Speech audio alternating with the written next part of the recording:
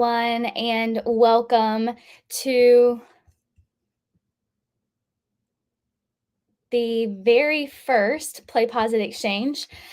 2 jam-packed days between today and tomorrow, June 20th and June 21st. These days are designed specifically for you, the PlayPosit power user. Think of this as a meeting of the minds for PlayPosit specific knowledge sharing. We are going to be having sessions led by users just like you, brimming with inspiration on how to get the most out of PlayPosit interactive video and how to boost student engagement with our tool. But it's not just about learning new tricks. We hope that you are walking away with innovative use cases. Those are things that we can definitely guarantee. This is also your chance to connect with an international community of fellow PlayPosit enthusiasts. You're no longer going to have to do this alone. You're able to network with educators who share your passion for creating impactful learning experiences. So we're going to be swapping stories with colleagues, with new individuals that you're going to be meeting who truly get the power of PlayPosit. You're going to pick up some fresh ideas to shake up your instructional design, your course content, and hopefully you will enjoy the collaboration. So that is the PlayPosit Exchange in a nutshell. Whether you are a PlayPosit Pro or you're just getting started, this event is your chance to really level up PlayPosit at your institution. You're going to meet other innovative instructors and individuals and become part of a collaborative community here. So here is how our event will unfold today. It will be a deep dive that you are able to jump in and out of as you please in StreamYard from 11 a.m. Eastern Time to around 5 p.m. Eastern Time, both days, today and tomorrow. Each day will be packed with 30-minute sessions followed by a 10-minute break. You can grab coffee, a snack, and we will have some built-in trivia breaks for you to have a chance at winning some prizes. Feel free to do whatever you would like. Take time to take notes and work or have your normal operating day as you would like, and just leave and rejoin for the sessions that are most interesting to you. We will have a 30-minute lunch break built in at 1:30 p.m. Eastern Time. You can interact in the chat today. We will not be unmuting live here in StreamYard, but you can rely on the chat function. And if you missed a session and you want to come back, all of the sessions will be recorded and be readily available for you to review right here in StreamYard after today and tomorrow. So without further ado, let's go ahead and get started. Kicking off our inaugural PlayPosit Exchange is the wonderful Diana Fordham, an instructional designer at Missouri Southern State University. Diana Fordham is an accomplished education professional specializing in instructional design and curriculum development with a Master of Education in Instructional Design from Capella University. She is a Blackboard certified instructor and trainer, showcasing her proficiency in integrating technology into the learning experience. Diana's innovative approach combines traditional teaching methods with cutting-edge tech tools, making her a highly effective educator. Her background in history with advanced degrees focusing on Middle Eastern history adds a very unique perspective to her educational strategies.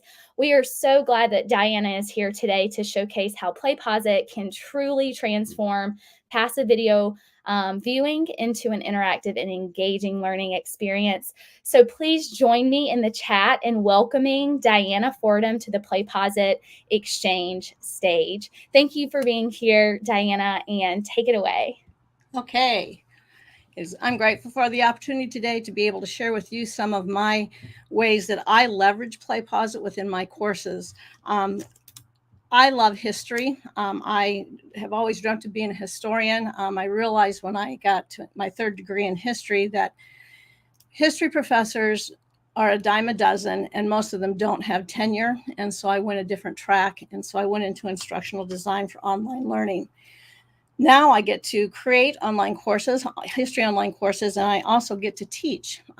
Very grateful for that opportunity. As a matter of fact, just returned from Europe with a group of 14 honor students that I was able to take on a study abroad.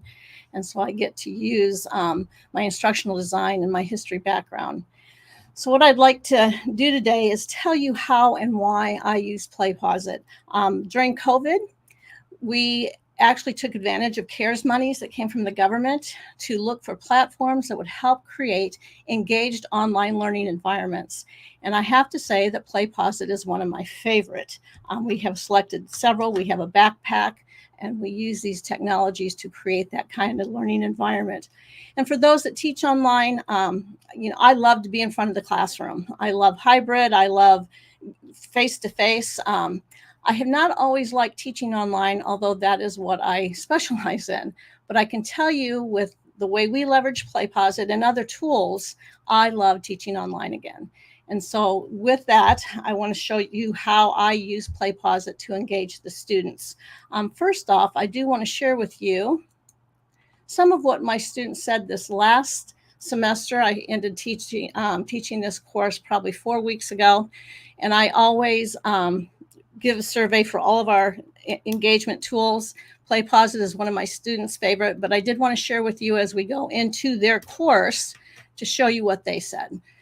First, one of the students out of the 27 that responded said PlayPosit was interactive and challenging. It encouraged us to pay attention to the lectures, videos, and answer the questions correctly. The PlayPosit videos were very interactive as well as challenging, but it's what made them a lot easier to get through. It helped me actually pay attention to the lectures instead of ignoring them. Also, helped me learn more things throughout the video. PlayPosit was the best part of the class. I'd never used it for a class before, but found it much more engaging than quizzes or textbook assignments.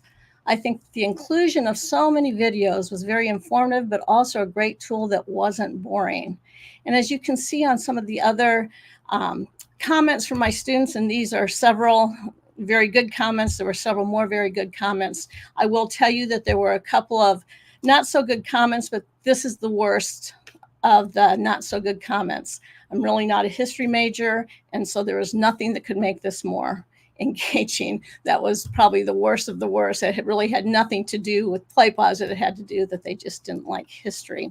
So I wanted to share that because I think that's what engages me to use PlayPosit as a leverage in my course. So I've taken you into my course, my live course, and there are a couple things. I need to switch my tabs. Is that good? Okay. A couple of things when we go into the course is that my students can see exactly how we navigate. And when I use any of the leveraging tools that we do to engage students, I hope everyone knows that 99% success in an online class is the ease of navigation. And so you can see that pretty intuitive. But when my students go in to the course, and this is an 8-week course, so there is a lot of material here, but I'll go into week 1. And you can see that how much I use PlayPosit for almost every week. This is probably a minimum of 4 different options or 4 different ways in which I use it on a weekly basis. Please note that I do this first one as a lecture, and we use Camtasia and a couple of other techniques that I use to capture my lectures, and then I put it behind PlayPosit. And when my students go in, and I did want to show you what they get to experience briefly. So when my students go in, and I'll take you forward, it is really my lecture, and I take them all the way, 30 minutes. I put videos in my PlayPosit, and then there's questions throughout. And the reason that I do this, and this is a lot of what I get back from my students, is that I've already introduced them. I'm in there with them, and I also am quizzing them on what we are doing for this upcoming week. Another tool that I use that I will be meeting with them, and I need to know what they learned. And so this has been hugely successful in my class because I can see what the students are taking away from my lectures in my online class. Other things, these other three would be what I substitute for online publisher text banks. I hate those things because they're all out on the web, and it really doesn't teach the students anything. So what I do is I take the chapter. They have to read the chapter. You can see there's an assignment here. And then I take things from within the chapter and I go and either make a video or find a video that will quiz them or engage them in their reading. And this has been hugely imperative for me to be able to assess learning. There's one thing that I love about PlayPosit, and I know that we've talked extensively, at least in our group, that with the onset of AI, PlayPosit has been amazing to be able to create AI resistant assessment. And so all of these things that I have done here in these tasks are truly AI resistant. They have to be able to watch the video and answer the questions. So those are what I do for the test banks, for the reading. There's another thing that has really been prevalent on our campus, and I am the head of the committee for open educational resources. And as we have spent the last 6 years trying to get more adaptation for OER, the biggest resistance was, I can't get the test banks. How am I going to quiz the students on their reading? And so along comes PlayPosit, and we've been able to use PlayPosit to be able to counteract that argument that, you know, we need to have material. How do you assess? And then AI comes along, and now I can boldly say, which I do on a daily basis, you want some AI resistant assessment? Let's use PlayPosit. So this is these are some of the ways that I use it. I do want to show you one other way that I use this interactive element, and it would be in my week 3. And it is my assignment on, I guess it must be week 4, sorry. My assignment on Boudica. And so this assignment on Boudica is a huge video. It's probably an hour and 20 minutes. And I have been able to put that on my server, which does all the 2002 Teach Act. I stay within copyright. And I embed websites. I embed things that students have to research to write this paper right into PlayPosit. And so my feedback on those type of assessments, again, AI resistant, is that I've given them all of the material. I've embedded websites. They have to evaluate a website. I embed JSTOR PDFs where they have to read the article along with my presentation on this particular one is Boudica, and then all of the other videos that I use to try to create an environment where they're actually learning Roman history and their invasion or colonization of Europe at the time. And so that is some of the ways that I leverage PlayPosit in my courses. So let me go back here. So some of the other things that I think that we need to recognize, and what I acknowledge and try to teach my faculty, is that the seamless workflow. Now, note, anything worth doing takes time. And so, yes, the original investment on my behalf on creating my own classes, gosh, I'm searching constantly. You know, I think we have Canopy. We decided that we were going to go with that streaming service. You know, we can't put Canopy behind PlayPosit, but there are options that I can use to be able to take clips and put it on my server. And then our server URL goes right into PlayPosit. And so we have a lot of original data, or a lot of original material that we can use behind PlayPosit. We also, one other thing I need to tell them when they start using PlayPosit is that you need to be scripted. My 30-minute videos, I love doing them. I love bringing in all of the extra things that I do, but I have to script it, because if I don't script it, it goes off into tangents. And one thing that we can't do, or at least I've learned the hard way, is that you can't go off on a tangent when you're recording a video. And so I always recommend to script your video. And I use AI sometimes for that. We won't get into AI, but gosh, that saves me a lot of time. But if I have a script and I can keep my videos at a 30-minute chunk, my students will watch it. And especially if I have the options of answering questions and then being held accountable for the assessment of that material, my students will watch it.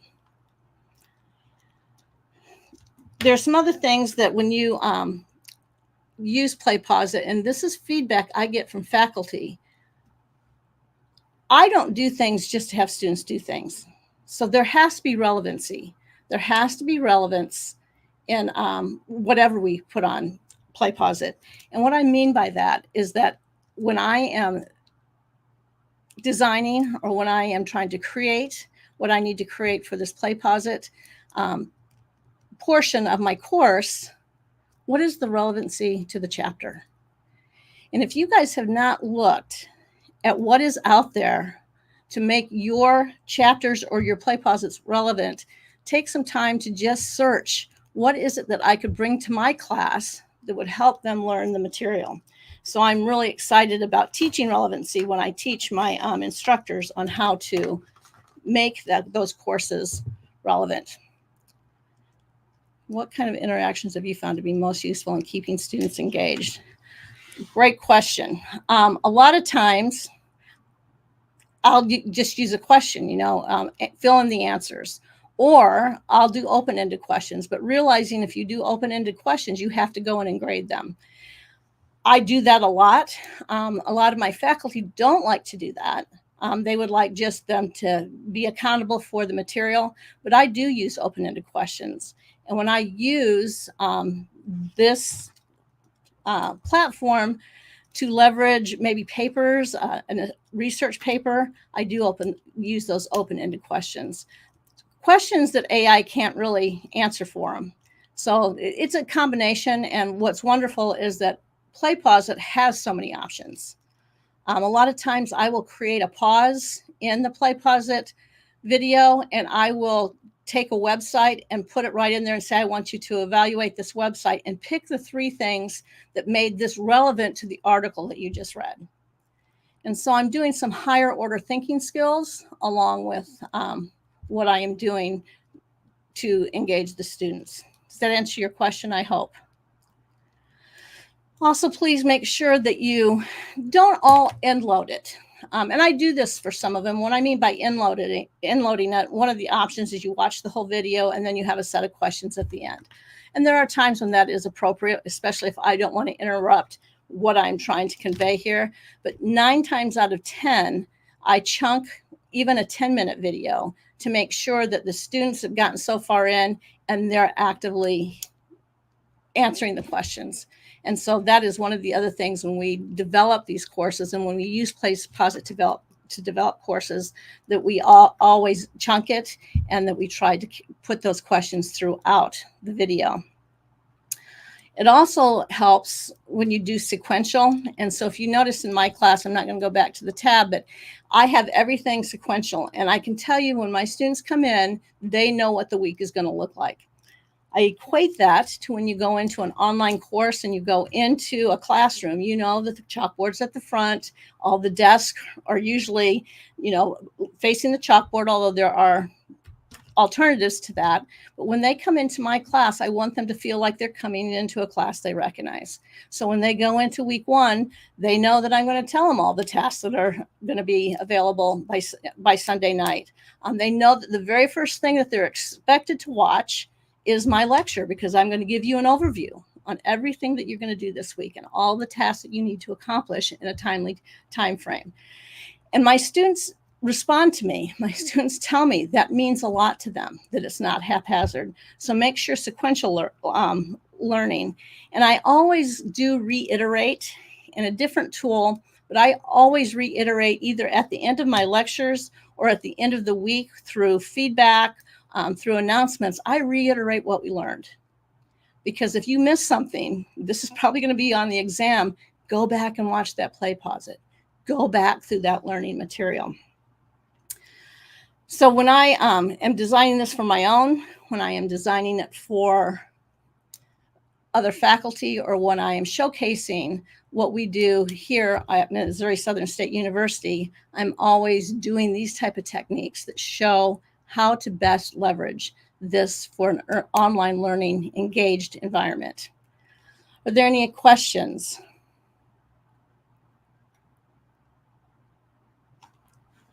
Let me go back.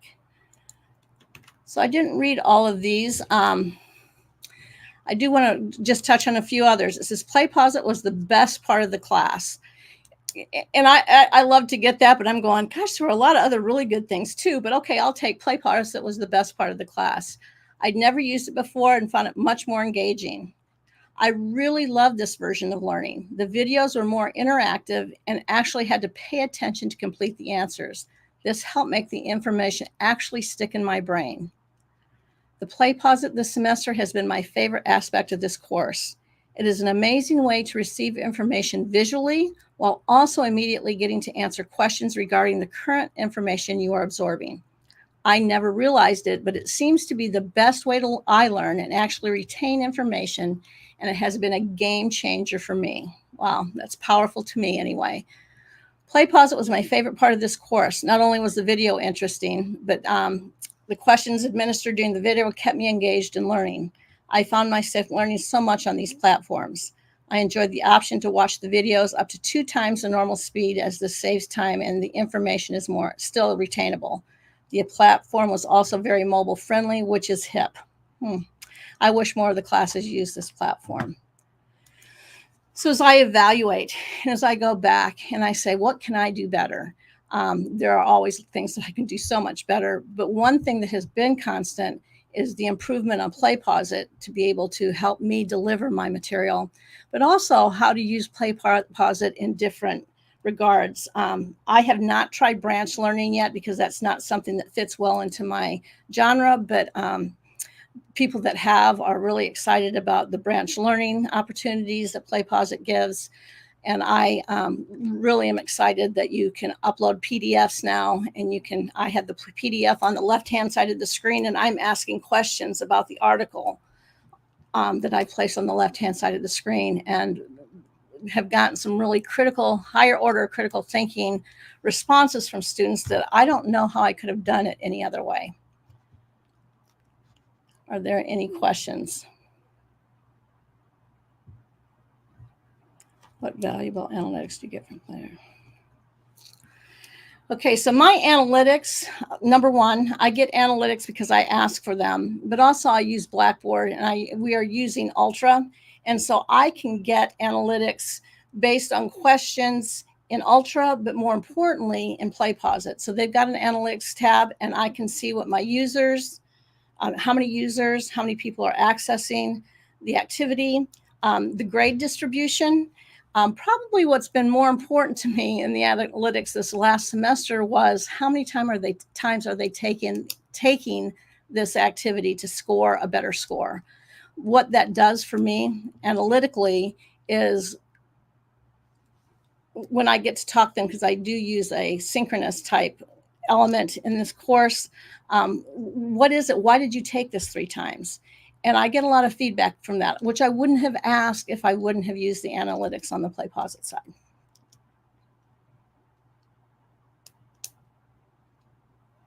Any other questions?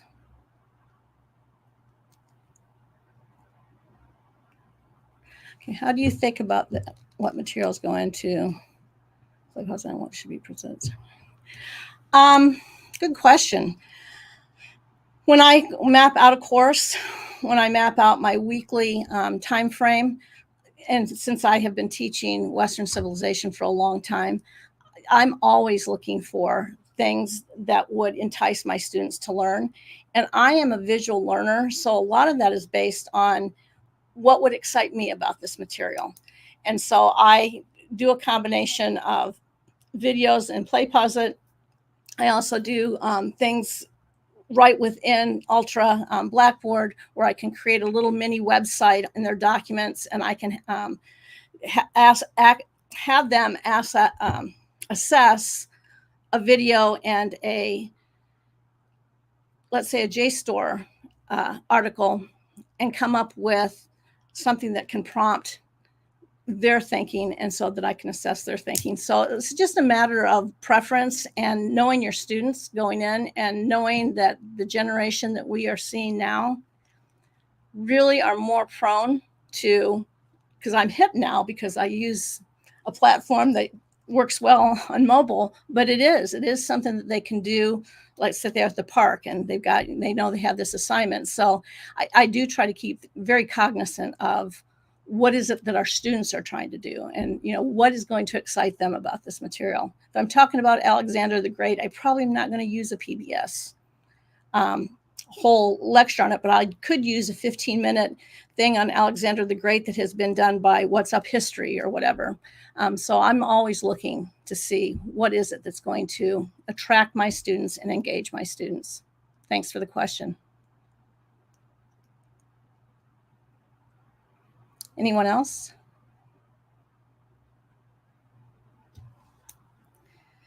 Okay, so to sum it up, we can transform our passive learning classroom experiences into active learning, engaged learning environments. I testify because I've played with this and I've done PlayPosit. How long, Madison? I think 3 years, no, longer than that, probably about 5 years now. This continues to be on top of not only faculty's list of great learning platforms, but my students as well. And we get that feedback all the time. So leverage up PlayPosit, because I promise you, you will not regret your experience. Thanks for having me.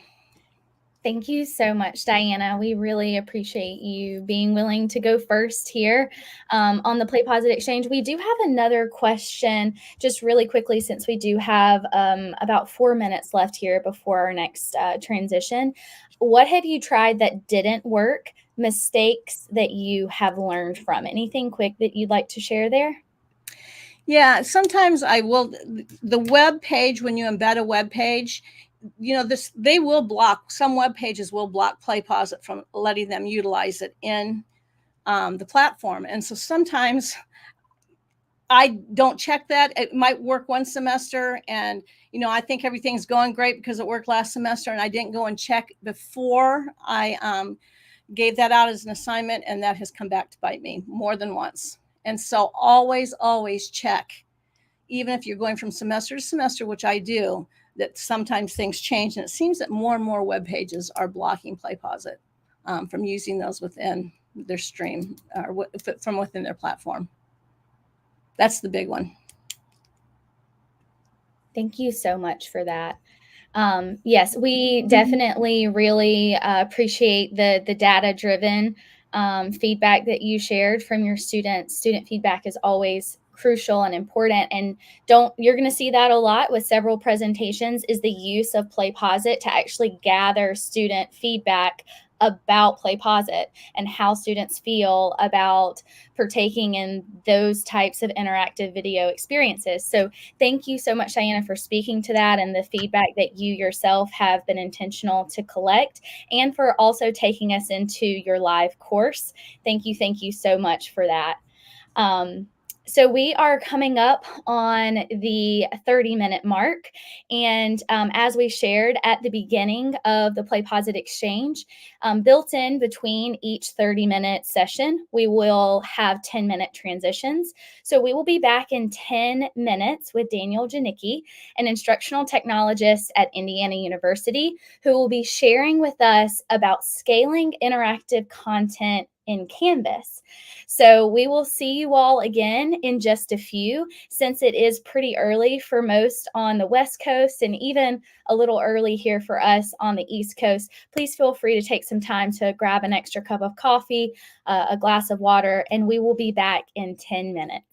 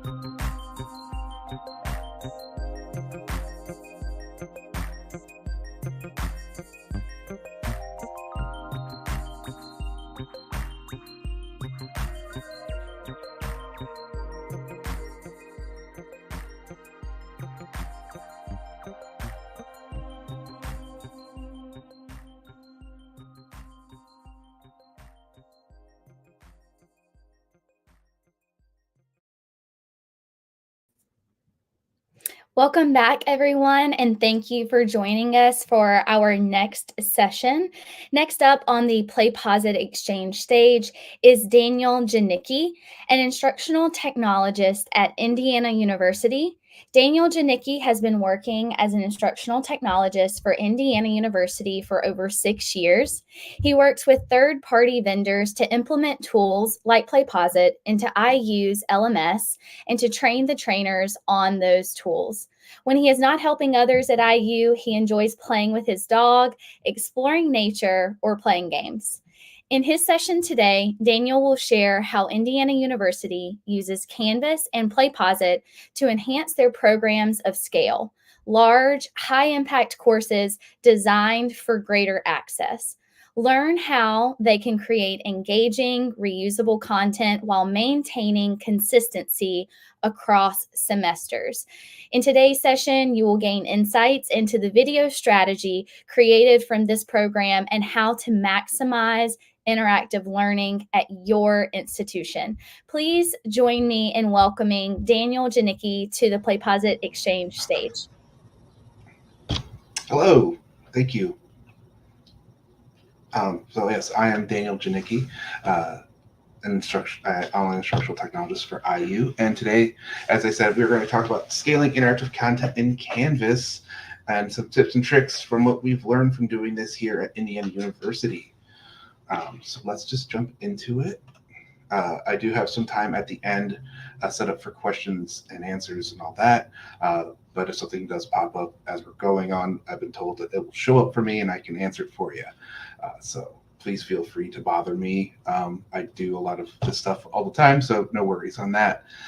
Okay, so as you heard already, I work at Indiana University. I've been here since 2016, and my current position, as you heard earlier, was that I research, implement, and I train the trainer on third-party tools and software. This is mainly working with our learning management system, Canvas, but there are some other areas that I do work in as well. So moving on, so in, what was it here, in 2023, we were given a new directive, and our strategic plan for student success for to 2030 was laid out for us. And we were told that we had one metric that we needed to follow or to achieve, and that was to increase online enrollment in academic programs, including career-aligned certificates and micro-credentials. And what was decided at the time was how to achieve this was we were going to build these courses of what we called programs of scale. The programs themselves are built so that they can attract, enroll, serve, and graduate large numbers of students. And they can create a process to be a continuous improvement institution from here on out. These are meant, when I say large amounts of students, we're talking, we would like to see, hundreds of students in these classes, very large classes that we can offer a large amount of students that we can offer these classes to. So that is the programs of scale we would take. So we would go to different programs, and then for all those classes in those programs, we would then assign an instructional designer, and we would start to build each of these courses to help make them follow these sort of guidelines as you see here. We want them to be 8 weeks long. That way we can allow for more opportunities for students to enroll and begin learning throughout the academic year. So therefore we do have, our courses are not a full semester as usual. We want these courses to be fully asynchronous. There are no required meeting times for lectures or instruction. There are deadlines and milestones across the 8 weeks, so that each student can't create their own personalized schedule, but still there is a lot more ability for students to work when they can. This is, we wanted to make sure these courses could be provided not just to your average student or someone of average student age, but other people who maybe are like returning to college to get a different degree, or to finally, go back into college when at a later time of their life to get a degree that maybe they never got.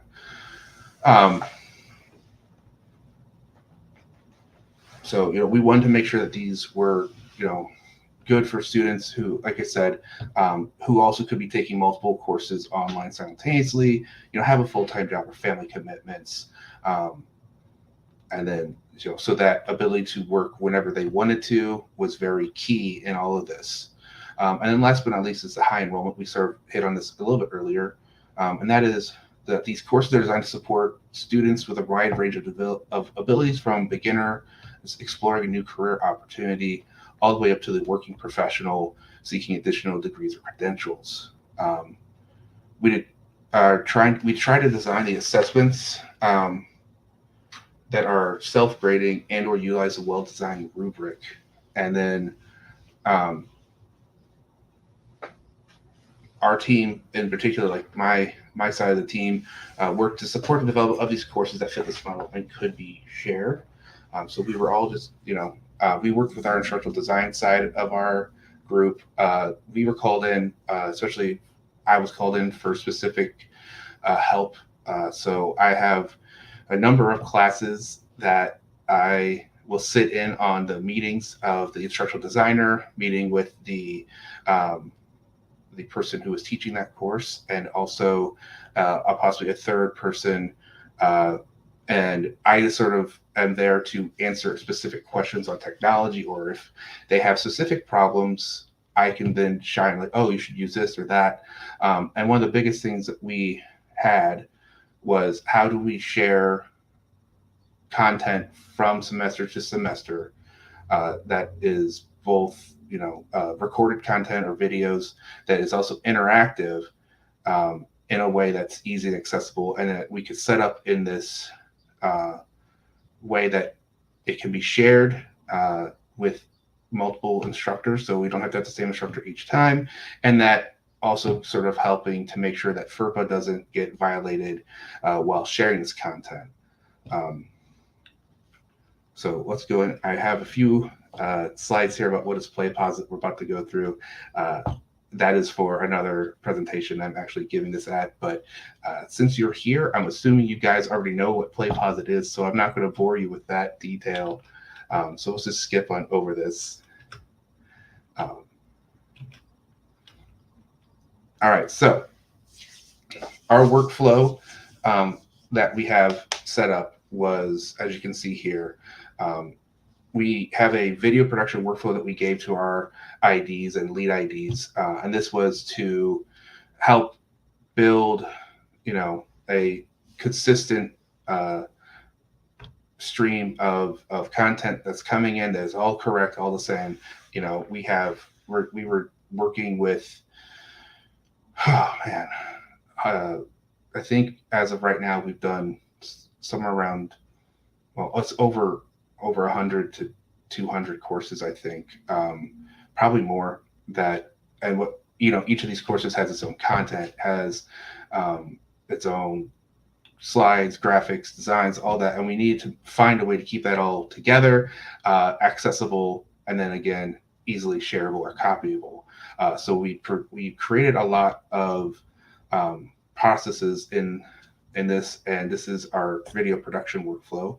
So at the very beginning, we have a kickoff meeting, and during that kickoff meeting, the lead ID will invite a video producer to attend a course design meeting, and that will then the video production, or sorry, the lead ID will then share the services, discuss potential videos, and help determine support.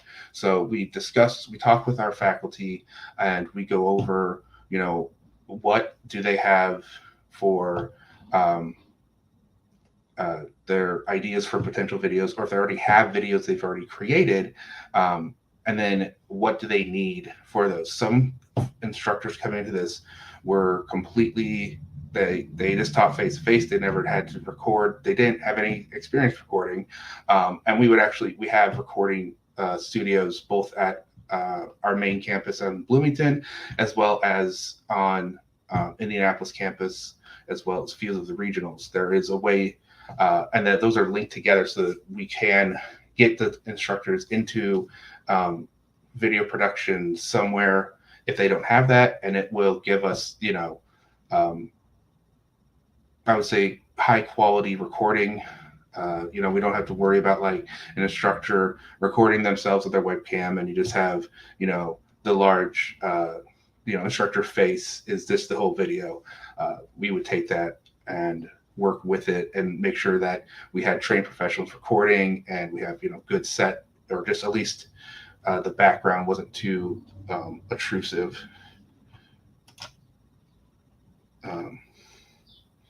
Sorry, just making sure I wasn't missing any comments or anything. Next up then is, once we determine all of the services needed, we used the instructional design department uses a program called Rike as for our task management. And so the lead ID would create a Rike task to initiate the video production support, and that would just be, they create it and they add in a designer if they need a video producer and all that, and we would just create basically a timeline, and then everyone was given their assignments as to what they were to do. From then on out, we go into the recording. So again, we had to work with the professor, find times for the professor to come in and record, make sure the professor was ready to record. We would discuss with them notes and even script if we needed to, as well as any overlays or visuals that they would want in that video recording. After that, we would the lead ID and everyone else would review it with the instructor, um, and then we would complete the videos or go back and re-record or maybe change some information. Once that was finished, we would then move these videos into a folder known as approved videos in our SharePoint area. And then finally, last but not least, the lead ID would then transfer those approved videos over to Canvas and have them uploaded. And then this is where PlayPosit would then come in.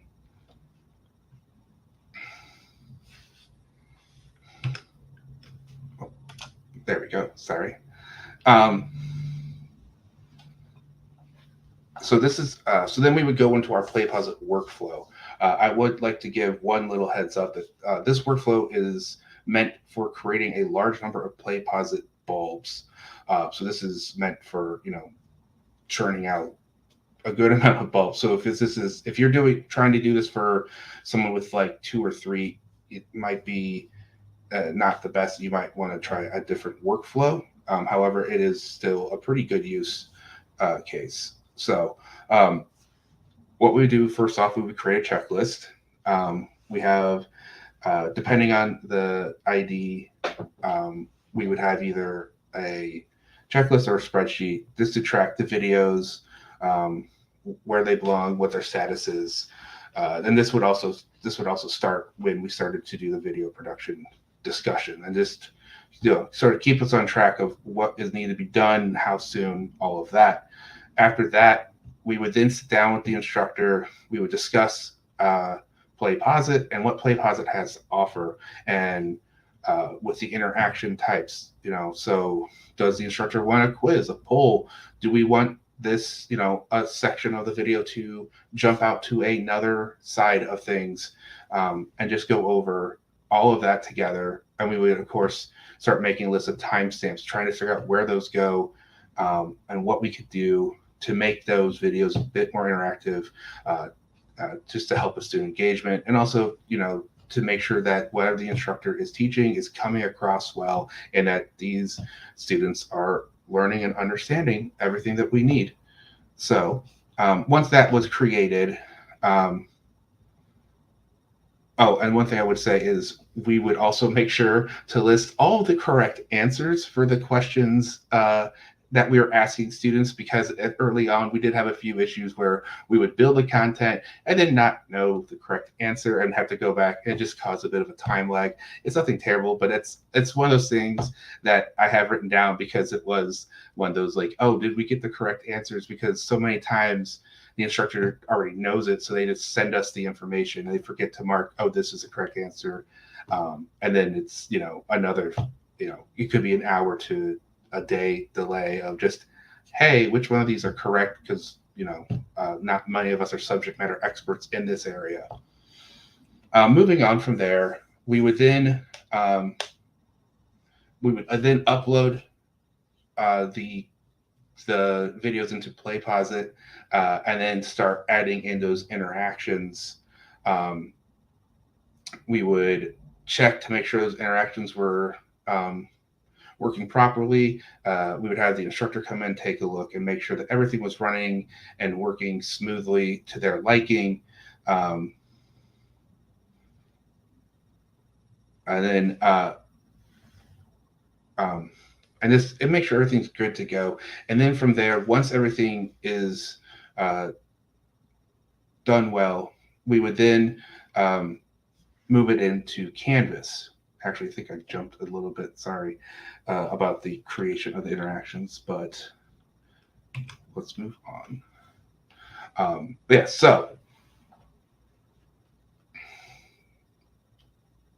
so never mind. So we would have that all created. So we would have it move into PlayPosit. And what we would do from there is, or we'd have it move to Canvas, not PlayPosit. Please forgive me on that. So what we do from there is in Canvas, we would use a 2-course method. And that is that we would have a test course prepared, and then we'd have the live course. The live course would be the one that the students are in. Test course is where we go, we add all the content, and that's where we build and work and make sure everything's good. And once that is good, we would then transfer that content into the live course, and that would then go live to the students. Oh, there's a question.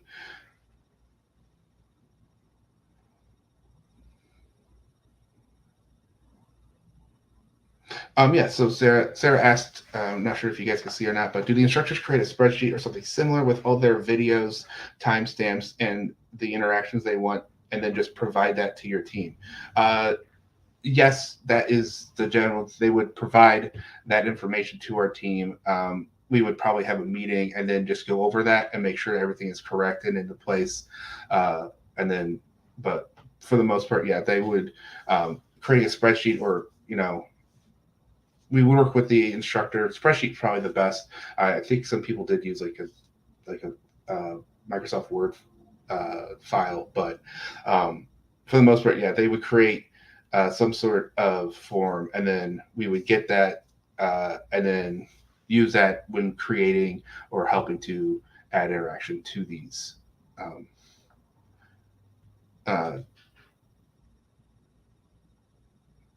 Yep. Presentations. Jeez Louise, sorry about that. Let's see, we have another one. Do you have faculty use lecture scripts / lecture outlines, and do you storyboard before recordings?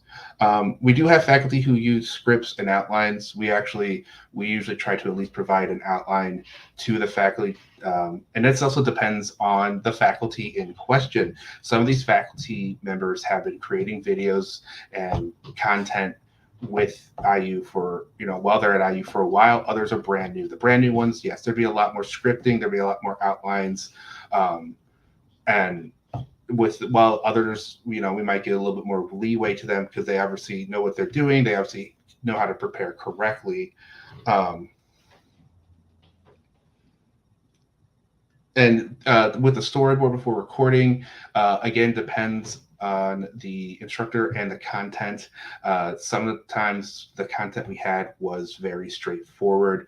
Other times it was more of a discussion with the instructor of like, what do you want to be showing? Does it just you, or use going to be in front? We have with mathematics, we have a lot of use with like a light board where they would go and write out like what they're teaching and show different examples, while as others might have a video or a website in the background, or even that would pull up. We would have a pause in the video, it would pull up in PlayPosit, and then students would take a look at that, and there would be instructions in PlayPosit on the side, or even the person would say, this video is about to pause and take a look at this website, and then come back and we'll continue the video. Great questions from both of you, thank you. So, okay, so back to creating and the workflow for copying PlayPosit bulbs. So we have the content created, we have moved it into PlayPosit, we have linked PlayPosit to Canvas, and now we are making sure that everything is added correctly. And this is where PlayPosit started to really shine for us with adding with the programs of scale, because again, what we're talking about here is that we need content created and then shared semester, or not even semester, but at least could possibly once or twice in a semester, and as well as not only shared once or twice in a semester for that course, but also if there are multiple instructors teaching that course at different campuses or stuff like that, so we would need to make sure that this content could be shared. Oh, sorry about that. We need to make sure that this content could be shared over and over and over again across 8-week courses and semesters and years without it messing up. And we saw this before in some other program or other software, that you would share it and it would it not actually share the content. It would share sort of like, it would just be a copy that, or a link that would redirect you to the where the content was shared in Canvas prior, which wasn't great, especially after that semester ended and that course shut down. Then students couldn't see that content. So this is where PlayPosit really came in and shined, because we could have it in PlayPosit.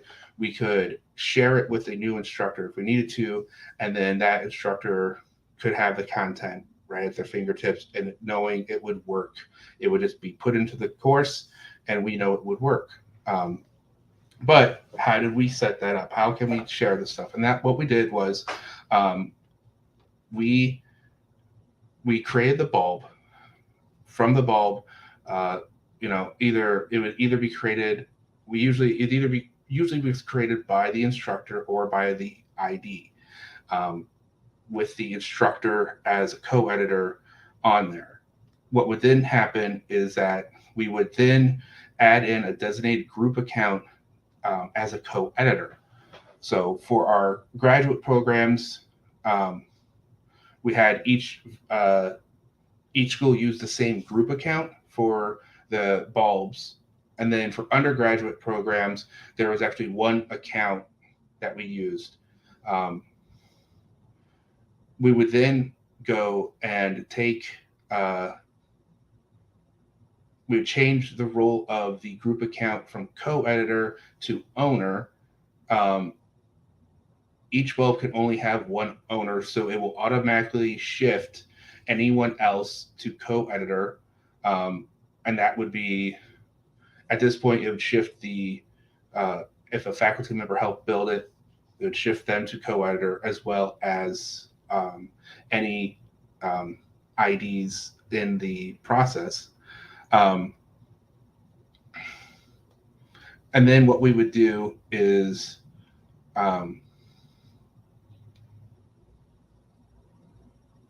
we would set it up to when we would change the or move the bulb from the archetype or the test course into the live course, we would also have it set up to where the faculty with the Canvas teacher role, we would then receive the facilitator role for the bulb connected to the assignments. This would allow the faculty to change the assignment details, but not edit the bulbs themselves. So as a facilitator, you have, the facilitator option has the ability to view and to show those bulbs, but they cannot make changes. They can only monitor their own bulb, and this is going to become in very key later. We'll talk about that here soon, as well as but that also restricts them from a few things. Like I said, like being able to see past student information and interactions in that bulb. Last but not least, the big thing we were advising faculty is to not copy the bulb. Once the instructor student clicks the bulb, the PlayPosit assignment in Canvas, the bulb will appear in the instructor's My Bulb section, and that allows them to be able to copy it. But we advise against this as it can break assignment links. Also, any updates given to the original bulb would not appear in that copy, nor would any modifications as well. So if we went back and had to make modifications or changes, that would be something where we would then update that bulb, and that would change for all the bulbs as long as the faculty didn't do a create bulb or copy the bulb.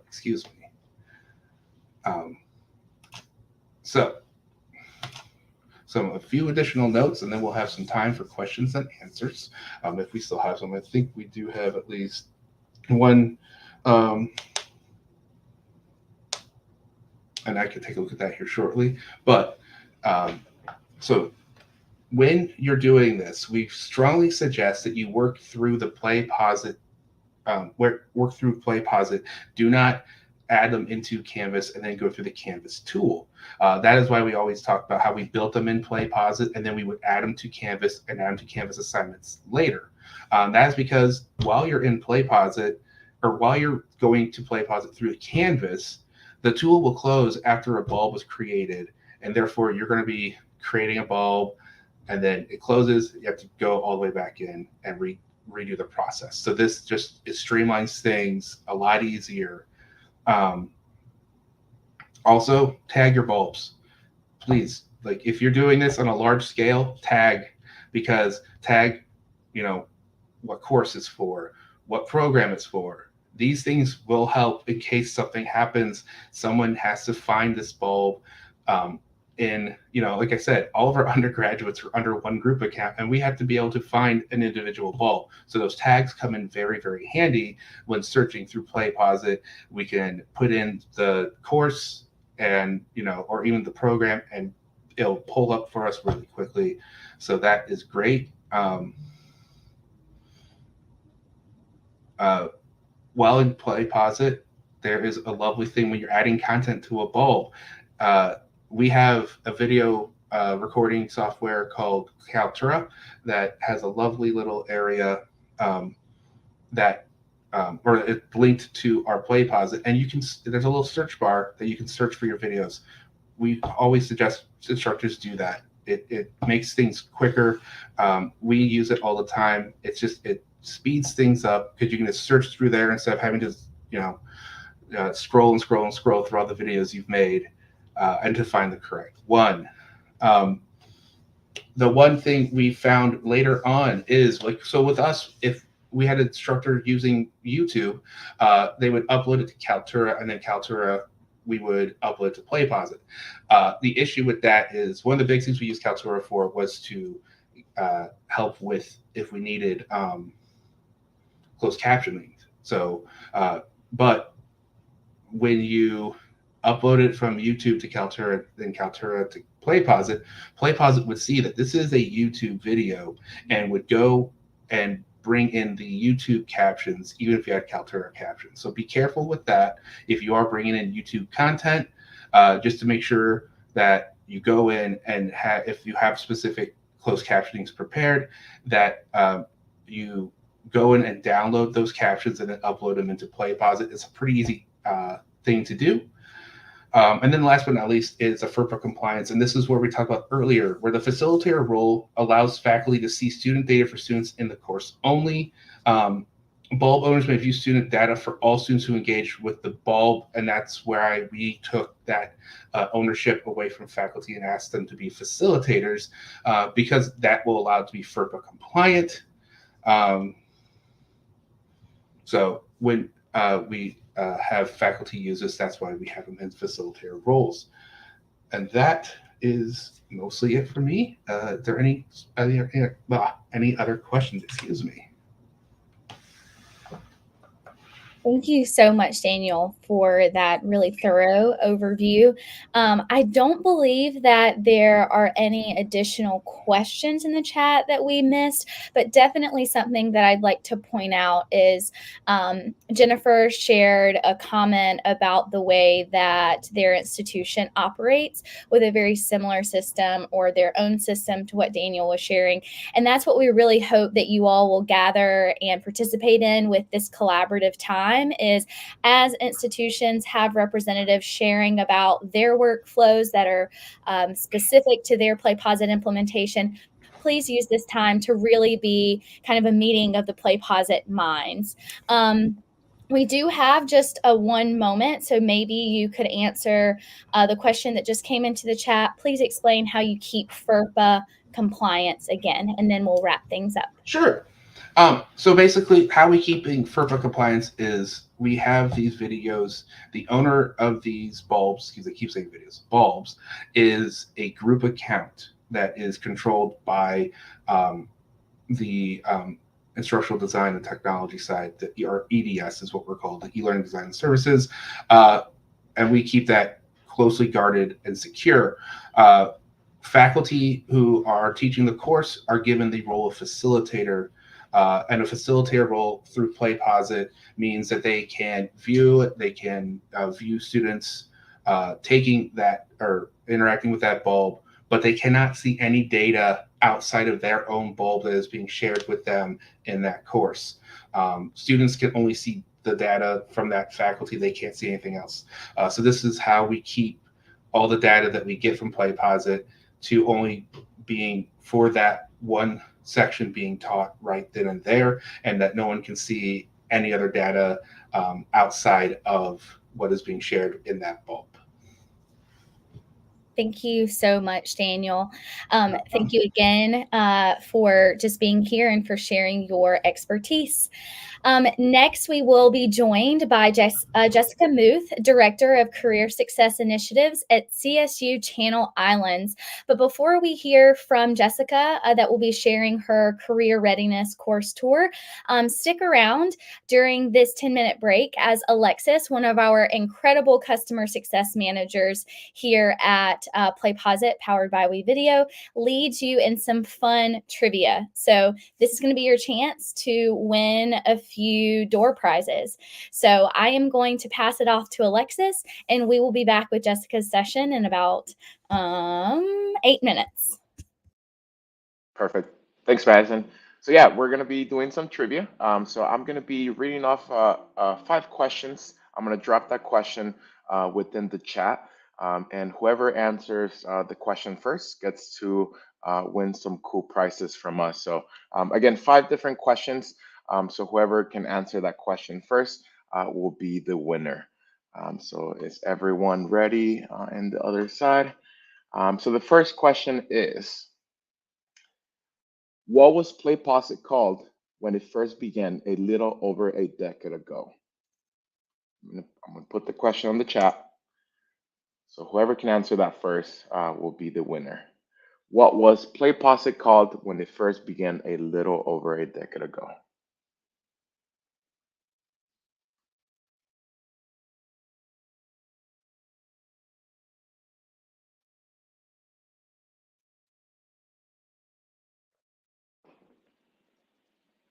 Anyone know the answer out there?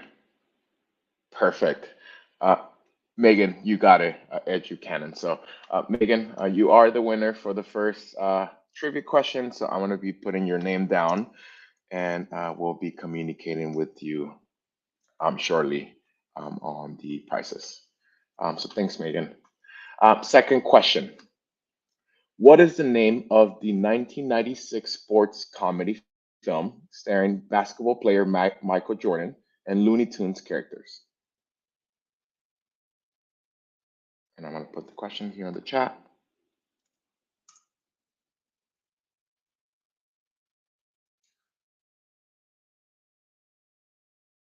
Space Jam. Yes. Matthew, you are the winner of question number 2 for trivia. So Matthew Jennings, I'm going to go ahead and put your name down here. Great movie. Perfect. All right.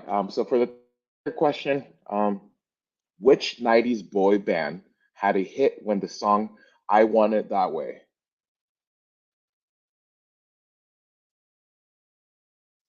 There's a question in the chat.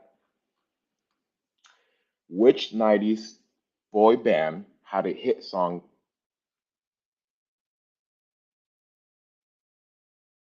There you go, Lisa. You got it. Backstreet's Boys. So, Lisa, you are the winner of question 3 for trivia. Lisa Brown. One Direction. Close in sync. Fourth question. What was the name of the 90s rapper known for their hit single Ice Ice Baby?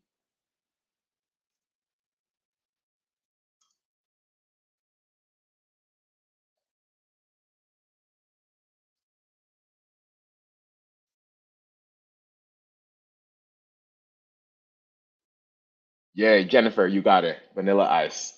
So, Jennifer, you are the winner of the fourth question here. So, Jennifer, write your name down.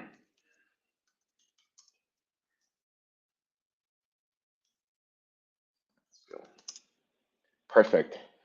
And are you guys ready for the last question? One more chance to win here. The last question is, what was the name of the iconic TV show that aired from 1994 to 2004 following the lives of six friends living in New York City?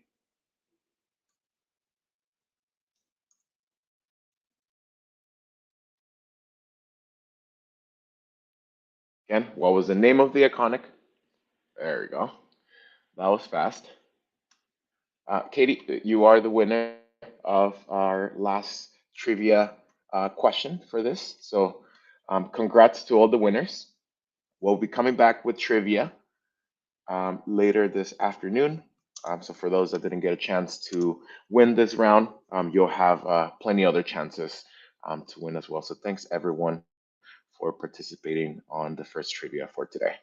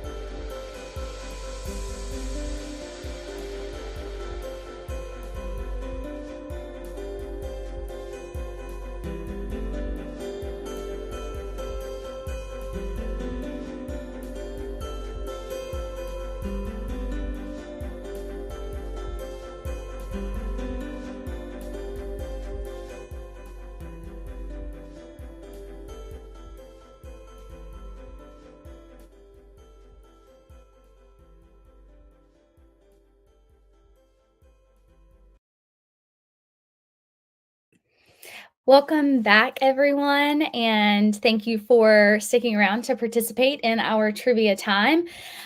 Next, we're going to go ahead and welcome Jessica Muth to our PlayPosit Exchange stage. So Jessica serves as the Director of Career Success Initiatives and Acting Academic Program Director for the MBA program at CSU Channel Islands, Martin V. Smith School of Business and Economics.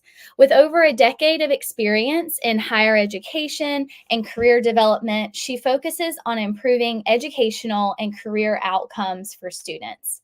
Jessica holds a BA in Communication from Baylor University and an MS in Professional Counseling from Concordia University. And she is a certified, national certified counselor and global career development facilitator.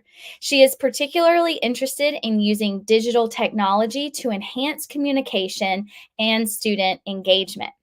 Today, Jessica will be presenting about common struggles with student engagement in asynchronous courses and how they can be addressed with PlayPosit. In this session, learn how CSU Channel Islands uses PlayPosit to create an interactive course tour video. That sounds so exciting. If I was a student, I would love to take a course tour video with PlayPosit. This session is going to showcase how embedded questions in a clear course overview can boost student understanding and reduce its in the syllabus moments, fostering a much more proactive learning environment. So help me as we welcome Jessica Muth to the PlayPosit Exchange stage.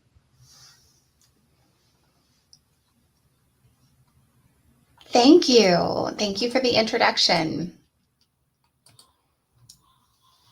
All right, so today I want to go over the way that how the course tour worked in my class.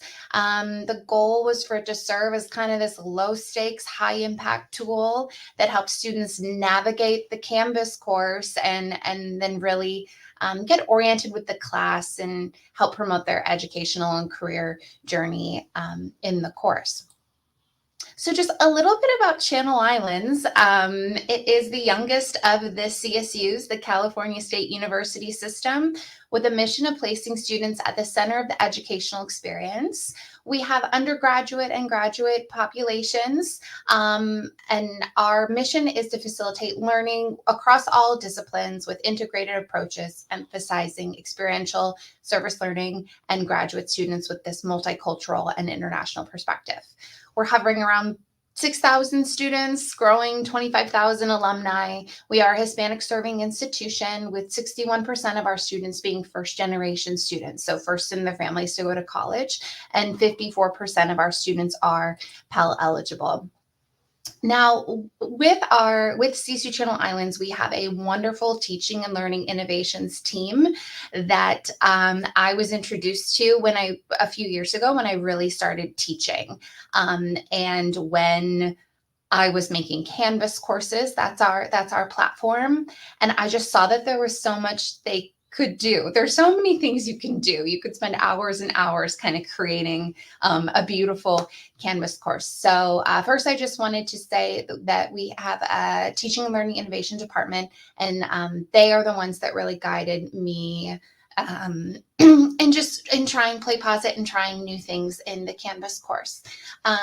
So our team, they really steward technology and pedagogy. They have one-on-one appointments with faculty, focusing on how to do the online blended teaching. They have on-demand support. And then specifically, I worked with one of our learning designers, Georgia, who you'll be hearing from later, to create the PlayPosit. And please feel free to ask me any questions at any time. You can pop them in the chat. So my course, I teach in the business school. I teach a career readiness course. It is a 1-credit required course, and this is brand new.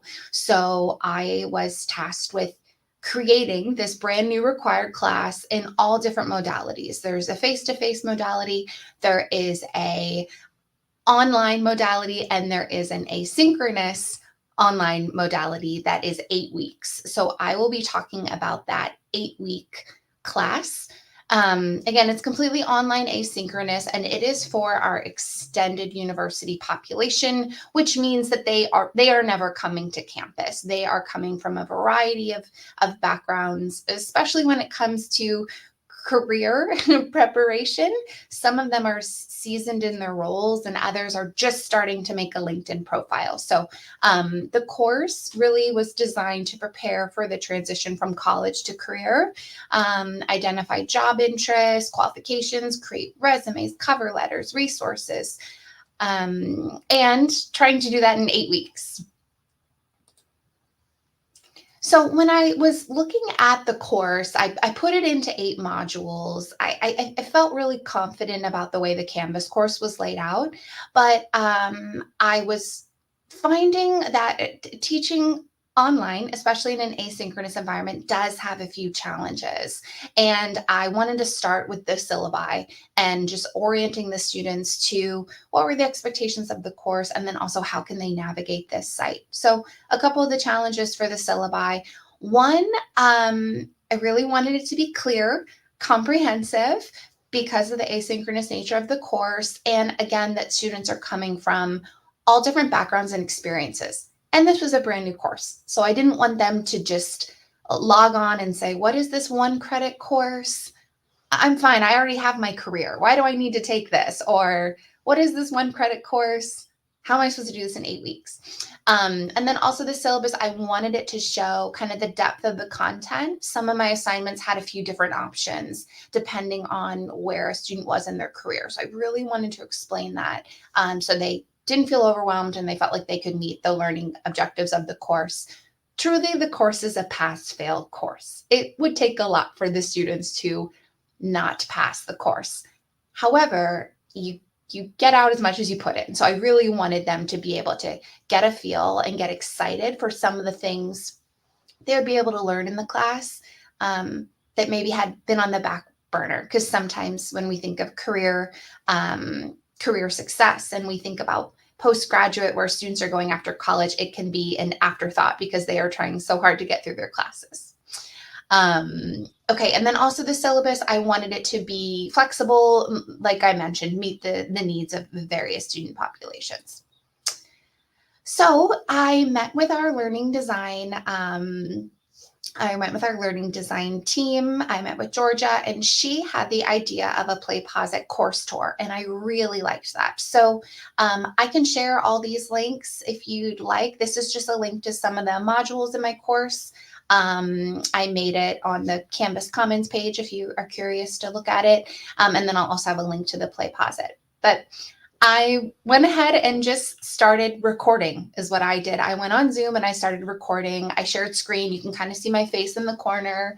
I kind of winged it because I wanted it to feel natural. And sometimes if I do things multiple times, like I just overthink it.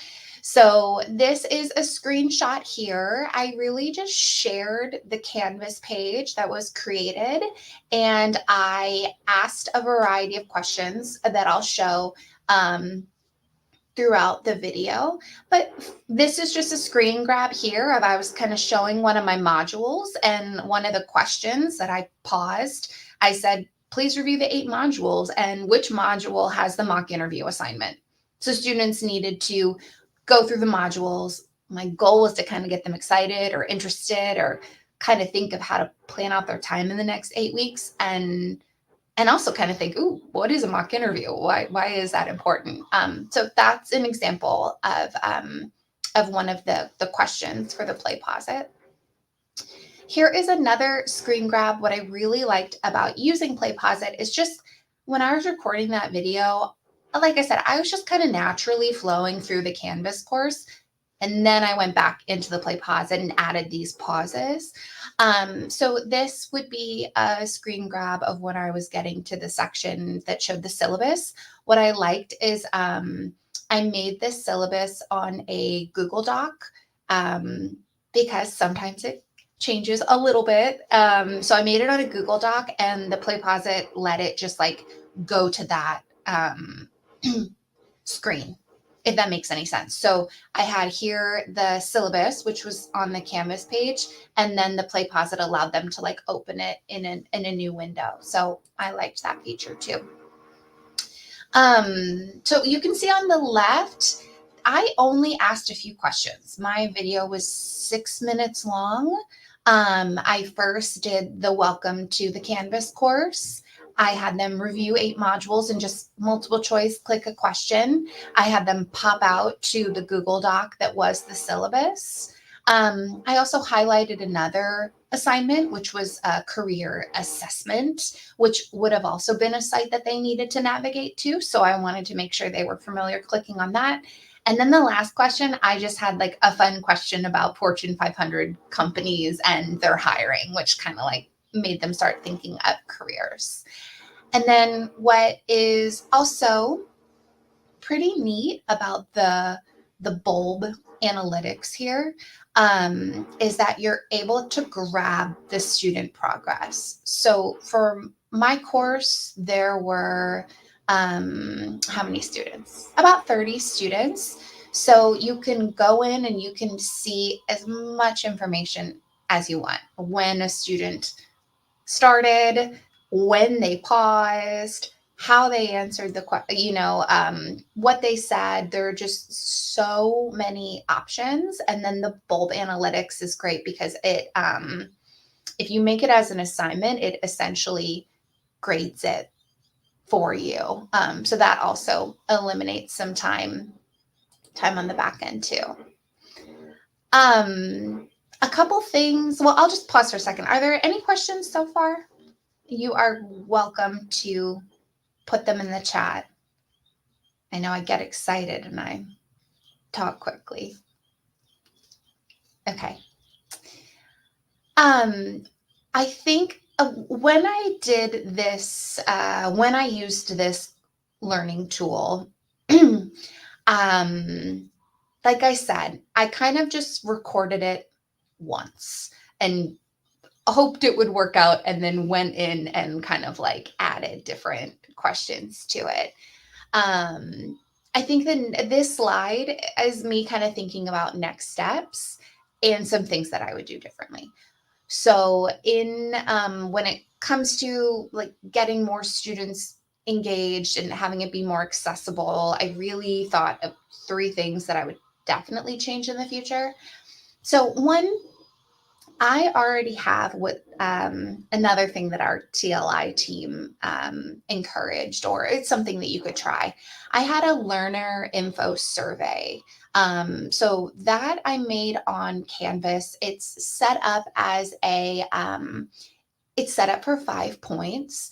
The reason I did that, this learner info survey, is I found when I taught the course last year that I was not aware of the students in this class as much as I was my in-person classes or even my synchronous online class. I was watching their videos and grading their assignments, but there was 30 of them and I couldn't get a feel for like where the students were in their career journey. So I added a learner survey, which had these different areas that students could answer about themselves, which really was like, are you a mid-level professional? Would you say that you're entry level? What are you hoping to get out of this class? What are ways that I can support you? For example, last semester, I had a student who was getting their bachelor's degree. They had already had a long history, a long career in professional baseball. I had a student who was already a vice president at a bank. And then I also had a student who had worked 4 years at Home Depot as a cashier and was hoping to move into accounting. So try making one class in 8 weeks that kind of is beneficial to everyone was a bit of a challenge. So anyways, I had this learner survey that I wanted to see where each student was at, and that was worth 5 points. So when I made this PlayPosit video that was this course tour, I didn't make it worth any points because I did it kind of right before I was launching the class, and I kind of had to do a bit of a workaround and I made it 0 points. So in making it 0 points, you'll see in my data that you'll see that students did it, but they didn't have much motivation to do it. So that is definitely something I would change in the future. In the future, I can see that I could absolutely recreate the PlayPosit video and still make it a course tour. But what I would do is I would use the questions I asked from that learner survey and I would integrate it in the video. And then I would definitely make the PlayPosit worth at least 5 points. And it could kind of serve as this like meet your professor course tour. It's in the syllabus. And then also like tell me a little bit more about yourself. So that's my goal for the fall, that I will recreate it. And then I think I would also then I don't have to toggle between the data from the learner survey and the data from this PlayPosit. Okay, so that's the number one thing I'm doing. The next thing is surrounding improving video quality through maybe a rough script. So I do think I need to develop a bit of a script for a little bit more polished video. I want to appear natural, but in creating the video, I did notice that I had several ums. And I think if I had even just a rough script, that I would have, maybe I would have been able to get a better video recording, especially if I was making it an assignment. I would want it to be a little bit more polished and like kind of the way I was speaking. And then it happens. The third thing is ensuring accessibility with subtitles. So I'm not new to recording on Zoom. And then, I'm sorry, I recorded on Zoom and then I posted it to YouTube as like an unlisted video. And then that's how I put it in the PlayPosit. I should have explained that.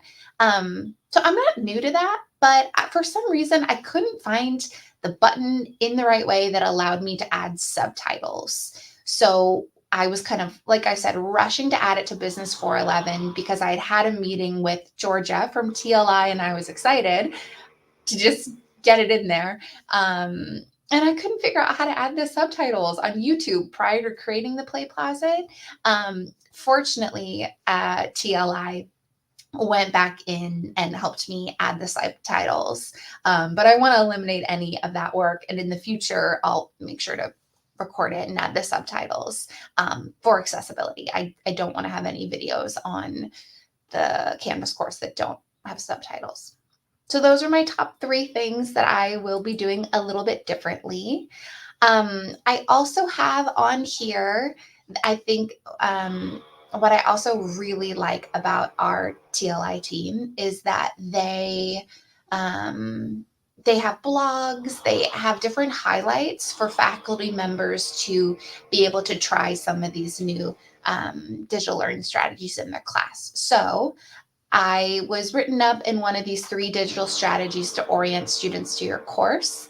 So I went ahead and hyperlinked that here. I can go ahead and put it in the chat too. Maybe I'll mess with that in a second. I also linked to the course tour video that I did. And then our university has different how-to guides on how to kind of pull some of these digital learning tools into your class. I think for faculty members, what I'm learning, my role is a little different. I'm a full-time lecturer, so I'm not really doing research. I'm also serving as the director of career success and meeting with students one-on-one. But the more time that I'm spending in our academic department and talking to other faculty is really just getting these resources in front of faculty, being able to see the challenges, the benefits, the way students are interacting with the tool. That makes a faculty member more willing to carve out time to create something like this. I don't know if that's helpful, but in my conversations with faculty, sometimes it's a sprint to even get the syllabus ready and to get your slides ready. And different faculty have different familiarity with their with Canvas or Blackboard. So that would be something I really like, just being aware. I liked being introduced to PlayPosit. I was a little nervous at first to use it, clicking the bulbs. How do I, like, is this worth it, kind of? And now I'm glad I was encouraged to use it, because I do think it's really helpful for students, especially in an asynchronous modality where they're not seeing me, they're not interacting with me, I'm not doing anything live. I have a few recorded videos, but the course is supposed to be just 8 weeks that they can do at their own pace. I'm really interested too in now creating more PlayPosits for the class. You really could just get so creative with what you could do.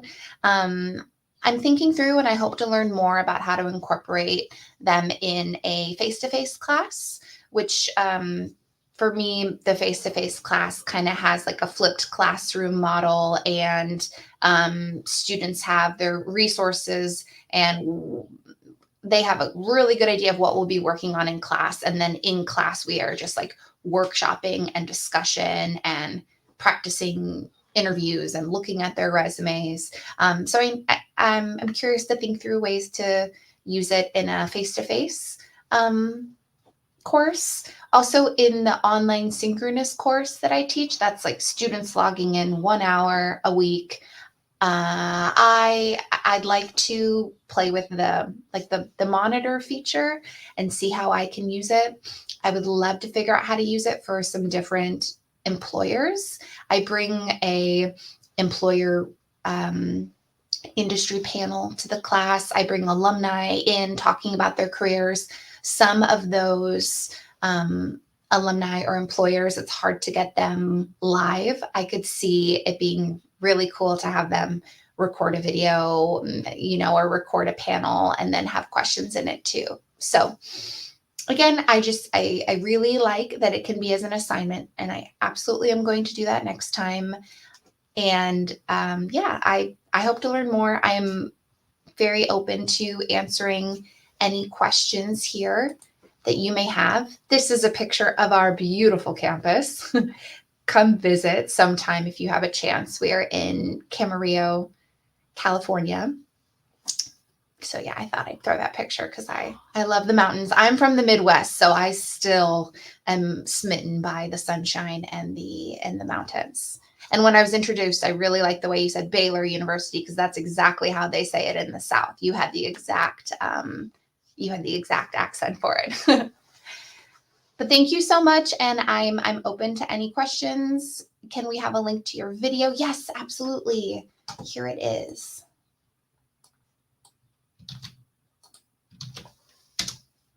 And I welcome any feedback, because like I said, I there was 3 things I'd really like to change in the next one that I do.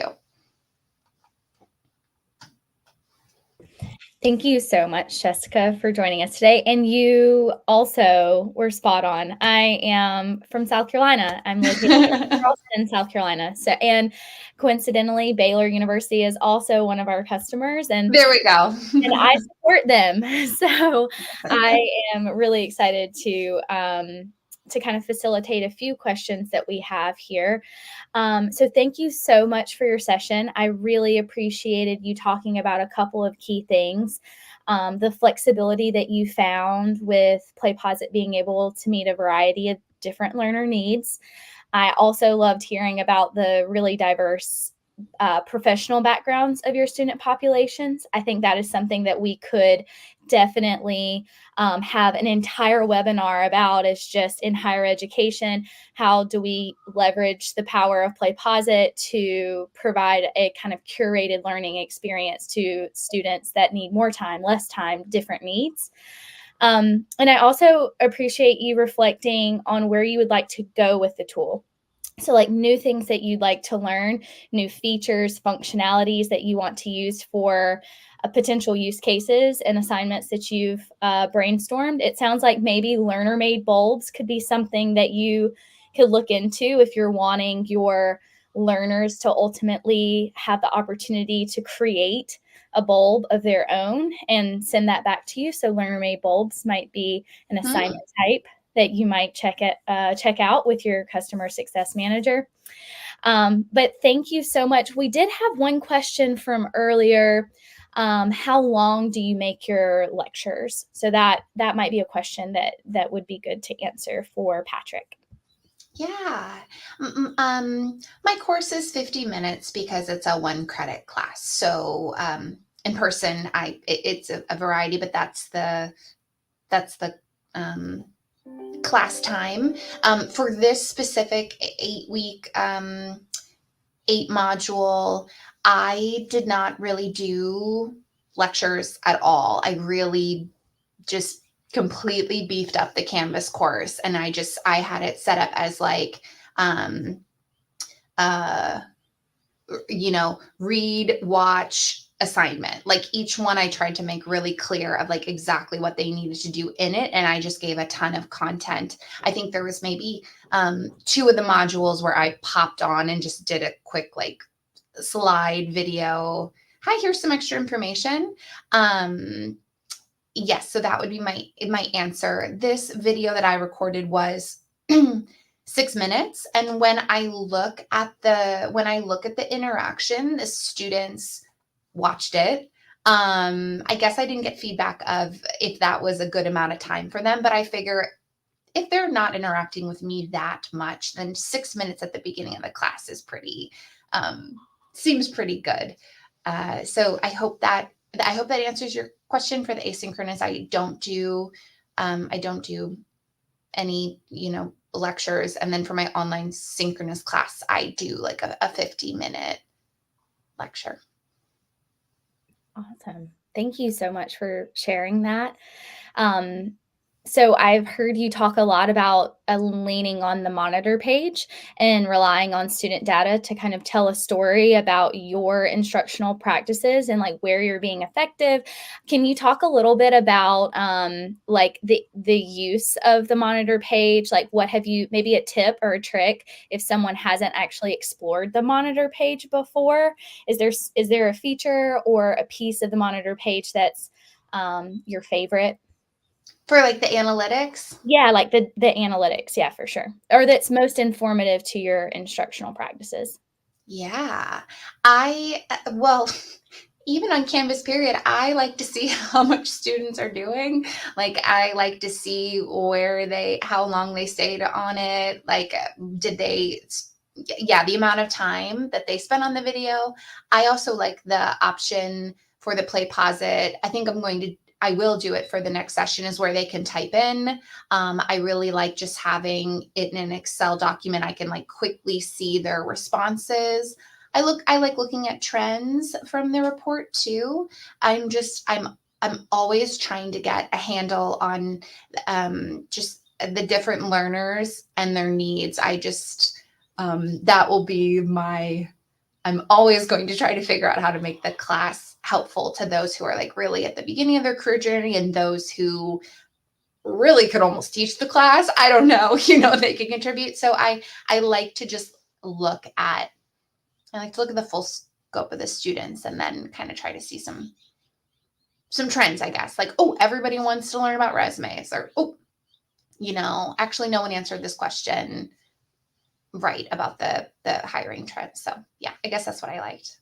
Wonderful. Yeah, I asked that because I think that a lot of instructors that use PlayPosit don't find the monitor page until later in their PlayPosit journey. And it can actually be something that you can make work for you as an instructor to understand where you need to like spend more time, or where you need to review, or even like questions that your students were high performing on, and you can actually like expedite that content or moving past that content. So the monitor page is one of my favorite features. Like the analytics and the data that lives behind the bulb is something that I, as an instructor, benefited from before I became a customer success manager here. So I really appreciate you speaking to that a little bit, and just generally being here today. So thank you so much, Jessica, for joining us. Now we will go ahead and have a quick 10-minute break before we will actually be joined by an individual that has already been mentioned in the previous CSU Channel Island session. Georgia Van Tyne is a learning designer at CSU Channel Islands, and she will be joining us at 1 p.m. Eastern Time to discuss helping faculty mobilize course content with PlayPosit. So we do have a 10-minute break. Feel free to go grab coffee, an early lunch, and then our next break will actually be a 30-minute break. So thank you for being here and hanging around, and I hope that you'll stick around for our next session.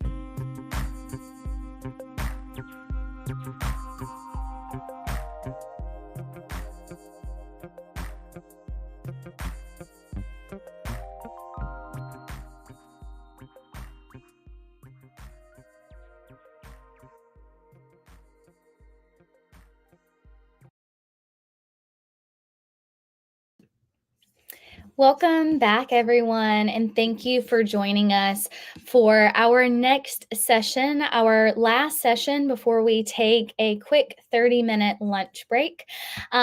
So we will next be joined by Georgia Van Tyne, a learning designer in the Teaching and Learning Innovations Department at CSU Channel Islands, where she helps faculty bring their ideas to life with the power of technology. Georgia's PlayPosit Exchange session will address what comes next once your campus has purchased PlayPosit. How do you actually get people to use it? This session will walk attendees through a process used at CSU Channel Islands for getting faculty interested in the tool we all know and love, and how to give faculty the support and training that they need to be able to sufficiently adopt PlayPosit. In this session, Georgia will share how her team promoted PlayPosit on their campus, which you've already heard a little bit about, show materials from their scalable training sessions, and actually explain general tips and tricks, which I know we can all appreciate and use for helping busy faculty become their own PlayPosit experts. So please join me in welcoming Georgia Van Tyne to the PlayPosit Exchange stage to share about her session. Awesome. Thank you so much for the introduction. I'm so excited to be here with you all and share a little bit about what I've learned through my experience and hopefully pass that information forward to help someone else out. So I was already introduced, but I'm Georgia. I'm a learning designer here at CSU Channel Islands, and a big part of my role is helping support faculty in anything related to digital learning. And so, as you might know, using tools like PlayPosit is one of them. So it's really nice to meet you all. I'm kind of hoping to get a sense of who's in the audience. So would you be able to share your role and campus with us in the chat? I know I won't be able to hear y'all, but will you be able to share a little bit about who we've got going on in here?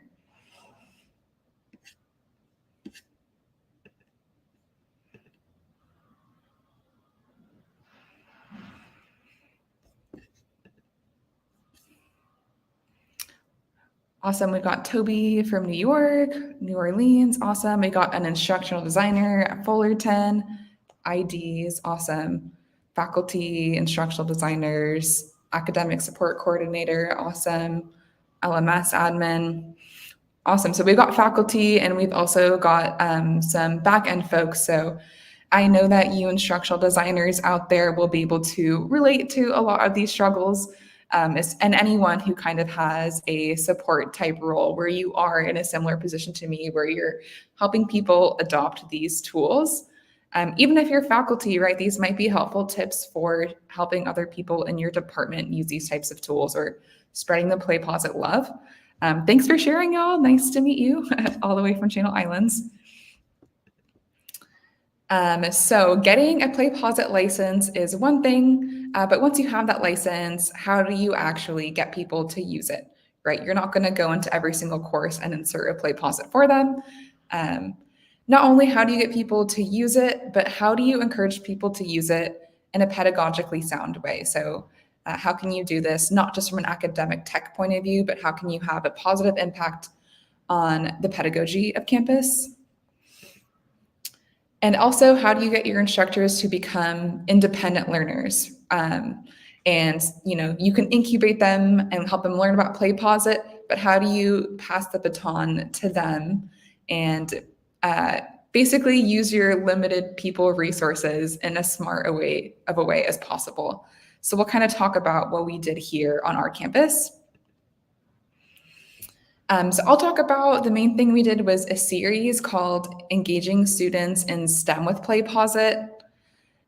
You could definitely repeat this with your discipline of choice, and it really doesn't even need to be discipline specific, but at the time we did this, we really wanted to connect with the STEM faculty, and I have a STEM education background, so I was stoked to be part of this.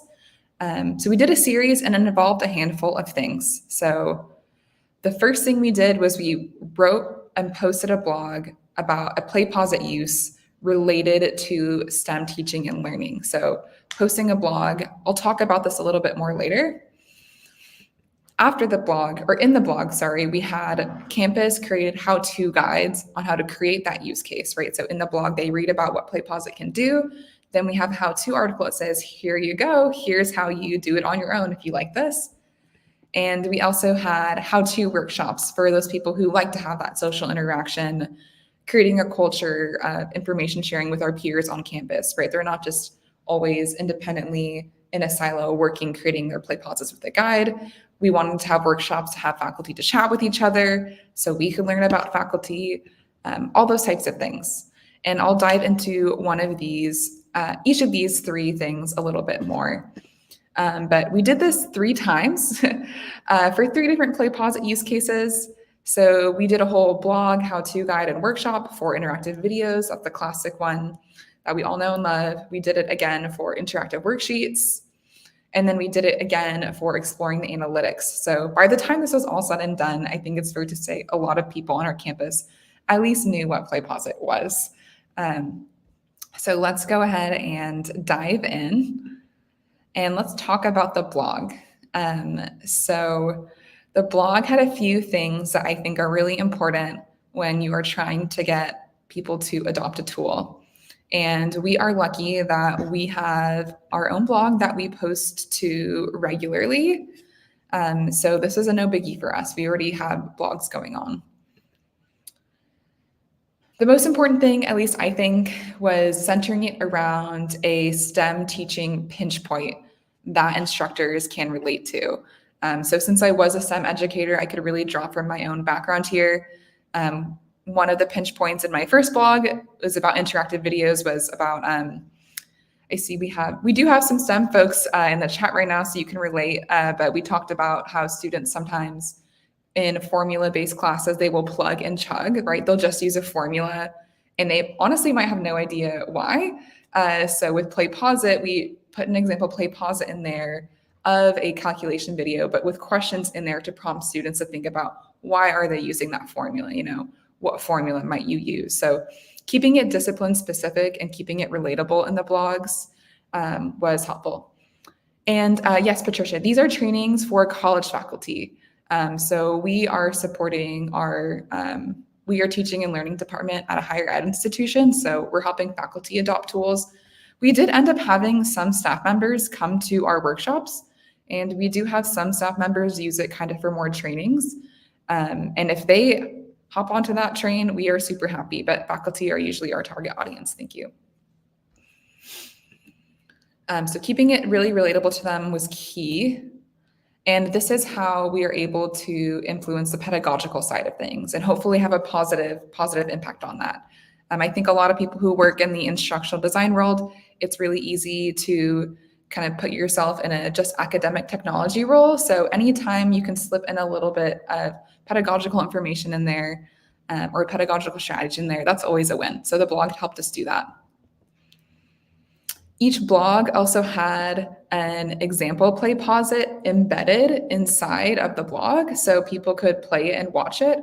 I mentioned I had a calculations-based video in there, so that's key. And I think that's key really for a lot of the work instructional designers do is, we'll say, oh, PlayPosit is an interactive video tool that can help engage your learners and create pause points. And a lot of people really just need to see it to be able to understand what you're saying. So anytime you are sharing about a new tool or kind of launching it to your campus, having an embedded experience where people can check it out firsthand is really awesome. That's why we're super grateful. We were able to work with our customer success manager, Stephanie, who's amazing. She helped us figure out how to create an embeddable PlayPosit outside of our Canvas instance, which was awesome. That was huge. And then in the blog, we had links to our how-to guides that we had already created, our links to our upcoming workshop. I added links to meet with me one-on-one. That way, anyone who sees it, who's interested, has the opportunity to learn more. And I have an example blog for you if you're able to receive these slides, which I sent them over, so I'm sure you'll be able to receive them. You'll be able to check out our blog. It's just an illustration of the things I'm talking about. And I will have a QR code at the end with all the resources I've chatted about. So worry not, you'll be able to see what I'm talking about. I just recommend giving it a peek and seeing if maybe your campus is interested in something like that. But that's it for our blog. We also created a how-to guide for specific use cases. So PlayPosit already has an awesome knowledge-based guide. Thank you, Karine, for the shout out for TLI blog. We already have a how-to guide library on our campus, and we know PlayPosit has a how-to guide too, but just to keep things full circle and to keep things local and to keep our faculty connected to us, we posted a how-to guide on our site with step-by-step, every next step circled. That's just helpful for some of our faculty who maybe need, the extra step or the extra support. everything, like anything that we could think of, right? So how to connect it to Canvas, how to set up your PlayPosit, how to go back and then edit a bulb, right? We created articles for each of these things that faculty might need. And this goes back to helping these instructors become independent users of PlayPosit over time, right? We definitely have the bandwidth to host some workshops, do these blogs, create these articles, but all of us are really busy people working in the teaching and learning field, and we don't have time to help everyone set up every PlayPosit every time. So having these resources at the go is really awesome. This can be great when someone just has a question. You can say, okay, instead of having a meeting, I can just send you this guide that's already created. So it's a lot of work. It can be a lot of work to create these how-to guides, a lot of screenshots, circling things, but I do really think the effort is worth it here. And we have a how-to guide in there. And then one thing about the how-to guide too is there is an example PlayPosit embedded in there as well. That way, if someone were to just be scrolling around our site and stumbling upon that article, they would know exactly what a PlayPosit video is because they have the chance to experience one there. So having an embeddable PlayPosit is huge. Not every LTI tool we have has the option to be embeddable outside of Canvas. So that is a really big, huge one with PlayPosit. And then finally, our workshops. This is part of keeping things scalable. So when we made the workshops, we made sure it was a resource that people could use even if we hired someone new on the team, right? So we created workshops with the options to sorry, I got distracted by the chat. I'll answer your questions in a moment. But we created these workshops in a way so that way people could, like if we had a new team member, they'd be able to take this workshop and run, right? So that's part of the scalable things is when you do host these workshops or you do create these materials, think about it from the perspective as, okay, if we got a new team member tomorrow and they had to do a presentation the next day, what could we give them to set them up to success? And so Raquel, your questions, yes, these resources will be available to you. I have, at the end of my presentation, I have a QR code, and that's going to send you to all of the resources we created during this time. I actually use the link that the QR code goes to, I send that to faculty all the time because it has all of our resources in one spot. And then for Lee, how do you circle a screenshot? There's a handful of ways to do that. I'm on the Mac, so this probably isn't ideal, but I will use the Mac editing tool to circle a screenshot. But our campus also has a Canva subscription, and that's a really great tool, Canvas, EANVA. CNVA, yeah, that's a great tool to have. And yes, I'll send you a link with all of our resources, of course, David. But yeah, lots of different tools to be able to circle screenshots and create your how-to guides. It's just kind of dealer's choice situation. But great questions, everyone. Thanks. Definitely keep posting. Definitely keep posting your questions in the chat as we go on. So back to our workshops. Again, keeping the scalability in mind. If you were to have someone new on your team, would they be able to deliver this workshop? One of the things about workshops is you have to actually have people come to it. So promoting them was something we thought a lot about. Of course, the workshops links were already in the blog, right? So if someone saw the blog, was interested in it, then we could, they might already sign up. So once the blogs are posted, we did have some attendees that way. One of the big things that we did, though, was emailing the STEM chairs that we had a relationship with. All of them. We have relationships with all of them, but sending an email to the STEM chairs and saying, hey, if you think your faculty are interested in this, send this to them. And that is a good approach because chairs are super invested in their faculty, right? Maybe they are helping their faculty adopt more online courses. People on our campus are increasingly teaching more and more online. So chairs want their people to succeed. And then if you're a faculty member, getting an email from your chair with an option to go to a workshop, optionally, of course, is a little bit different than having your team's teaching and learning center or your campus teaching and learning center invite you to that same thing. So chairs have a little bit more weight. That's how we were able to really recruit a lot of STEM faculty, and that was an effective strategy, at least for us. Of course, making the workshop interactive is really important. Any workshop, it's important to make interactive. Of course, you know this, but some of the ways we did it was we gave folks a link to watch their own PlayPosit. So that was super helpful for reasons I explained earlier, right? Some of these people have never used PlayPosit. Before you create one, you should definitely experience it firsthand. So giving people a link so that way they can watch a PlayPosit on their own was super key. We also had an opportunity, we use Padlet. You can have people share their ideas your favorite way, but after they watch their PlayPosit, we had them go around and talk about how they might use it in the course. So this was great because it created the opportunity with faculty to connect with each other over the tool and hear faculty perspectives with PlayPosit, which I'm a learning designer, right? I can't give the faculty perspective. So creating a community of learners amongst the faculty at the workshops was key.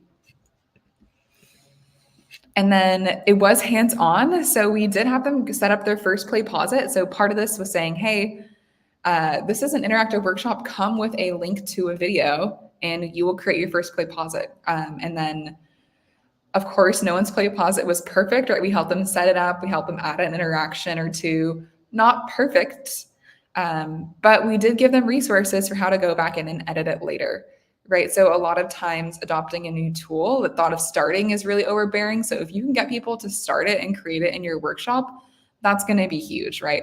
That way they're a little bit more invested, right? If they go home and forget about it, they have something they can come back to and pick up on. So that was really key for us.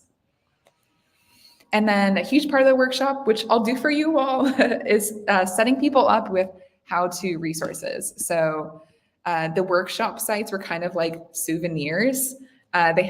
Since they were a workshop site, people just had a link that they could go back to. These workshops were an hour, so we really packed a lot in there. In retrospect, I'm shocked that we were able to do all this in an hour, but if you keep it organized and keep it focused, it's 100% possible. But the key here is giving them resources for how to continue their PlayPosit journey later. So any workshops, that's set them up with your how-to guides or PlayPosit's how-to guides, or just think so they can leave your workshop and become an independent learner. And we hosted the workshops in a hybrid way. So we were able to record them over Zoom. And that was super clutch because then we had a how-to video, right? So for those people who maybe don't like how-to guides and prefer the video, this was kind of a two birds with one stone situation. We recorded our workshop. I was able to edit out, some of the lags, some of the time where people were working, and then just now I have this great how-to video from the workshop, which I'm stoked on because I can send that to people who like to watch videos.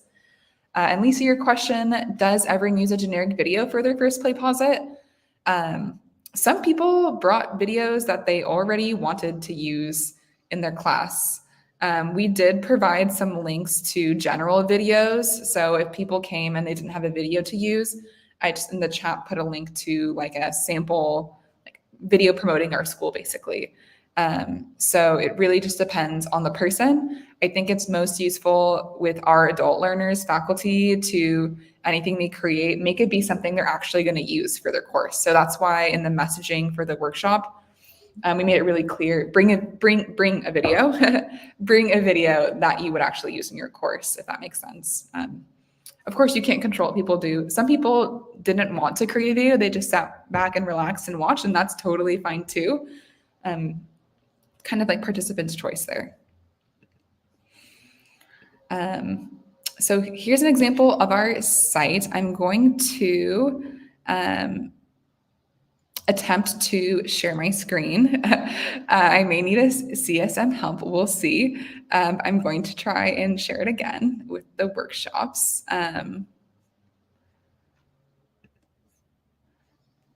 Here we go, awesome, okay, there we go. So we created these workshops in Google Sites.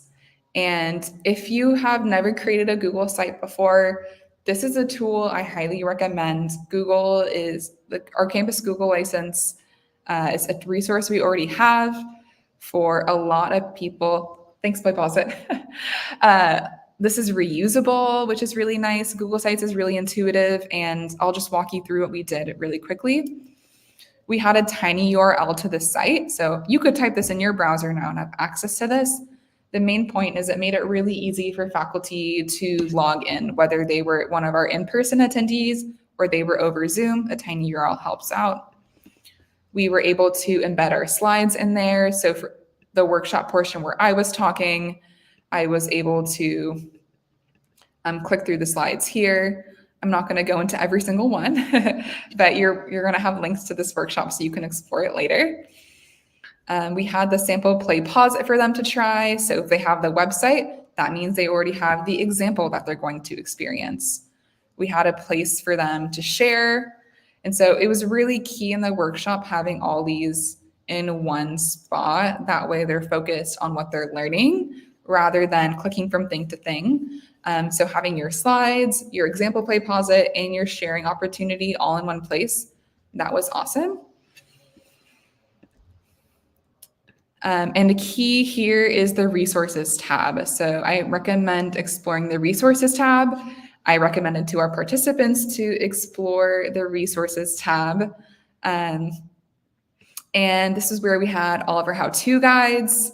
Once the video was uploaded, the recording was uploaded, I posted it here as well. I recommend checking it out because you can see that how-to steps are labeled, right? So if someone just wants the how-to part, they can skip. We also included examples for pedagogical inspiration. So our blog is there. Some PlayPosit blogs are there also. This is another rare opportunity to influence the pedagogical side of how a tool is used. And sample videos for those who did not bring a video to the workshop. So this is just a taste of the workshop. We have 3 of these, 1 for each use case, but this was key for us. I'm going to go back to the slides just to respect everyone's time, but there will be time for questions. So I'm going to go ahead and share my screen again. Back to the slides. And I just have a few more tips for you all here. So again, the blog, the how-to guides, and the workshop, we did this 3 times for 3 different use cases of PlayPosit. And these are my pro tips that have really worked with me to help kind of encourage faculty to adopt PlayPosit. I think one of the keys is framing it as a time saver. So any tool does take quite a long time to learn, or maybe not quite a long time, but there is a learning curve with PlayPosit. But if you can frame it as a long-term time saver, that's huge, right? So sure, it might take time to learn the tool, but you can set it up so the grading is automatic. That will save you time later. You can reuse your bulbs in later courses. So maybe this semester you do 1 or 2 videos in PlayPosit. You can reuse that next semester, transfer 2 more of your videos to PlayPosit. And the fact that you can share bulbs with other peers. So if people teach the same class as someone else and they have a bunch of TED Talks or other videos that aren't personal, they can divide and conquer. And one person can create a bunch of PlayPosits, the other one can create the other half. Boom. They have a full course worth with half the time. Also, framing it as a solution to things that they already need. That was kind of like the pinch points in our blogs. So a huge one here is, as you may know, a lot of people really need a PlayPosit. A lot of people really wish they knew their students were actually watching their videos. It's a very relatable thing to instructors. When I was an educator, I always wished I had something like PlayPosit. This is awesome for people who teach asynchronous online, right? Sometimes they just post their videos into the void and they can tell people aren't watching them. And also people who have a flipped classroom, right? You can make the PlayPosit be due, like if your class is at 11 a.m., make your PlayPosit be due at 10:59, right? So those are my tips that have worked. I want to respect the time here and give time for questions. So I do have resources for you. So feel free to scan the QR code. This leads to a document where a bunch of our resources are linked. And this is a guide that I send to our instructors all the time, especially if they're the type of people to, express the fact that like, oh, I want to try PlayPosit first, and then I'll ask you for questions. I'll just send them this guide. So have fun exploring that. And I know we have 5 minutes left, so I just want to double check if you have Any questions?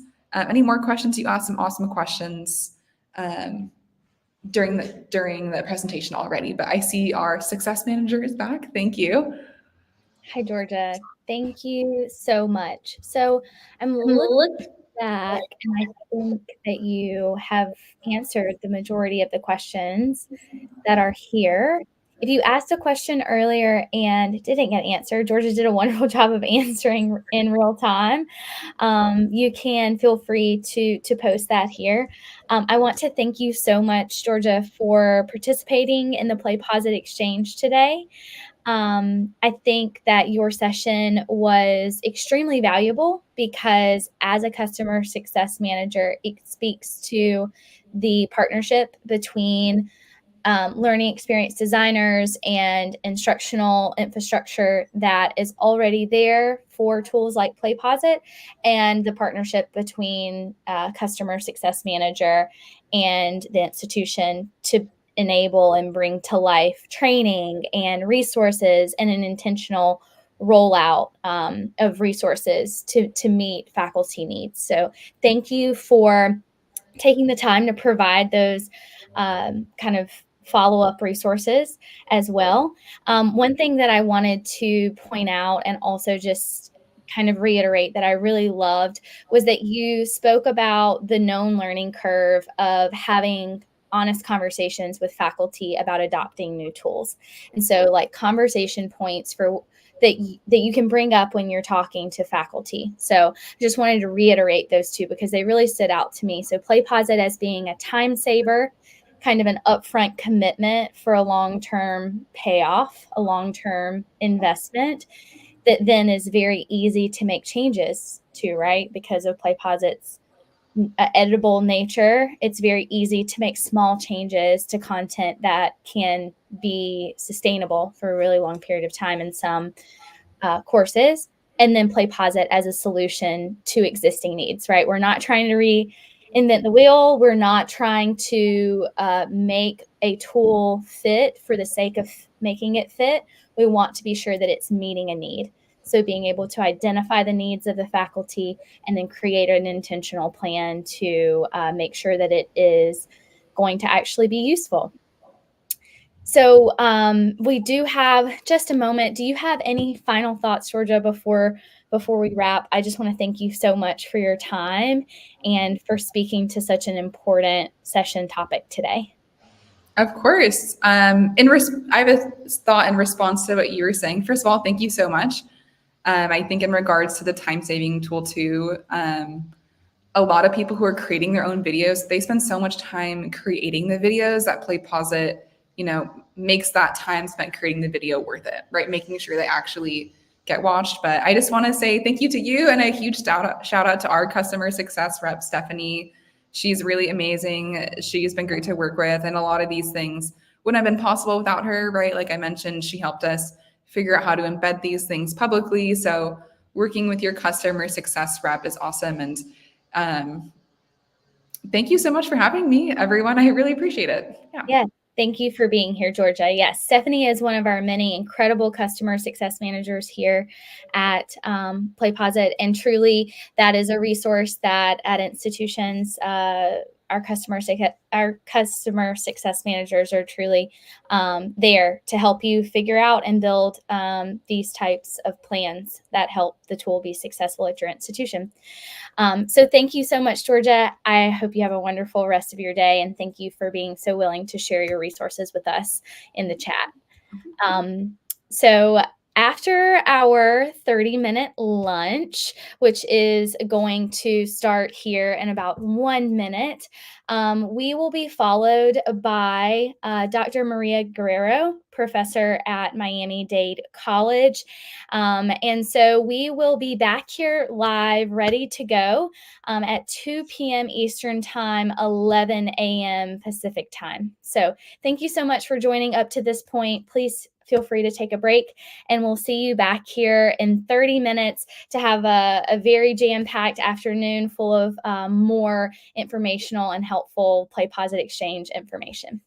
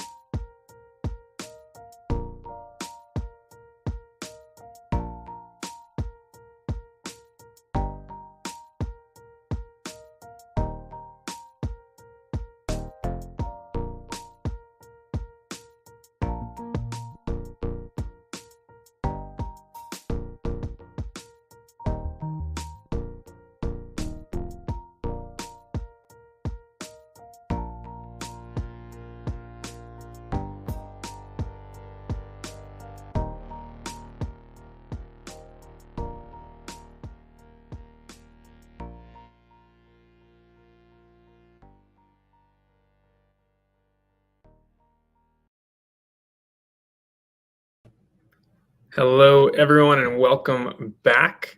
My name is Dylan Blatt, and I am a customer success manager here at PlayPosit, which is powered by WeVideo. Hope you all had a lovely break there. Next up, we'll be hearing from Dr. Maria Guerrero. Dr. Guerrero teaches in the Math and Natural Sciences department at the Miami-Dade College Padron campus. There, she teaches lectures and labs for biology majors, biology non-majors, and microbiology for the allied health science students.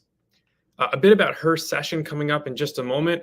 If you are struggling to cover all of your course content, her session today will show you how to assign engaging videos and animations for those visual learners and free up class time for discussions and activities by delegating content delivery to pre-lecture and pre-lab videos. You'll have the opportunity to learn how these interactive videos can guide your instruction and even replace traditional pre-lab quizzes. So with that, we'd like to welcome Dr. Guerrero to the stage. Dr. Guerrero, welcome. Thank you for joining us today. Thank you, Dylan. Nice being here too. Excellent. Well, to make the most of our time, I will pass it off to you. Please take it away. Thanks so much. Thank you. Alrighty, so thank you all for joining us. Today, I am going to give you a little bit of information on how I have used PlayPosit on both lectures and labs. And to do that, I would pretty much show you a little bit of the plan. I will start by introducing or defining the terms blended and flip, which typically are used interchangeably, but I think there has to be a differentiation since I'm using it in the title of this presentation. Then I will go through how I have used the blending with PlayPosit for lectures, and then how I have also used it to introduce students to the laboratories and to pretty much replace the lab recitations and somewhat the lab pre-lab quizzes. Then I will add some useful tips that I think for those of you that are just starting or considering the use of PlayPosit. And then, of course, there will be a little time for any questions that you may have. So, as far as the difference in these definitions, I'm going to use, or I'm going to state what is considered a flipped classroom as for the teaching website of Stanford University. A flipped classroom course is where students read and watch assigned materials such as those pre-recorded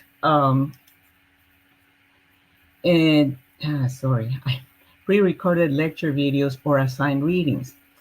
And this is done as homework before the in-person class sessions where they work together on group activities. Now, on the right-hand side, I have the definition of blended, and I'm pointing to that one in particular, because I think that what I'm doing is mostly this type of modality than the other. And as far as blended, the instruction that has anywhere between 30 and 80% of the course content delivered online, that more or less fits my profile. So a visual for, again, the visual learners. On the left-hand side, we have an infographics of what occurs during the flipped classroom, where, as I repeat, the home is where the online instruction and the content is delivered. And during the class meetings is where the professor assigns activities or projects to the students based on the knowledge that they have acquired through their assignments. And then on the right-hand side is the corresponding infographic for blended with a little addition in there, where, as you can see, there's some of the instruction that takes place online, which in my case is mostly through PlayPosit. Then they come back to the classroom, and in the classroom, there is some teacher participation as well, but there is also collaborative activities and assignments that are going to happen while I'm watching. So, as I was saying, the lectures for the different subjects that I teach are pretty much evenly split in a 50-50 proportion as far as meeting 50% of the time and then them expending the other 50% of the time of, for example, a class that may run Tuesday and Thursday I choose to meet with them on Tuesday, and then on Thursday, they have enough work to do as well. That has to do with the corresponding content. So in a way, for those classes that meet for 50 minutes 3 times a week, or 75 minutes a couple of times a week, or in one sitting, I rely on PlayPosit to teach the complete chapter. So I used to be, very much conscientious about the time and that I needed to complete this part or this other part of the chapter. But now the video has the entire content. If I miss the time, if I don't have enough time, then the video is where all the material that should have been in that lesson or in that lecture would happen.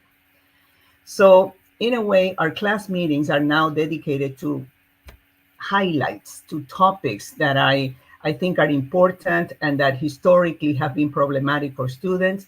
And to do that, I have built a series of activities, among which are concept maps, general questions, think per shares, discussions, clicker activities that will meet or that will be in charge of reteaching or reviewing those materials that, again, I find are problematic to students historically, and confirm when I use PlayPosit, as I point out here, before class. So typically half an hour before I meet with the class, I get a quick view, a snapshot of what is going on, where are my students as far as the content of that day. And that is achieved by taking a look at the bulb analytics or the bulb reports, as I'm showing on the right-hand side. So this is what gets me prepared to emphasize those topics that I repeat appear to be the weak spots, because those are where most of the wrong answers, highlighted here in red, have occurred. So before class, I can do that. I can also go deeper and not only find about the wrong and right answers and which were the questions that accumulated the most failed answers, but also about how much time did it approximately take them, who were the specific students that continued to get wrong answers for several of these lessons, and then what is their total grade, which is shown in the score here. I have blocked, of course, the names of the learners, but this is a very comprehensive indication of what is going on as far as that video, that lesson. So this is what happens. What I just showed you is what happens before class, what gets me prepared to go to the classroom now with the right information that I need to address or emphasize. So again, I bring those difficult topics back into the classroom, either through general questions that we can discuss or through clicker questions. And again, this is what I mean when I say PlayPosit helps me tailor my instruction, because now I can modify accordingly, and groups do change from semester to semester, as to what are the weak spots, which is the best use of my time. Because if I see that they have answered correctly points A and B, but incorrectly point C, then I need to concentrate on that section. And again, a very visual way of looking at what is going on are the bar graphs or the pie charts that show you how many got it wrong, how many got it right. And again, it gives me a lot of orientation previous to me meeting with them.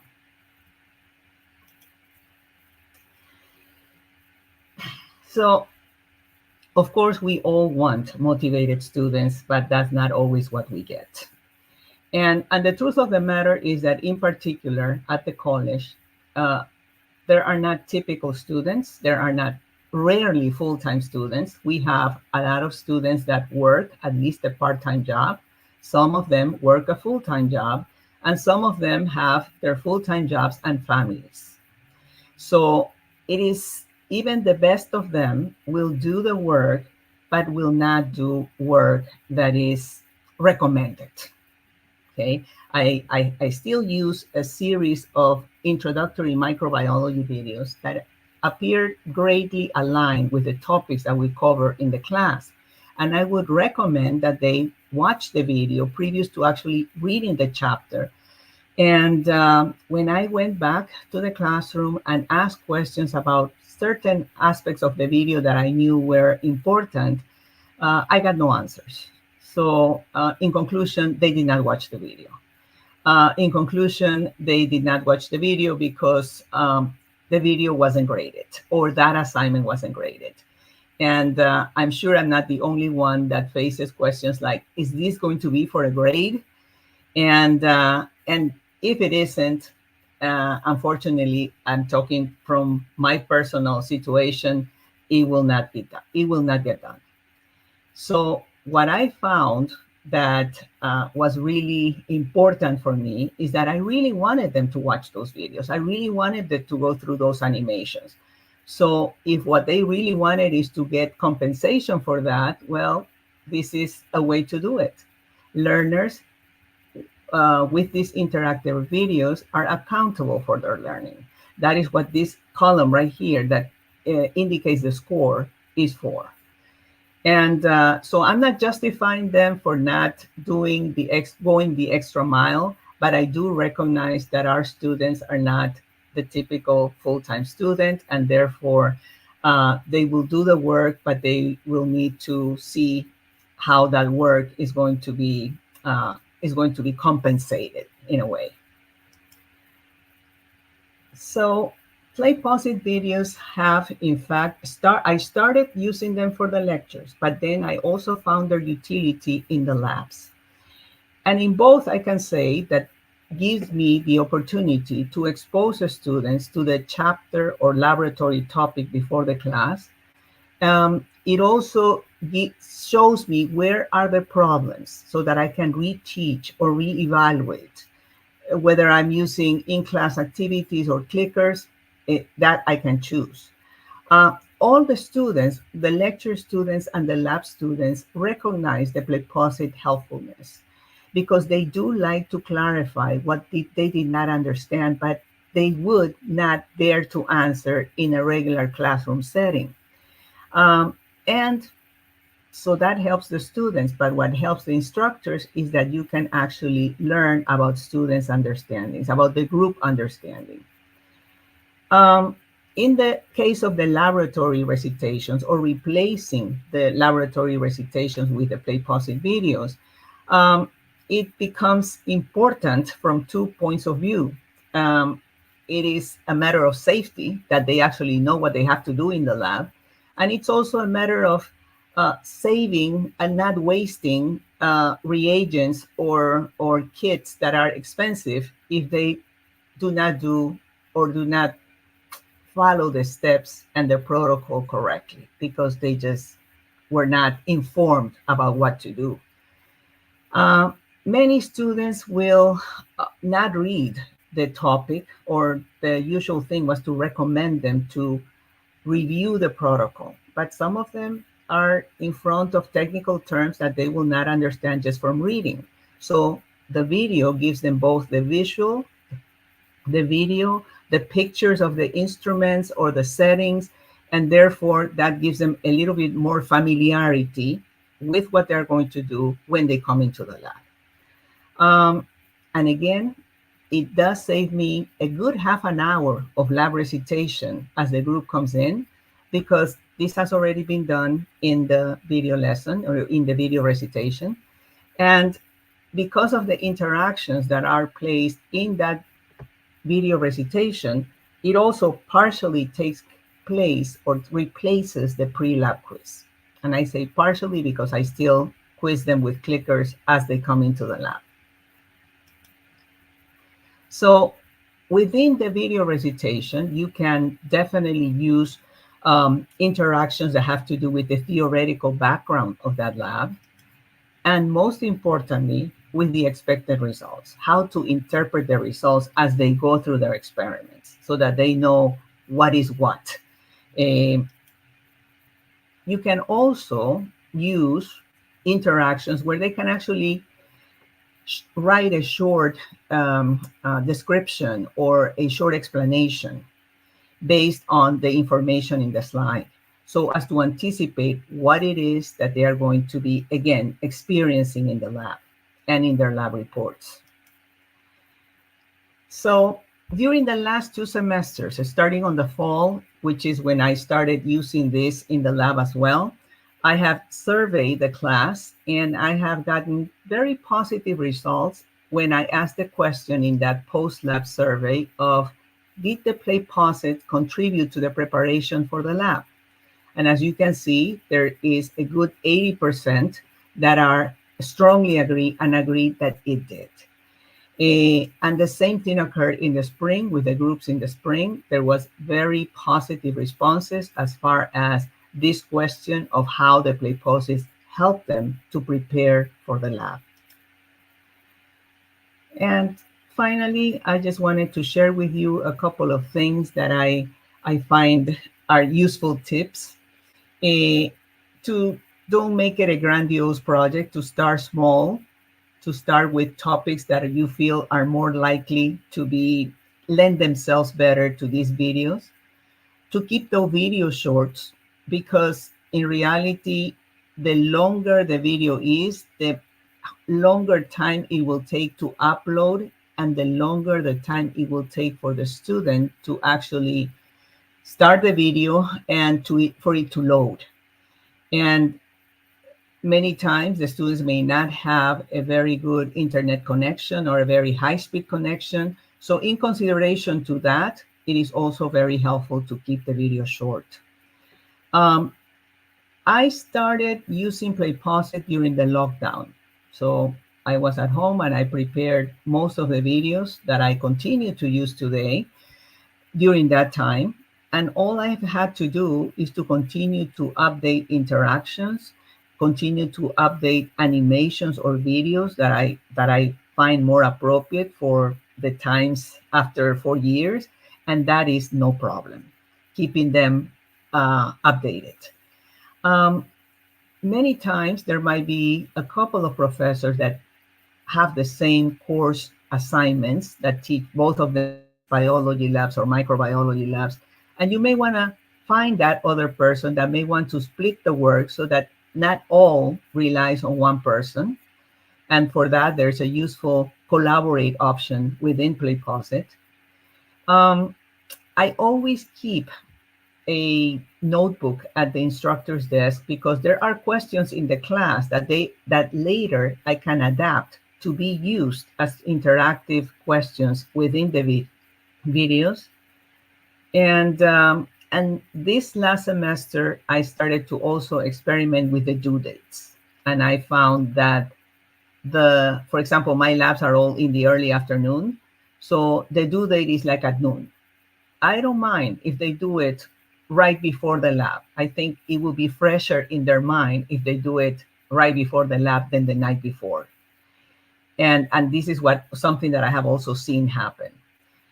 And as far as the grade allocation, I would just recommend that don't make it so low that it's not important for them. So like a 5% grade distribution for the PlayPosit videos, students might consider it too insignificant so as to complete it. And again, it helps them, but it also helps you. So it's in the best purposes for you to give them enough of an incentive as far as grade so that they can actually do it. And then you can actually have the information that you need as far as your class, your group, before you teach the class.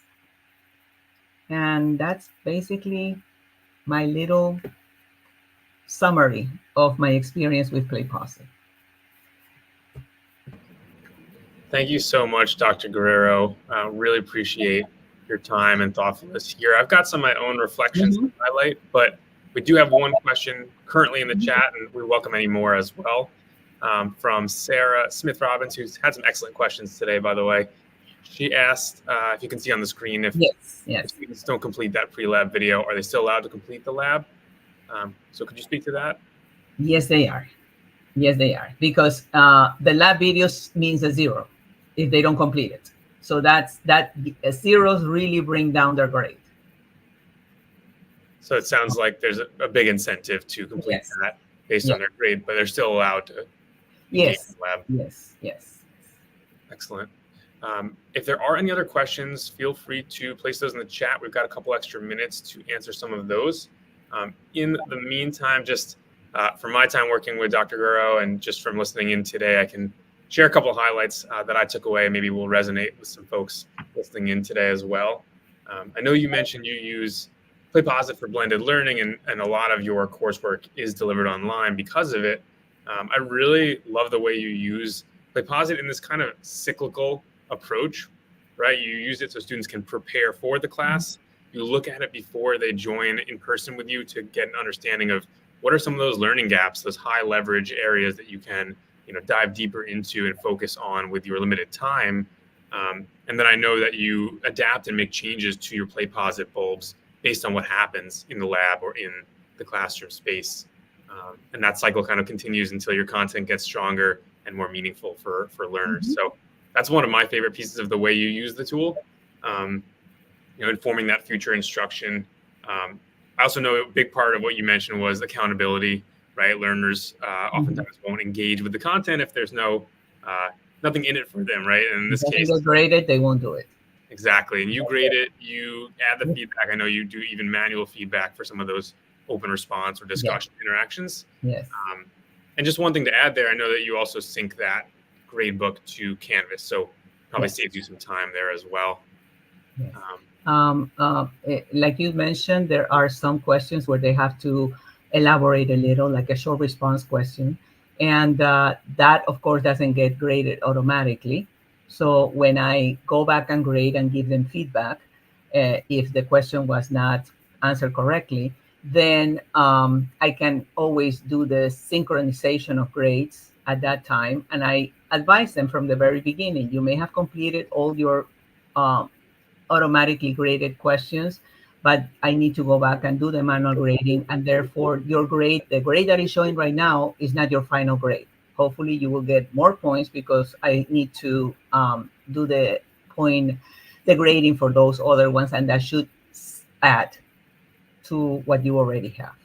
Right. Yeah, some of them get a little bit anxious because, oh, I got a 60 and I did it all. I responded. I go, yeah, but remember that I have to read your responses and then assign those points, and then those will be added to your 60. Exactly. And it feels like you're just giving these learners that you work closely with these opportunities to find success, right? Like this should be hopefully easy points if they put in the time and energy. PlayPosit bulbs. And of course, like you mentioned, I mean, even in the science space, this is particularly helpful for things like safety in the lab or using the materials efficiently, right? So those are additional benefits that I think happen in your content area in particular. And I'm now seeing one additional question in the chat. If you have a link to access one of your designs. It depends whether it's a lab or a lesson, or you can, email me and I can be more specific, ask me more specifically, and I can tell you which design would fit your question better. Is that okay, Raquel? I think that would be great, Dr. Guro, especially if you don't mind. We can share your email with in the chat there for any folks who have specific questions for you. That would be amazing. So I will actually grab that and put it in the chat in a moment, since you and I have worked together for a little while now. If there's any other questions, please ask them in the chat. This is a great time for that. But I do want to just mention one more highlight. I mean, there's tons from your presentation and the way you use PlayPosit, but one more for me is the way you reflect on not just your benefit from PlayPosit, but students.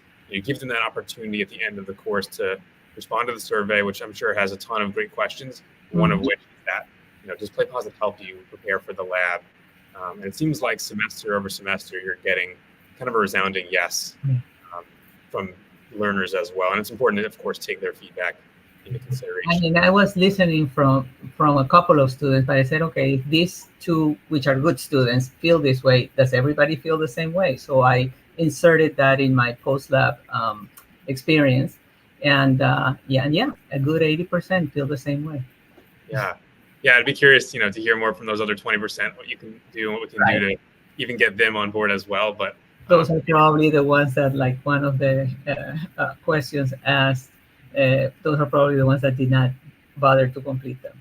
Right, a little extra time and effort maybe will go a long way there Yeah. too. Exactly. Well, excellent. Well, just looking at the chat, I don't see any additional questions right now. I just put Dr. Guerrero's email in the chat, and Raquel, happy to put that in there again, just if you can't see it there. And then it's on the screen now as well. Thanks so much. So just to say one more time, Dr. Guerrero, thank you so much. I've really enjoyed working with you and look forward to continue doing so, but I'm glad that we've been able to have this opportunity to amplify your voice for a lot of other folks around the country who use PlayPosit, but maybe haven't thought about it in the ways that you have. So we really appreciate your time, your energy, your thoughtfulness, and I hope you have a great rest of the day. I'm sure I'll be speaking to you soon as well. Thank you. Have a good day for everybody else too. Enjoy the presentations. Yes, thank you so much. And we do hope you stick around. We are ending this session about 5 minutes early. So that just means instead of the 10 minutes it says on the screen, we will be back in about 15. But just a quick preview here. Again, thanks again to Dr. Guerrero for sharing some of the ways that she leverages PlayPosit to hold learners accountable and really make the most of that in-person time. We appreciate her expertise and her generosity in the way she shared with us today. In about 15 minutes, we will come back and hear from some folks representing the UAB School of Nursing team as they explore the innovative use of PlayPosit playlists in pre-orientation in their graduate programs. So we will see you all again, hopefully here in just a bit, in about 15 minutes at 2:40 Eastern. And in the meantime, feel free to take a short break, and we'll see you soon.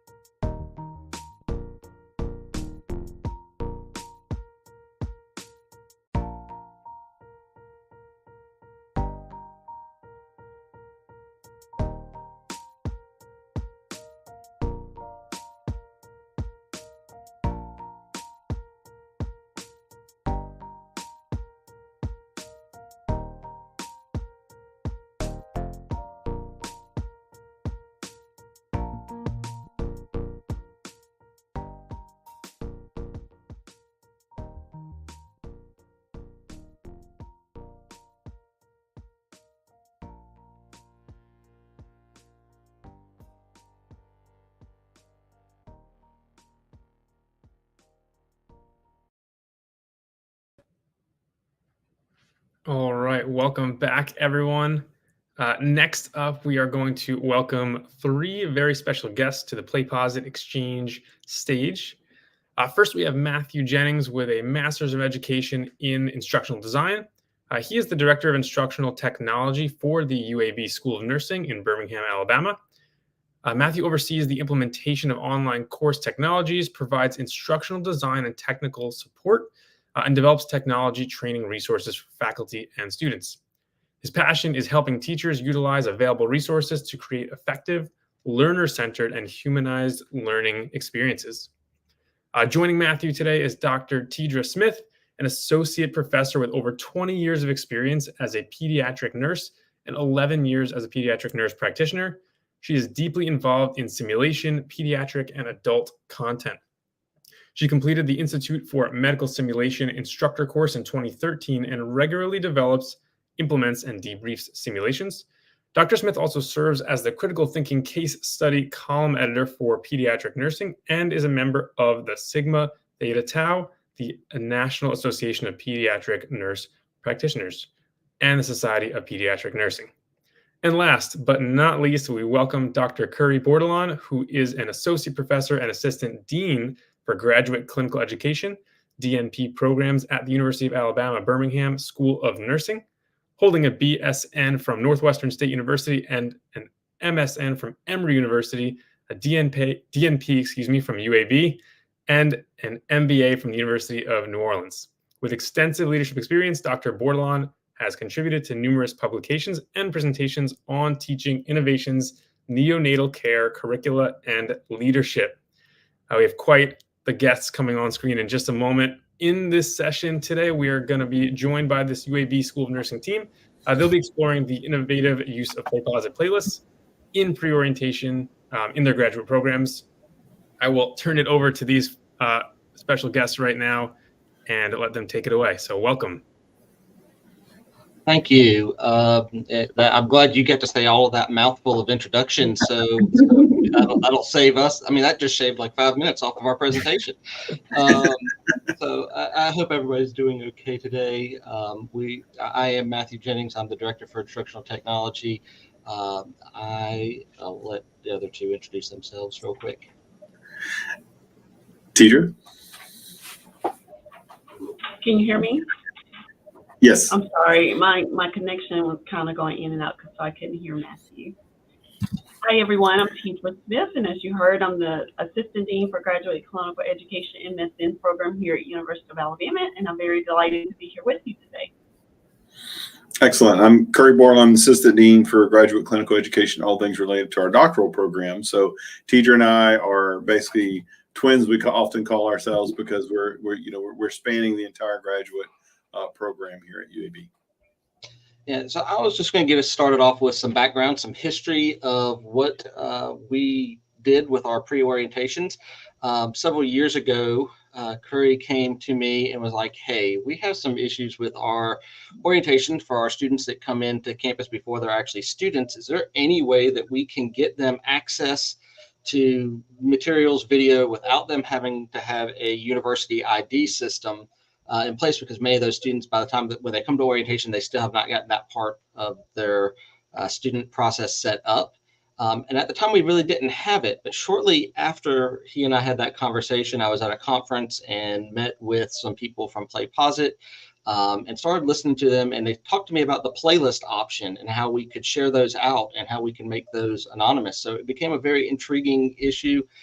For me, it was one of the things that was a very specific target use case that drove our adoption of PlayPosit here within the School of Nursing. And so we went down that path and we purchased PlayPosit. We implemented it. And one of the first projects we worked on was getting together our pre-orientation playlist. So let Dr. Bordelon and Dr. Smith talk a little bit about how they selected which topics they wanted to discuss. Certainly, I'll jump in here at the beginning. So one of the things, as Matthew mentioned, we wanted to capsize and really capture an opportunity with the students for more engagement, for more delving into the programs, what options are available, all the different things that students may still have questions about. And one of the things that kept us from that is time. So we looked at ways, how can we have our students here for a meaningful experience where they're very engaged, but at the same time, look at ways that we can very succinctly provide them with some of the key elements that are required for an orientation. You know, and one of the things that orientation often covers is Office of Student Success, or, you know, student affairs, or, you know, whatever it might be named in your institution, you know, financial aid, all those elements that sometimes might not negatively take up space, but some things that can be introduced to the student when they can absorb it in their own space, in their own time. And then when they're here on campus for the 2-day orientation, we have more face-to-face engagement time. They get to know each other within the cohort. They start some networking. For the DNP students, they start ideating some ideas for quality improvement initiatives and so forth. So we took those items, we selected those items that students can learn about on their own, but also have additional resources externally. And we put those into that playlist. We pull those out of our graduate program and looked at those as ways that we can offset and open up more engagement time. Teacher, do you want to have anything to add to that as far as the graduate program? Yes, I just wanted to add that a lot of those things we pulled out are things where typically we would have guests invited to come speak. For example, we have our representative from Lister Hill to do a video to give an overview of how students can access databases and material from Lister Hill Library. And it was much easier to pull that out because it was difficult scheduling people to come live and in person to do that. And that's something that students won't use right away, but something they need to know about. So that's something that we could put in the PlayPosit list. Same thing as far as we have several different organizations that students can join, professional organizations. So pulling those into the playlist provided us with extra time on our agenda to do some more concrete things that students need right away once in the program. So all of these 5-10 minute guest speakers that we would come in to do more informational information face to face could now have this information recorded. And as Dr. Bordelon said, these students could listen to this at their own time, at their own pace. And it's just information only, exposure to all of the resources that we have available here at the school that they may not need right away, so that when they're here in person, we could focus on more concrete things we really needed them to know before their first day of stepping into a course at UAB School of Nursing.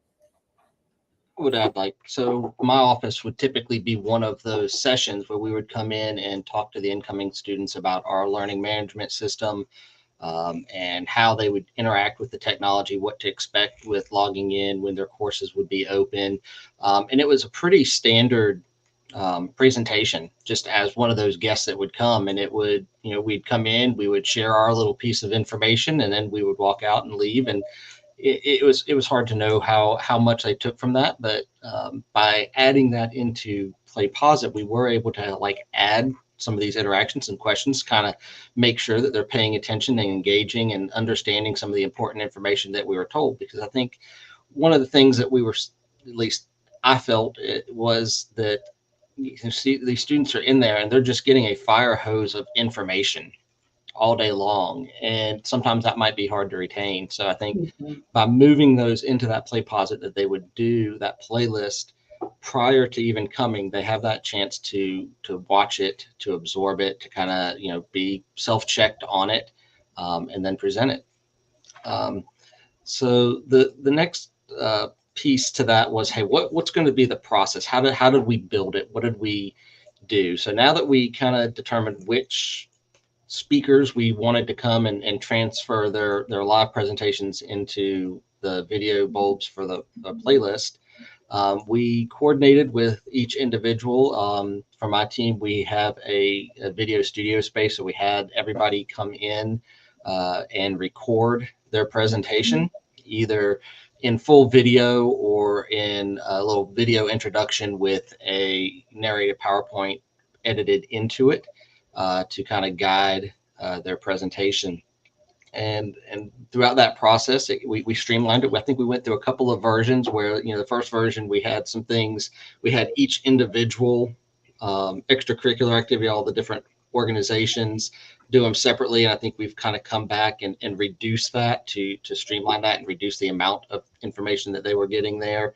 But ultimately, we put it together. And if you've not seen playlists, I did go ahead and throw in a slide that I didn't share with my colleagues right before we got in here, just to give you an idea of what the playlist section inside of PlayPosit looks like if you've not used it. So on that left-hand side, you have a list of each of the bulbs that are offered. And this is for our doctoral track version. A lot of the same videos are used on both sides of the program for the master's and the doctoral program. There's slight variations, I think, in what we're including because the information is a little bit different. But once we had all of the bulbs in, the main thing that we did was make sure we made a certificate at the end. So once they had completed watching all through the playlist, they would get their certificate. We did use the public option when we shared that with students, so they would not be required to log in through our university authentication system, since many of them did not have IDs yet. That was a very important piece, but it did allow them to just type their name as they started the playlist, so that could put that onto the certificate. And then part of that process was then when they had that certificate of completion, they would then submit it. I'll let Curry or Tidra talk a little bit more about how orientation works and what they do with their certificate once they're done. Certainly. So as I mentioned earlier, Tidra and I work very closely together because we're both part of the graduate program for the master's and the doctoral level students. And we wanted to mimic that to make sure that process looked the same. And one of the things that we decided to do collectively, along with Matthew's guidance, is not only should they be able to complete this playlist as part of the requirement, but also demonstrate that with a certificate of completion at the end. That certificate of completion is required to register for orientation, meaning that we have a registration process that whenever students have been selected, they accept their letter of acceptance into the programs, both of the graduate level programs. Is for them to now come back and say, yes, I want to be part of the program. I want to be there for orientation. And then they have their checklist of things that they need to do to get ready for that orientation. One of which is this. They get the link to the PlayPosit Learning where they will complete these items through their checklist. And upon completion of all of them, they'll receive a certificate of completion at the end, then will be uploaded. That's also part of their requirements because we have a checklist of requirements for them to be successful within the program. And that includes orientation and on-site intensives and so forth and so on. So this is their way that they demonstrated that they completed the online, the pre-work for the orientation. Tidra?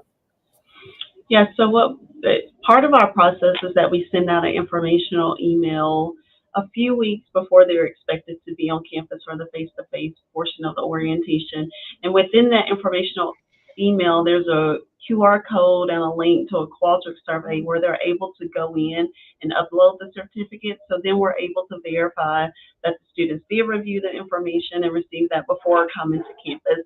And it also alerts us if we need to, if they come to orientation but didn't upload it, for us to ask for it, because some people will bring it in their hand like a hard copy as opposed to uploading it if they had any computer issues. So it also allows us to kind of flag their name to ask for that certificate, because although we put it in PlayPosit, it is very much an important component to the orientation that we want to make sure they receive and know that these resources are available. So we created the certificate process for us to be able to do that. So I wanted to address a little bit about, saw one of the questions pop about how long students have to access it. I mean, Tidra, I think you said that email goes out a few weeks before they come for orientation. One of the things that we did learn real quick was that when we do this public share and public link, because it's not tracking them and they're not logged in, they do need to either do it in one sitting or make sure that they know not to close the browser so they can come back to it, because it will reset and not necessarily remember who they are since it's a public link. We had students that would start it and then they would leave it and come back and they had to start over in that first time we offered it because we didn't think through that part.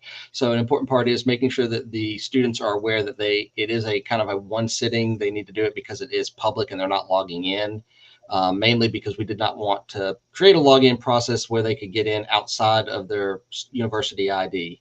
As far as about the certificate, it's not a digital badge. It is a PDF certificate that is generated from the playlist itself.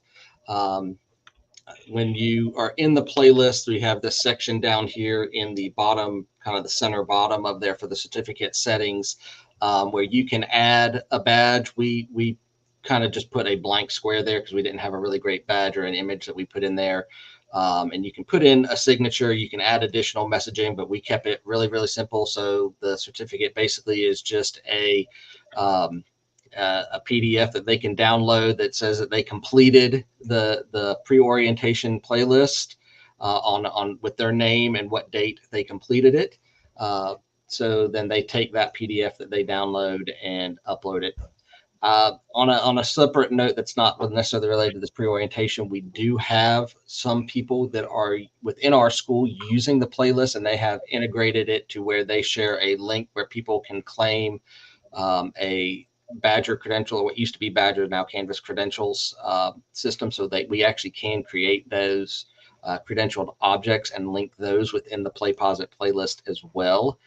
So that once it's complete, that the message pops up saying that, hey, click here to claim your badge, and allow them to do that. So we do have the option for a digital badge. It was just for this particular playlist, since they are not authenticating into our university system, it was a little harder to kind of tie all those things together. So we just wanted the simple PDF that they could then submit as a file to the Qualtrics form that they use for registration. All right. There's not any other questions. So the last part was about results and outcomes. And once I got this set up and handed this over, we made sure that to get the instructions, and we do revisit those instructions periodically to make sure that the students are getting the information that they need. But I will, again, I will defer to Curry and Tidra to talk about the results and how this has impacted the orientations for their students. Tidra, you want to start with that? Sure. And I'll speak to this from our master's program, because we use it for our master's and our DNP program orientation. For the master's program, it has created, as Curry mentioned earlier, a lot of space for us to create some more innovative, engaging activities for our students to participate in while they're here on campus. Yes, we still give some of the generic information that they need on how to register and student health related things related to getting their vaccines and all of those things processed. But we're also able to give them an introduction to some of the first two courses and what to expect their first semester in the program. And so that has really allowed us to kind of make more meaningful use of their time while they're here on campus. We've able to create some activities for the students to engage with one another, to form some teams, so that they can kind of go through this process together. So it's really created an opportunity for us to be able to do that. And we do get evaluations from our students related to orientation, and the responses have been very positive in regards to the PlayPosit list. They've enjoyed being able to get some of this information prior to coming on campus and having to spend such long days, 2 days here with us. We've been able to condense it to a day and a half because we were able to give them so much of that information prior to coming. And it's also created an opportunity for us to invite like our nursing organizations that would normally come and speak at the orientation. They can now set up a table and have some signage and things where students can mingle during their breaks in between the sessions or at lunchtime, rather than having that time integrated into the actual orientation itself. And I'll let Curry give a little bit more examples, because a lot of what we do is very similar. Yeah, thank you, Tidra. And to echo all of those items that Tidra was talking about, it really has been a lot more student-focused activity where we can now be really immerse that student in the orientation in a meaningful way that allows them to feel connected to the program. They feel connected to the school. They feel as though they know they're going to get the support that they need. In addition to that, we've started looking at what's the next phase of this. This is our introductory phase of what we're doing. We've been doing this now for a little while and gotten some very positive results. So now that we've received such great feedback from the process, where are some other gaps that we're seeing for our students? You know, effective communication, team building, giving and receiving feedback, Mhm. email etiquette. I mean, any of those other items that we're starting to recognize that are sometimes deficits for students throughout a program, we're going to now add another playlist in there. So there's going to be a playlist that's going to expand, and we haven't decided, is it going to be one large contiguous playlist, or we're going to look at playlist bulks of different topics and concepts or so forth. But Matthew and I and Tidra are doing a lot of innovation on what's that next phase look like, and what else can we do to supplement the students' learning opportunity that goes beyond the structure of just the program, but how is it, how do you become an effective leader? What do you need to do in addition to the educational content you're learning, or effective clinician? In addition to the content, what else do you need to do to be able to understand how to be that professional? How can you be a graduate? What do you need to do as a graduate to be effective leaders for healthcare systems that we have now? So again, it helped identify other potential topics from this activity and ways that we can continue to expand it. What can we use within the actual learning itself? What can we do within the content, within the didactic content, to use PlayPosit? So the orientation is one example that we're talking about. We're looking at a far wide-reaching opportunities to use the platform as well. And I think another point, that I wanted to mention is, by doing the pre-recordings, we're also able to save time. TJ, you hit on it, where we were able to kind of reduce the amount of time at the orientation. But I know my presentation slot when I was doing it live was generally about 45 minutes, and my PlayPosit video is 17. And so taking those live presentations, that when we stripped out a lot of the fluff that happens when you're presenting live, and get just to the meat of what the students needed, we kind of scripted it down and reduced those key points just to that direct thing, without having the normal questions that come back to things that may have already been said in a live presentation.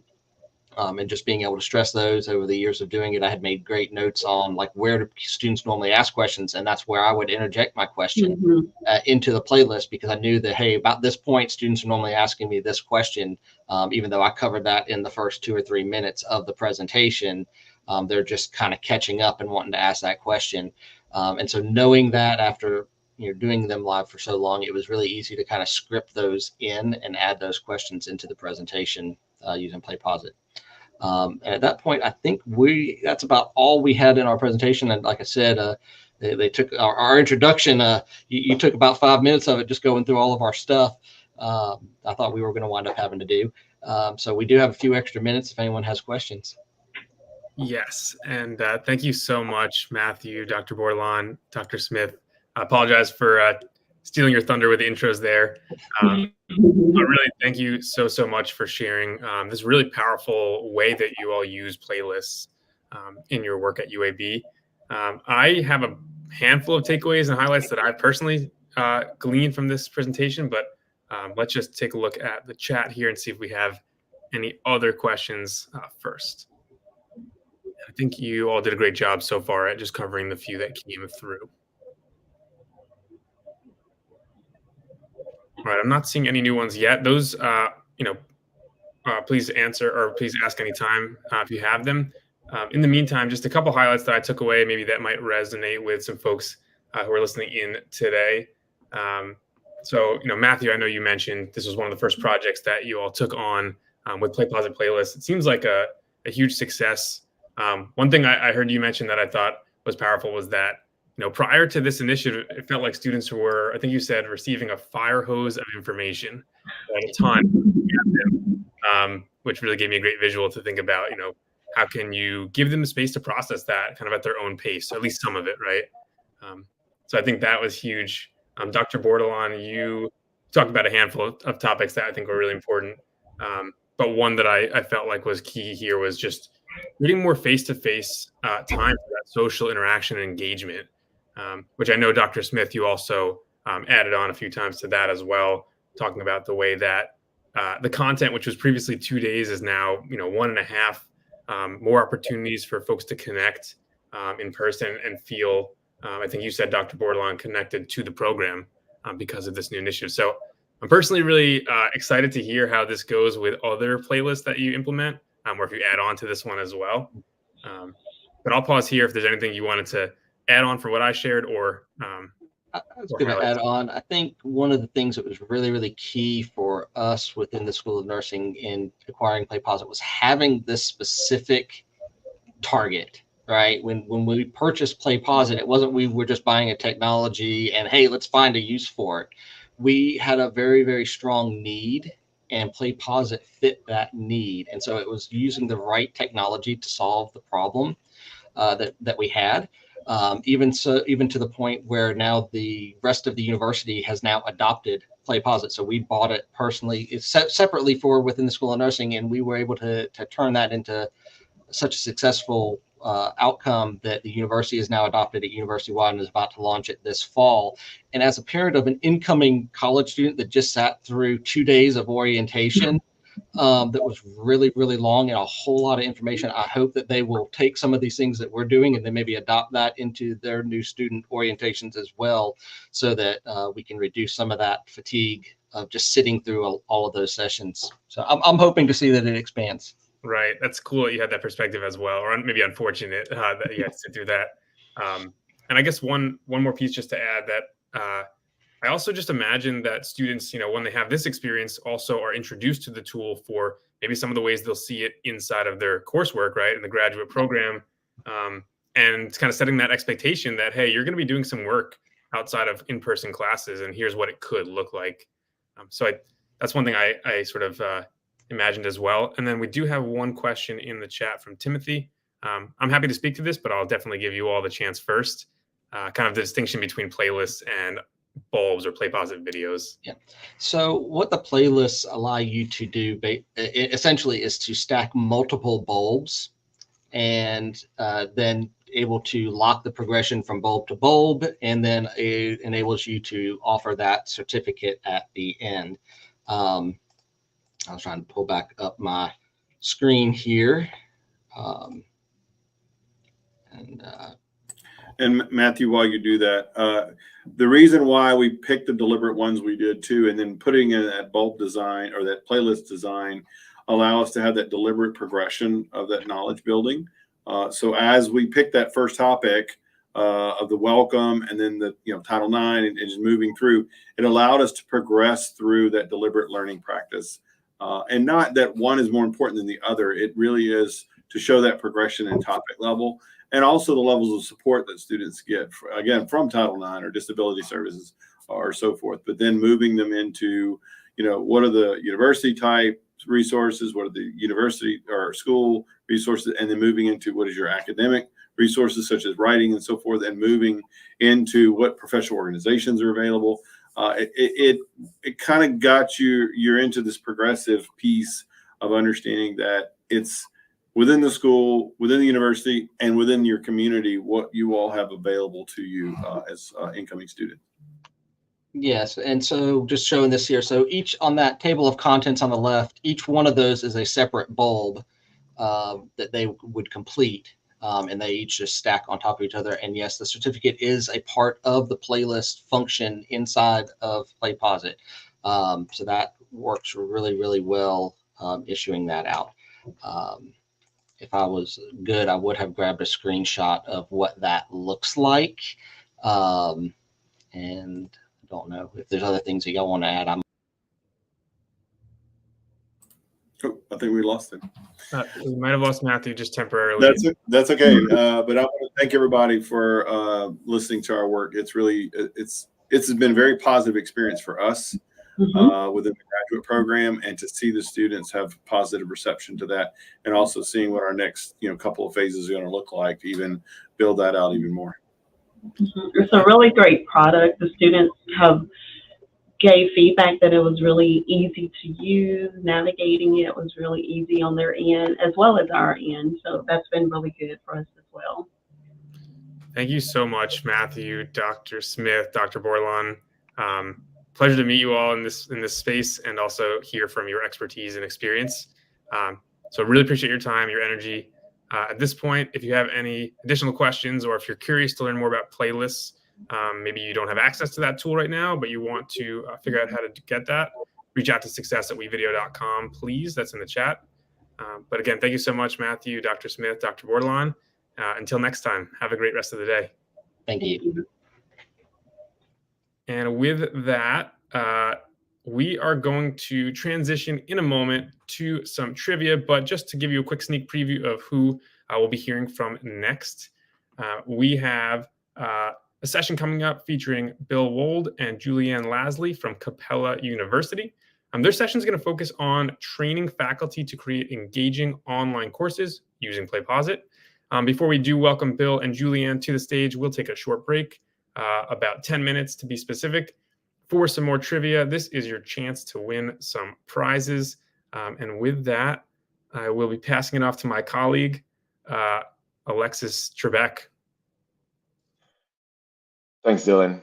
All right, everyone, and we're back trivia time. So if you did not get a chance to participate earlier, there will be 5 more questions right now. So I will be reading the question out loud, and then you'll see that question on the screen. So the first one that can put the answer, the right answer in the chat will be the winner for this trivia time. So let's go ahead and get started.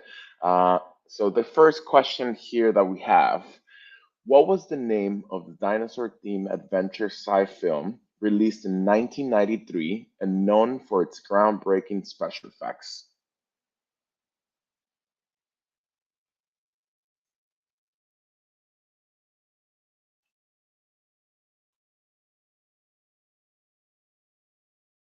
Oop, that was fast.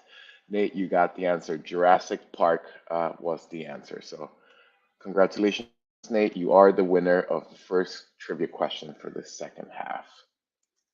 So let me go ahead and put your name down so we can reach out and get those prices to you deliver. Perfect. All right, moving on to question number 2. Is everyone ready? So the question is, who flew with the Maverick in the 1986 movie Top Gun?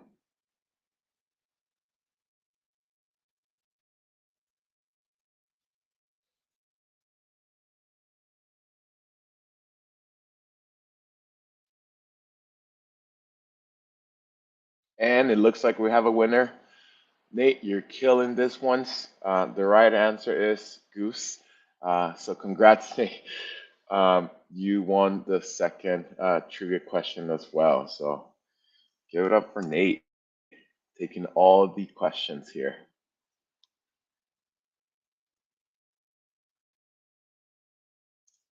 Perfect. All right. So for question number 3, what was the name of the popular handheld electronic device that featured a digital pet you had to care for, which became a huge trend in the 90s? I know a few of you guys will remember this one. Nate, that was close. Yeah, Tamagotchi was the one. So give it up for Nate one more time. Nate is taking all the prizes today. Gotta miss Tamagotchi times. Definitely had a few of those. All right, Nate. Perfect. So we have 2 more questions here. The fourth question is, what word does PlayPosit use to refer to an interactive video?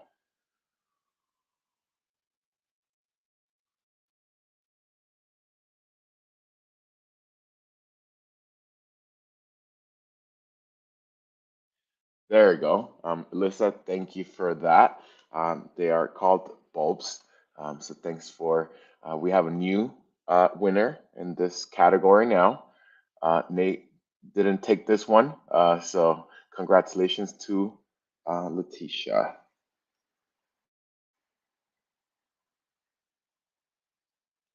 Sorry, no.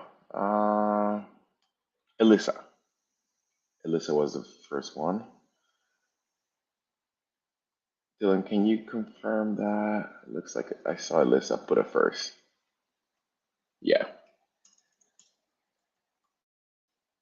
Alyssa White.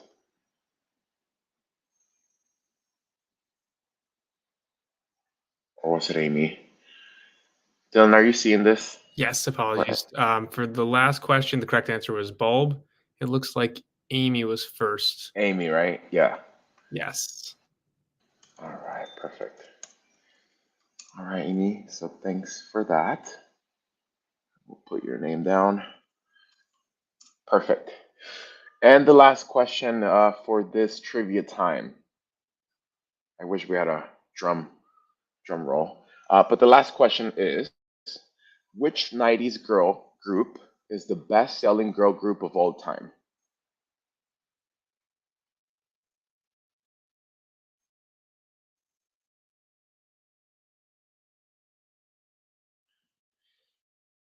There you go. Nate, you got it. Spice Girls. So last question. Nate, you took most of the prizes today. So congrats to you and congrats to everyone else for participating. We'll be having one more trivia time shortly. So I'll be seeing you guys in a second. So thanks again, everyone, for participating. I'll turn it back to you, Dylan.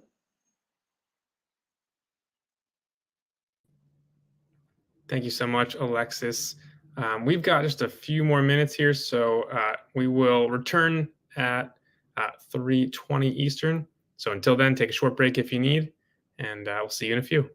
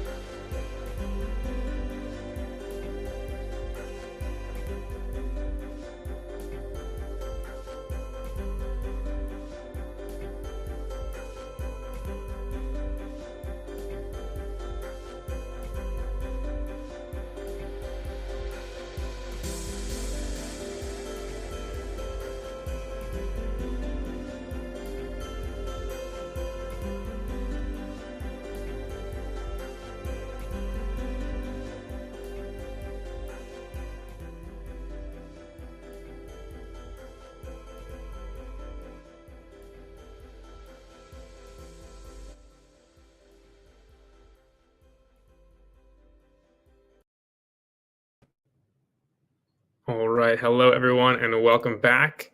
Thank you to those who were able to participate in the trivia there, and I hope you enjoyed that short break. But next up, we are going to welcome two amazing guests to the PlayPosit Exchange stage. Bill Wold, Ed D, has 20 years of experience at Capella and serves as Faculty Innovation Lead and Assistant Professor in Education Leadership and Curriculum and Instruction. In his role as Faculty Innovation Lead, he facilitates faculty and staff workshops to support various innovations to increase learner and team engagement. We also have Julianne Lasley, Ed D, and BCBA-D has 20 plus years in behavioral analysis. As Program Director of Applied Behavior Analysis, ABA, at Capella University, she oversees curriculum and supports student and faculty development and conducts research on equity, inclusion, student persistence, feedback strategies, and leadership. Her experience spans academia and diverse settings supporting individuals with disabilities. In today's session, we're going to learn about how Capella University trains faculty to create engaging online courses using PlayPosit. In-house trainers tailor hands-on workshops to faculty needs. This session is going to cover both the technical aspects of PlayPosit and its practical application in teaching. This will show how they empower faculty to transform their courses and enrich the student learning experience. So with that, we welcome Bill and Julianne to the stage. Welcome. And I'll pass it off to you both. So please take it away. Well, thank you. And I just want to make sure that you can see my screen. Can you acknowledge that? Yes, it looks like we are all good. If you would like to move to your next slide, we can just double check. Okay. Right here. How's that? Yep, all set. Okay. Well, hi, everybody. I'm Bill Wold, and I'm with my colleague today, Julianne Lasley. And we're going to talk a little bit about how we do in-house training at Capella for PlayPosit. We've found a model that is effective. I'm going to tell you about what we actually do. And Julianne, who was an original member of one of our training sessions, will talk to you about how she applied the various skills that we brought forward in our PlayPosit training. First of all, I just want to tell you a little bit about Capella University. Capella is part of the Strategic Education Company. It started in 1993 as the School of Online Learning. It has 46,000 learners right now. It's a partner with another university. Strayer University has about 40,000 learners there as well. And there's also a university in Australia, Torrens University, that has 4 campuses there, about 18,000 students there. Just to give you a little bit idea as far as we have 4 schools, as you can see here, and the majority of our learners at Capella are in a master's or doctorate position, although over time we've seen that the bachelor's program has grown as well. The delivery model, we have 2 approaches. One is a guided path, which is more of the traditional online type of learning. And then we have the flex path that you may have heard about. And with FlexPath is just that. It offers a flexible way for learners to go through the program. They can do this on their own. And it's more of a competency-based model that Capella has found to be effective. Looking at our learner profiles, you can see a vast majority of the learners at Capella are female. And as we go through with the average age of about 37 years old, and you can see the race and ethnicity of the members of our learning community at Capella. At Capella, we have 81% have doctorates, and the majority of the faculty are female as well. So that gives you a little bit of view in regard to what Capella is. Now, Capella's headquarters is located in downtown Minneapolis at the Capella Tower. You can see this tower from all over the Twin Cities. And let's just tell you a little story about how we got involved with PlayPosit. You know, when people introduce any type of innovation, this is pretty much how we look. I know it's how I look. And when this idea of PlayPosit was brought forward at Capella a few years ago, it was like anything else. oh, are you going to bore me with this? Why do I have to do this? What I'm doing is fine. I know what I'm doing. My learners give me good ratings. Everything is just great. And this is pretty typical, I think, of how a lot of us see innovation when something new is brought our way. We just think, okay, now you're going to have to show me. And this was pretty much a situation for not only me, but my colleagues as well. Well, here's what happened with our road to PlayPosit.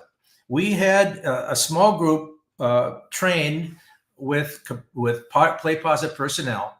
And to be honest, it didn't go very well. We had all sorts of technical issues.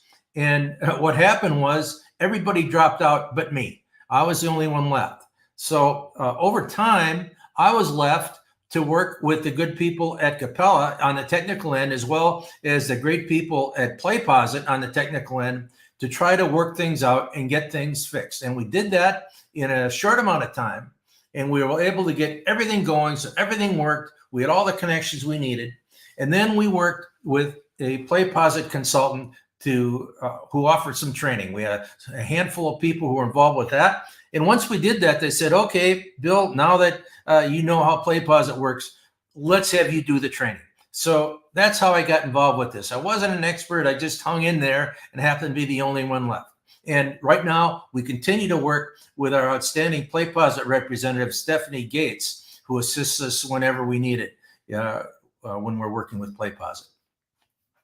Now, the basis of our innovation program at Capella is video, and we offer opportunities for our staff to learn more about how to do videos. Our first session is called Video Superstars, and that is where we offer some basic training on how to do video, how to use your camera, how to set it up, how to use a ring light, how to have any type of lighting, how to fix your sound, how to have a lapel mic. And we also do some things in regard to video editing, and people get into iMovie or Camtasia or some other type of video editing program. So we offer some basics. This is an 8-week program that we do with Video Superstars. The next step is the Innovation Think Tank Clubhouse, which I facilitate. And over time, this has changed because of all the new things that have come our way in regard to video and how to do it. And currently we offer 8 sessions each quarter. And we work on things such as Canva, video with PlayPosit. But what we've discovered in the last couple of quarters is the use of AI in regard to creating our videos. We work on creating a narrative for our videos using AI. And we also have access to a program called Synthesia, which is an AI software program where we can develop videos with avatars, not only avatars from Synthesia, but we can make our own avatars with our own voices. And we work on that and we show them how to do that. And we would very much like to have those who are involved with PlayPosit, who come into our PlayPosit training, to have one or both. But every once in a while, somebody else sneaks through there, and that's just fine. We like to have anybody who shows up. Our innovation department sends out a brochure, and they spent some time in putting these together. Just a simple brochure that goes out throughout the university for people to get interested in what we have going in PlayPosit. And what we find is that word of mouth is as good a help as any brochure in regard to getting people involved with PlayPosit. There's an easy registration link with this, and we find this effective as we get people into our PlayPosit training sessions.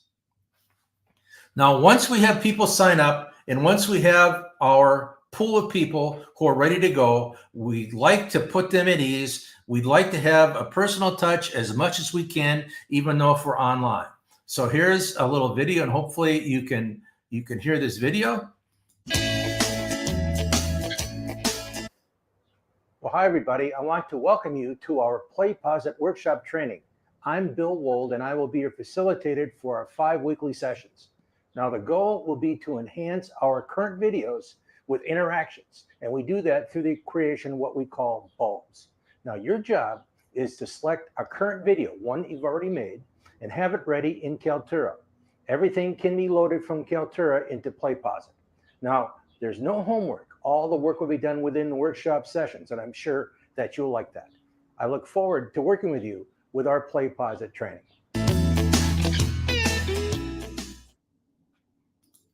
So that's a welcome that we do. We get that out to people and try to personalize it, try to make them comfortable, and then they come in to our training. And we have all shapes and sizes who come into our training. You know, what's happened over time is that we've gotten out of our silo. We started this out in the School of Public Service and Education with just faculty. And what's happened in the past several quarters, we've gained people from all over strategic education to come in to our PlayPosit training. And again, a lot of it is because of the word of mouth. People have heard about it and they come in and they want to know more and they want to get involved. And what's happened is we've met so many different people from people around strategic education, and that's been a great thing. And we not only have faculty, but we have program directors such as Julianne. We have course development people. We have instructional technologists. We have almost everybody across strategic education who can be involved with this. And we get this group in, and then we're ready to go.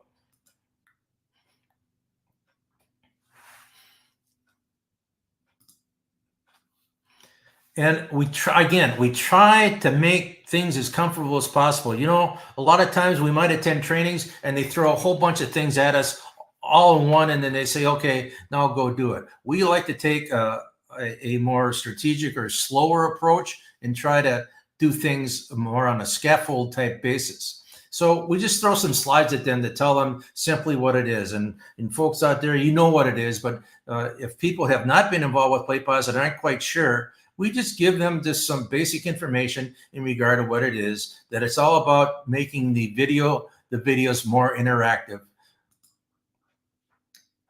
And again, making them more comfortable. We tell them, hey, you do not have to make a new video.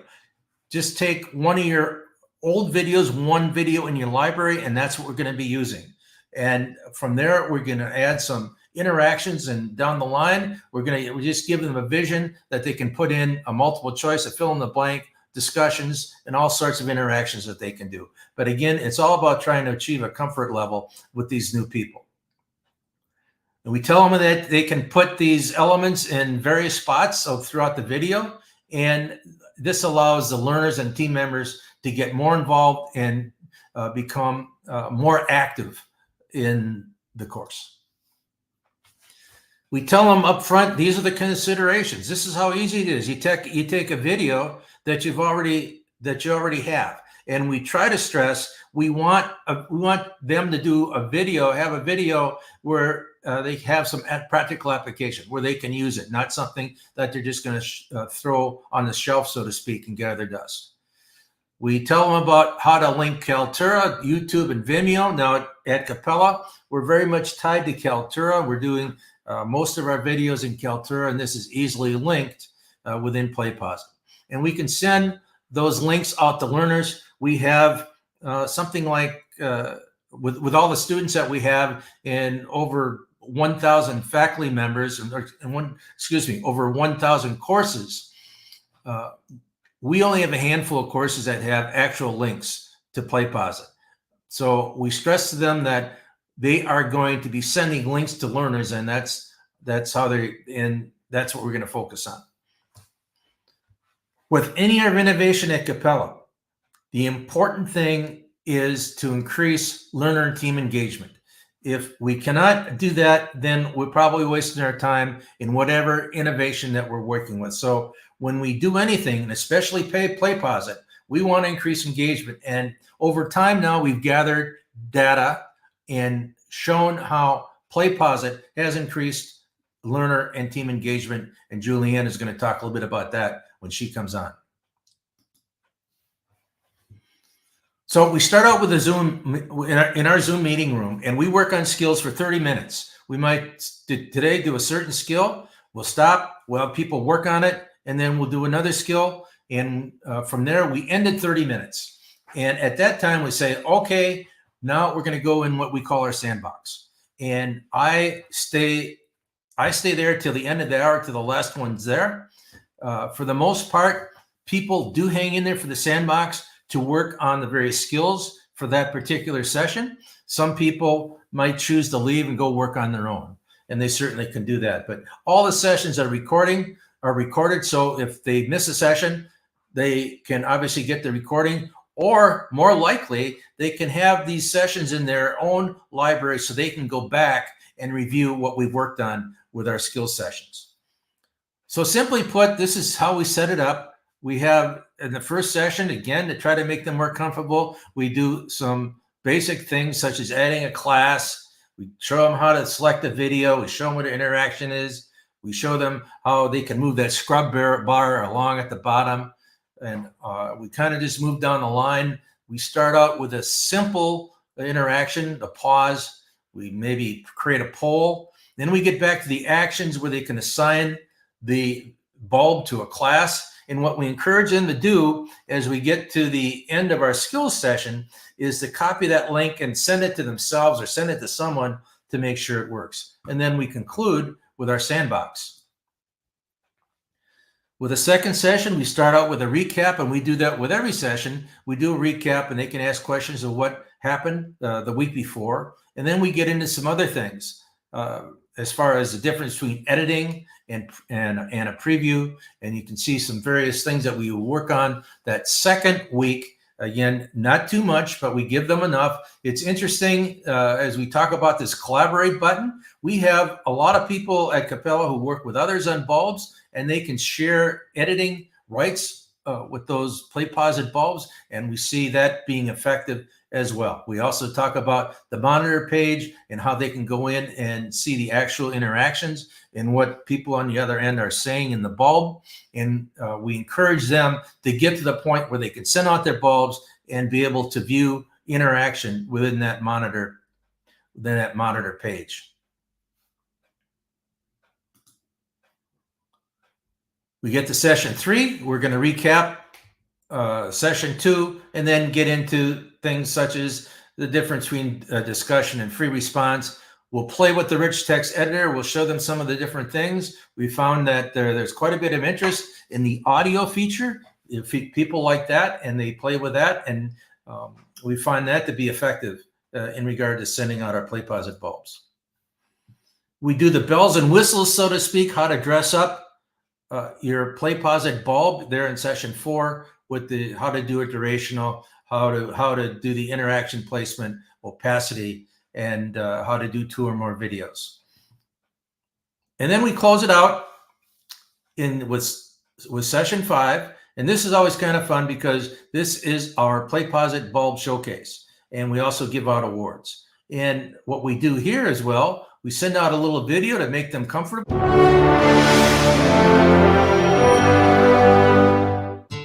Hi from Scottsdale, Arizona. This is a special invitation for you to attend our final PlayPosit training session. We will do a review of our activities, but the highlight will be the opportunity to show off your video bulb. Now, we do not expect Steven Spielberg type videos or anything close to perfection. We just want to see the variety of bulbs that can be made with PlayPosit. So please do not consider this as an anxiety moment. We had fun during our sessions and want to wrap it up in another fun way. I look forward to seeing you at our last session.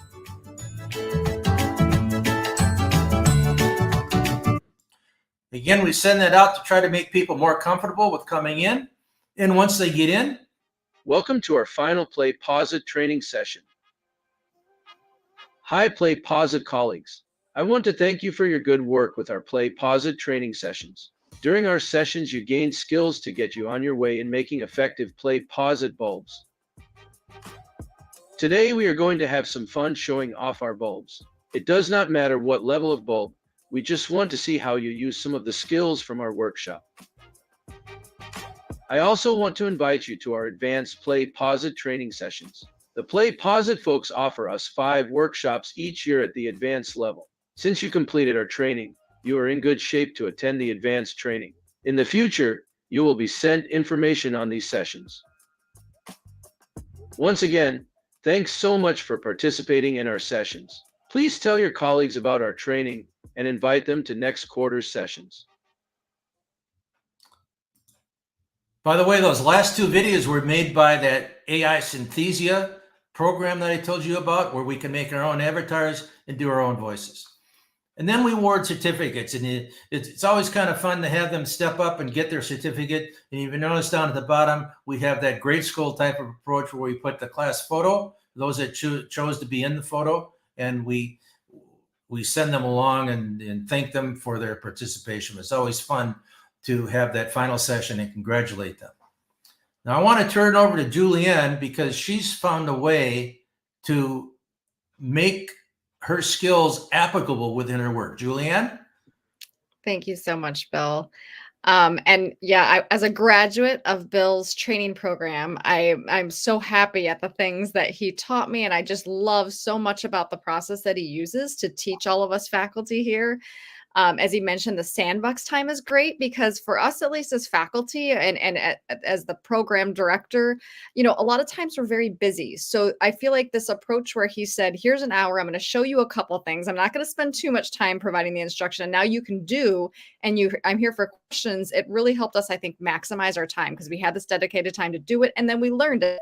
And, it's a pretty simple thing to learn, but there's certain things that you just wouldn't know to do or that were available unless really somebody showed you, or if you spent, additional time playing around. So it's just such a fun approach. And even he has a lot of facilitators, people that help provide feedback regarding how you're doing it. Such a supportive group as well. And I want to also just emphasize that how kind they were, and they really met us where we were with respect to our video creation skills, with respect to the interactions that we could add. And they would just say, that's great. Maybe you could try this. So it was it's a very comfortable environment and not super intimidating as sometimes those situations can be. Anyways, thank you, Bill. I'm sorry. So these are the things that I learned to do as a result of Bill's training that I went through. So as the program director, I'm in somewhat of a unique role at Capella in that I supervise a faculty team and a program.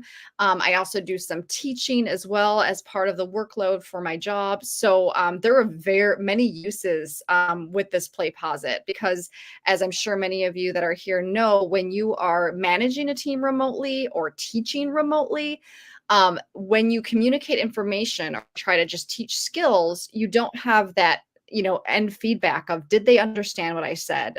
Do they know what I'm saying? Are they listening to what I'm saying?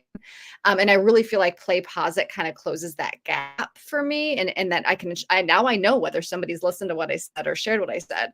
So one of the first applications I had with my first bulb was embedding an exit orientation into our final course at Capella. So I oversee an MS program as one of the degree programs that I oversee. And when learners finish this final program, when students are finishing the program, they go on to take a certification exam, possibly a licensure exam. And there's just a lot to know upon graduating. The learning never ends, and the opportunities keep going. So there was a lot we wanted to share with them post-graduation, things they need to know post-graduation. So I developed a brief orientation. I think it's maybe 10 minutes about, and we linked it directly in the course in one of our discussion boards. And I'm sure most of you here are probably familiar with the asynchronous discussion boards. So in one of our discussion board activities that students had to do on the final week of their final course, we linked one of the PlayPosit exit orientation that I had created, where I then take them through, what they need to know, what are the licensure things they need to know, when will they get their diploma, and what will that look like. And since doing that, we got a lot of really good feedback from students about just having a better understanding of what to expect post-graduation. Additionally, I was able to see the back-end data to see, if students were actually accessing this information, if they had any questions, so that we could then also adjust our curriculum if it seemed like they were coming out a little concerned or not sure of certain aspects. Bill, if you want to move to the next one. Thank you. Another really cool outcome that one of the faculty on my team created after attending Bill's training by using PlayPosit bulbs is they actually also used it to go over assignment information and assignment descriptions. So one issue we also have when just teaching these remote courses is that sometimes our students do not attend carefully enough to the assignment instructions. And so, they're there to be read. Many times we'll even hold live sessions or office hours so students can come. But one faculty used PlayPosit to take this a bit further, and she created, I think it was 4 or 5 bulbs that described how to do the final project in one of the courses. So she went over, not only describing it, but she obviously included a lot of interactions as well to ensure that the students were watching these videos and understood the directions as she was providing them. And if you can hopefully see the graph that's on the screen right now, the bar graph, it demonstrates how incredibly effective it was for the students that actually watched the PlayPosit video and the resulting grades. So for individuals who reviewed these bulbs, that went over the description of the assignment and how to be successful on the assignment, they were much more likely to be successful on the assignment.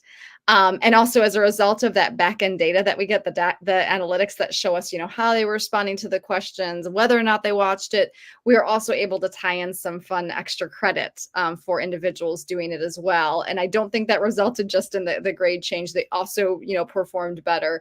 But we were just trying to provide a little extra motivation for them as well to take the time to watch the videos. And again, because we have that back-end analytic data, we then can also confirm whether or not they watched it. But again, hopefully you can see from this nice bar graph how powerful it was when we could use a tool like PlayPosit to really kind of encourage and support engagement with some of our instructions and material that we are sharing.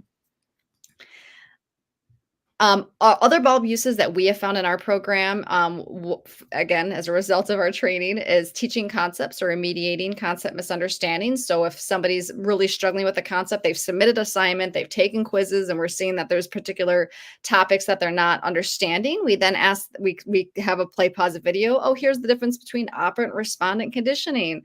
Watch this video and review it, and then they can also hopefully better understand. And again, on our end, especially when teaching remotely, it gives us this opportunity to really find out whether or not they've taken the time to go over the instructional material that we've provided, as well as see the feedback in the interactions, depending on, of course, how we've built that in, to see whether or not they're truly understanding it.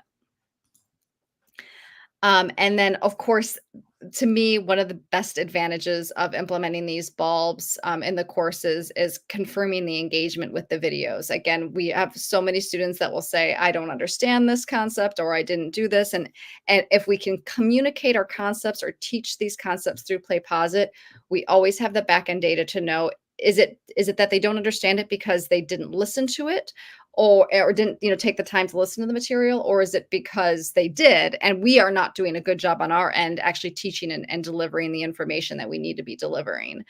I also want to mention, as a leader in the department, I oversee, a very large remote team, and I started now using PlayPosit as well to communicate information to the faculty. And again, just like with our students, and I imagine with a lot of you, when I communicate information, many times I don't know, if I send out an email about some important change or something, a new procedure we want them to engage in, I don't know if they've truly read it or understood it. I don't see their body language many times nodding or repeating it back to me. So rather than having to have a meeting, many times PlayPosit can kind of serve as an opportunity for me to send out a video, and then I know who on my team has gotten the information. And by building in interactions and questions around what it is I'm communicating, I can also confirm if they've understood the information in the video that I've shared. And also, one thing we also, we've just started doing this because really PlayPosit is somewhat new for us and our team. But we are also trying to figure out ways to help scaffold skills using PlayPosit. So, we send out a video. If individuals can understand the first basic building block of a particular concept and they've gotten that down, now we can send out the next video, which builds on that. So by kind of creating this set of bulbs that focuses on starting on the foundational blocks of a certain concept and then building and advancing upon that, we can really better scaffold some of the concepts that we're trying to teach. And thank you so much. Thank you so much, Bill and Julianne. I have a ton of takeaways from your presentation, but I guess just to start, if there's anything in the chat, I know you, Julianne, did a great job of just responding in the chat to a lot of folks as Bill was presenting. So I think we may be actually caught up there. And we do have maybe about 1 minute or so left. So I'll just share a couple of my favorite pieces of the presentation. Kind of big picture. I love the way you presented. I appreciate the kind of full cycle. You know, Bill, you talked about how you work with PlayPosit and kind of stuck around to figure out how this tool works, and then it's paid dividends because you have now had this opportunity to create a course internally that, you know, Julianne and many others have probably benefited from, which means learners are then benefiting even more widely. So I love those personalized videos. You all have done some really incredible work here with PlayPosit training and what's come of it. If there's any other questions in the chat, we'll take those now. Or if Julianne or Bill, you have any final closing remarks before we move along with our PlayPosit Exchange sessions. Well, it's great to have somebody like Julianne help with this presentation, because if it was just me, it'd say, yeah, sure. And this is the real thing, that this actually works. It is effective. And somebody like Julianne has done a wonderful job that's taking off with this. And who knows where she's going to go with this. Yeah, she is definitely that testimonial that the training paid off, and the student data speaks for itself as well. I was really impressed with that. The way that the number of videos students engage with has impacted their likelihood of higher grades. So clearly that's some strong evidence there. And Julianne, to second what you put in the chat there, thank you again, Bill. Wish I could have taken the course as well. It looked like a lot of fun. So with that, we will respect everyone's time here and say one more thank you so much, Bill and Julianne, for your time and energy today and sharing your expertise. And with that, we will say have a great day, and we'll continue our exchange. So thank you again. All right, and at this point in the day, we are going to take another 10-minute break to make sure that you all have a chance to reset before the next session. If you're sticking around, that would be great. But just a sneak preview of what to expect here. We are going to be welcoming in about 9 minutes our next guest, Dr. Amanda Rosenzweig, Assistant Dean at Delgado Community College, and she is going to be sharing some various PlayPosit use cases from faculty PD to student no-stake successes. But first, again, we'll take a 10-minute break, so we'll see you back here shortly.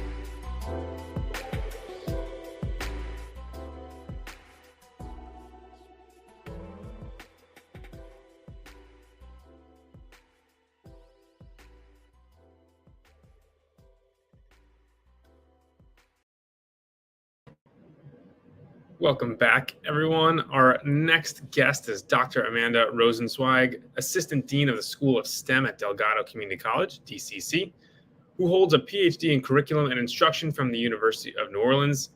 And since 2003, she's been Professor of Biology at DCC. She also serves as the Director of Science Teacher Technology Training,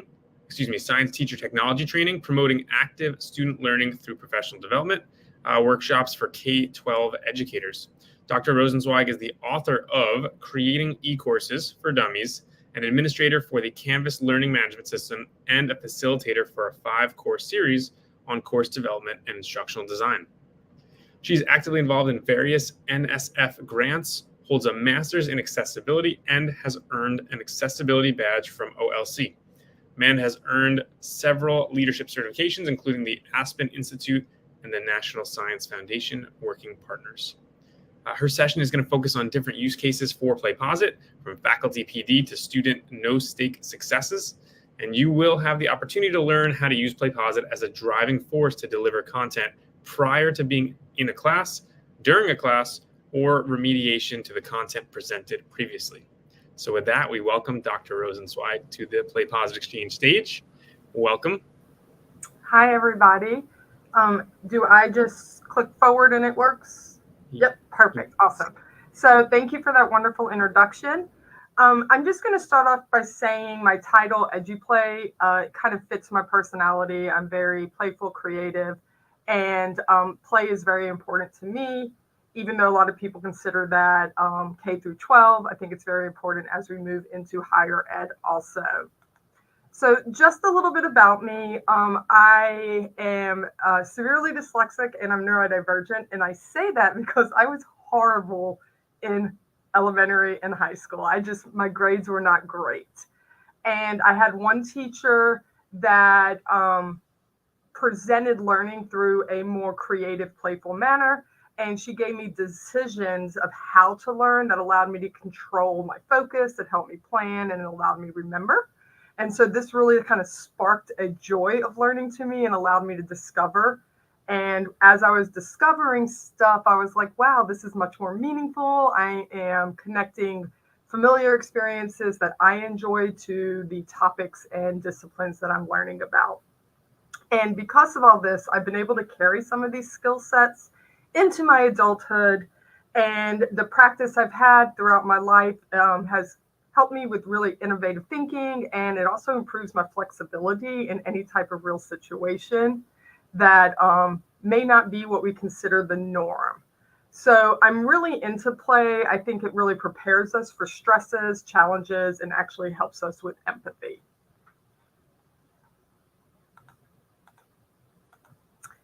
So I wanted to kind of talk about why PlayPosit. So initially I found out about it about 10 years ago and I created my own personal account. And it kind of reminded me of how I learned in that K through 12 atmosphere with that specific teacher. That specific teacher knew I really liked art. So she really encouraged me to draw my spelling words, create objects out of terms and definitions, and created those connections. So these are just some pictures I'm sharing that were similar to stuff that she asked me to do. And I actually still use these in the classes I teach. I teach anatomy and physiology, which is notoriously a difficult course. So I use these tools with my students. But our students, you know, especially as we moved into this digital age with online learning, my school kind of got shoved into it in 2005 when Hurricane Katrina hit, and we weren't prepared. So I was like, how am I going to get students to participate, watch videos, engage with this content?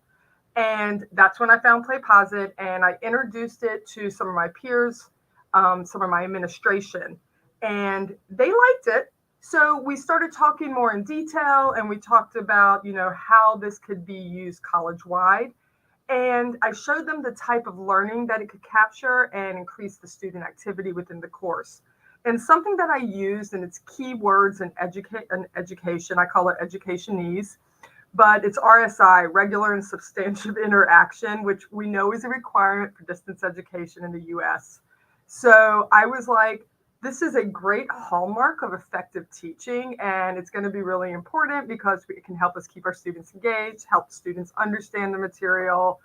It allows us as instructors and admin to kind of gauge how our students are moving through material, and we can actually improve learning outcomes and retention, which is all things that are usually going to be judged upon within the school and accreditations. So that's kind of how we initially got into PlayPosit. I love looking at new tech tools, but I want to make sure that they're usable and effective, not just because they're cool. So this presentation is going to kind of focus on three main areas: playful pedagogy, professional development, which everyone rolls their eyes at that, but we all need it, and then no and low stakes learning. So I just kind of want to talk about playful pedagogy. I'm really big into gamification, and I love using new ideas and activities to play a significant role in my students' learning. And I think it really helps progress classroom morale and success whenever we kind of feel that we're hitting a bump or a barrier. And whenever material kind of seems unclear, it brings a little bit more excitement to the situation and the actions the students must take. So we're going to talk about playful pedagogy. We're going to talk about PD. PD, we've heard a lot about today, and some of these programs have phenomenal ways that they're rolling out the PD, and I'm not going to talk about that. But we know that as instructors, as staff, there are a lot of technical skills and knowledge that's going to be related directly to our job function. So we are going to be expected to be able to perform these functions with training or sometimes with minimal training. So all these skills are going to be learned through PD, and PD can be very monotonous.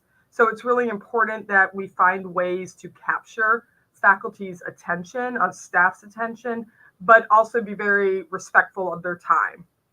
And then something that we don't talk about a lot with PD is our soft skills. And this is a great way for soft skills to be improved: emotional intelligence, adaptability, problem solving. And it also provides flexibility because it can be done asynchronously online. So very flexible for all of our working arrangements. A lot of the things I just said about professional development does transfer directly to students. So in the classroom, these things can also be incorporated. And then the last one is no stakes and low stakes learning. I'm a very big user of these two methods because I think it gives both instructors and students realistic ideas of their performances frequently throughout the term, whether it's quarter, semester, short terms, longer terms. But it also allows us to have an open line of communication between the students and the instructors. And it allows us to provide students more resources that are going to be tailored to fit their needs. And it helps students stay active because they're usually short, relatively not stressful or anxiety-inducing activities.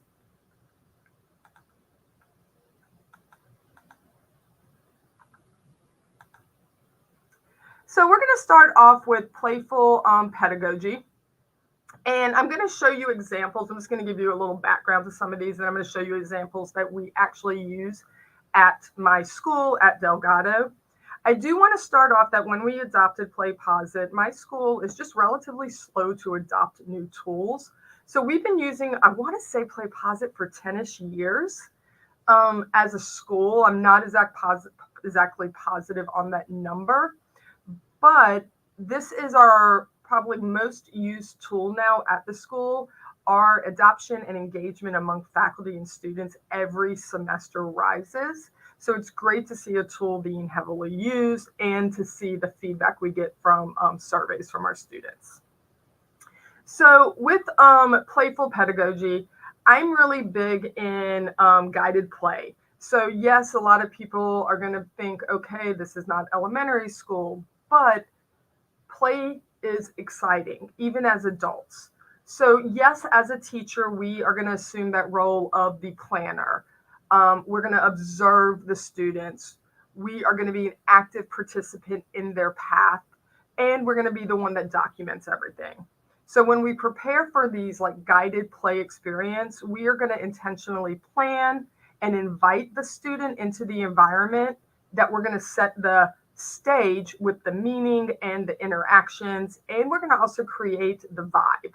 So we can do a boring vibe or we can do a more imaginative vibe with spunk. So when we select this material and we arrange it with intention, so having intentionality is really important. What do we want the students to get from this? We're going to draw upon what our students' needs and interests are. We can inspire curiosity and creativity and encourage them to explore topics that we know might be notoriously difficult. We may be exploring topics that will help them with college success skills, life success skills, communication, collaboration skills. So we can usually just by experience anticipate the types of interactions that are going to take place between the material and the students, as well as between students. And then by presenting the students with this laid out plan, they get to take the lead during this work. So they're guiding themselves. And it's the student themselves that's taking ownership and accountability of how they move through it, interact it, and explore with it, why they're getting continuous feedback. So yes, we can create PlayPosits that may be dull, but we can also create PlayPosits that really spark the imagination and allow students to explore topics, whether it's linearly or dynamically, that's going to help them become engaged and active in the process of their learning. So they're taking ownership. So how we do this at my school, there's a lot of ways. I am going to focus pretty much solely on materials that either I've created, I've been a part of, but since this product is so heavily used, so many different disciplines use this at my school, from theater to English to psychology to marketing, and I'm in the sciences, so I'm using it in the STEM field, but we have a lot of math teachers that use it too. So we decided in my department, so I'm the School of STEM, but I teach in the biology department, that we had really low retention in our general biology classes and really high attrition. And these students, most of them are going to be pre-nursing, pre-allied health, pre-med. So very competitive programs that they want to get into. And our numbers were pretty bad. They're pretty abysmal. So what we created was a series of, we created something called the Biology Boot Camp. And the Biology Boot Camp is basically gamification. It is a game within a Canvas course. We use Canvas LMS. So it's a self-paced, voluntary course students can move through. And the course is built using PlayPosit as the majority of the interactions and tools within the Canvas course. So this is just a example of one of our modules. And the module is built off of a series of short interactive PlayPosit assignments. And after each PlayPosit assignment, so we have biology and the unifying themes, and this is an interactive video that provides students notes. And as they go through the video, they have interactions, they're learning how to take notes. So we're really building skill sets also that will help them thrive within the classroom. And yes, our goal is for them to improve in the sciences, but this is going to help them in all disciplines.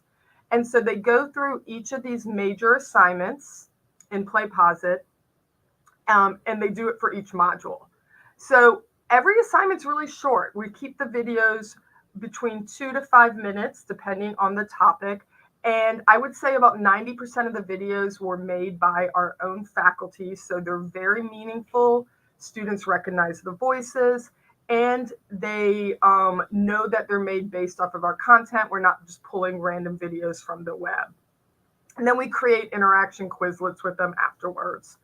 But one of the fun parts of this is as students finish each PlayPosit, they receive a badge. And as they receive the badges, it's becoming gamified. So the students at the end, our top 5 winners that completed in the fastest time, because it's basically completion. You do have to get things right, but there are no penalties. It is very repetitive. You can take it over and over again.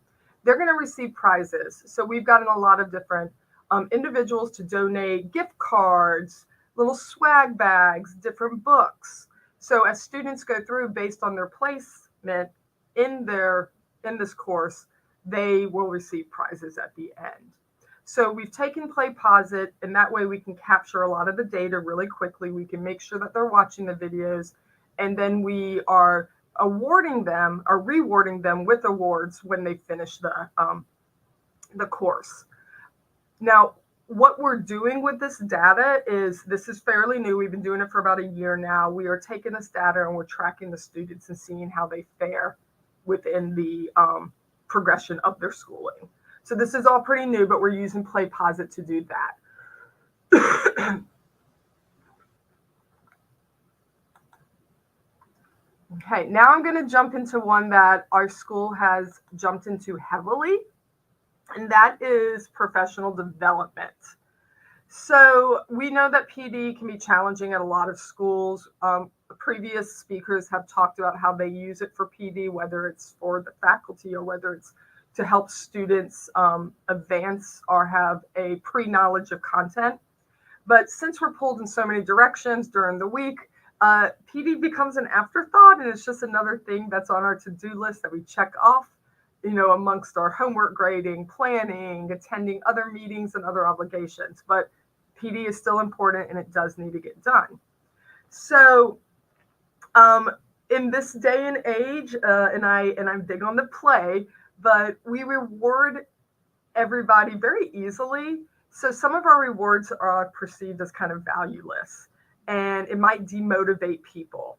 So again, gamification can be considered ineffective. So we want to make sure that when we are doing PD and we're giving value to the rewards, we are making sure that there is a genuine challenge and a joy of achievement. And we want to create a safe environment where the individuals taking these courses are going to feel secure, and they're going to be like, okay, if I don't do well, that is fine. What am I going to learn from it? So we have to have that balance of creating this transformative experience that takes this obligation that we're required to do, and it helps resonate and empower the individual. So we use PlayPosit to do this. And we've used it not only at my school, but now our system. I'm in a school of 12 I'm one of 12 community colleges in our system. And the system has now adopted a lot of the materials that I have created. So one of the things I've used to help me guide my PlayPosit experience is I kind of use for professional development these 4 little sayings. What do I want to identify and highlight so the faculty can be successful? Once I identify the what, so what is it important? What's going to encourage them to do this and reflect on that experience? And then the now what? So what is the participant's role? Are they showing up in person? Are they doing it asynchronously? Or are they doing it online synchronously? Or is it virtual? So I have to figure out that. And then the then what? What are we going to build into this that will help them actually adopt these tools, habits, and make these changes? I want the experience to catalyze the learning outcomes so they can apply it in useful ways in the future to material that is more important to them. So how we've done this is we've basically created a lot of different opportunities with playlists. And at the end of the playlist, the faculty will get certificates and or badges. So we recently adopted a badging system. So a lot of our certificates are now being replaced with badges. This particular, or the particular few I will show you, were all created within the Poly over the past year and a half. So they were all created when we were doing certificates, but we have moved now to badges.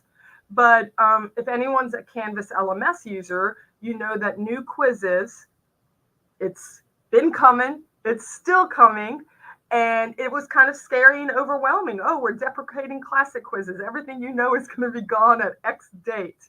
So we wanted to make sure that our faculty felt prepared and able to move forward, and it what we did is we created it through a game. Each of those bulbs that we see down the left-hand side are no more than 2 minutes. These bulbs we created, and it's our voices, our Canvas LMS background, and it's familiar to our faculty because they're seeing their space.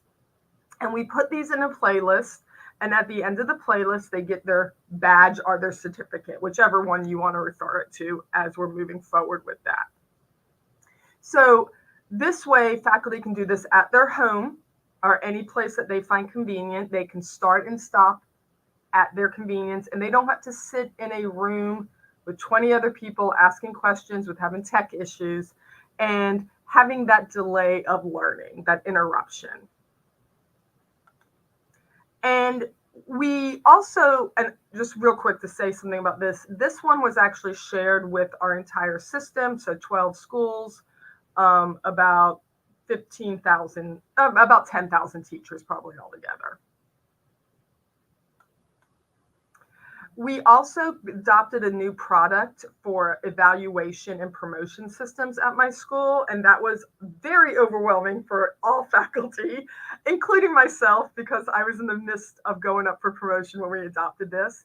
And we were like, what's the best way for us to train people on this where they don't have to sit in a classroom feeling overwhelmed, worrying about other things that are going on, that they can go home and concentrate on it, take their notes. And we did another playlist with a certificate at the end on our new evaluation system. And then most of these are all anywhere between 15 and 30 minutes, depending on how many bulbs we're putting in the playlist. But this one right here, this is a super short one. This is a, like, I want to say maybe 3 or 4 minute one that I created really quickly. This one came out a few years ago when Canvas created new gradebook filters. Faculty were not prepared on how to use them. All the releases went out between summer and fall starting. And I was like, this is going to be a great, easy way for them to get a certificate for professional development and learn some of the key tools to how to use the gradebook filter. And what I really love about PlayPosit is you can decide how faculty will move through it, how students will move through it. With the interactions, by providing notes, by providing links. You can have videos jump back to if they miss a question so they can get remediated immediately. So there's a lot of tools that we can use within PlayPosit that are going to promote faculty success. And then something that's really unique that I've done, and I worked with PlayPosit and my CSM directly. In 2022, I was asked to be a keynote speaker at an event, and I was out of town and I wasn't going to be able to do it. So they really wanted me there. So I created it and on PlayPosit, and I worked with PlayPosit to deliver it publicly. So this is out there for anyone to interact with, and it's very interactive. And it has interactions in it, it has videos, it has notes in it, and they get a certificate of attendance. And so the last thing I want to discuss is no stake, low stakes assignments, and the reason I think it's really important. These provide students with an indication of their performance, and it gives them an opportunity to improve their performance prior to receiving their grade. So it allows them to create dialogue with the teachers. They can understand how they're doing. They can build confidence, and it increases motivation. So what I do is I create welcome videos. You've heard a lot of people talk about they're doing how to make it through the syllabus and other questions that are important. I create walkthrough videos of my syllabus, how to get started in the course, and having a first day, week success in the course. Again, it's a playlist. I do these for really low points, but it is required for them to move forward. And it's not punitive because if they miss something, there's always feedback to help them move forward properly. And then I also really want to improve students' study skills and them understanding the hows, whys, and whats of learning, because I teach at a socioeconomic school that is lower, with a lot of first generation college students, working parents.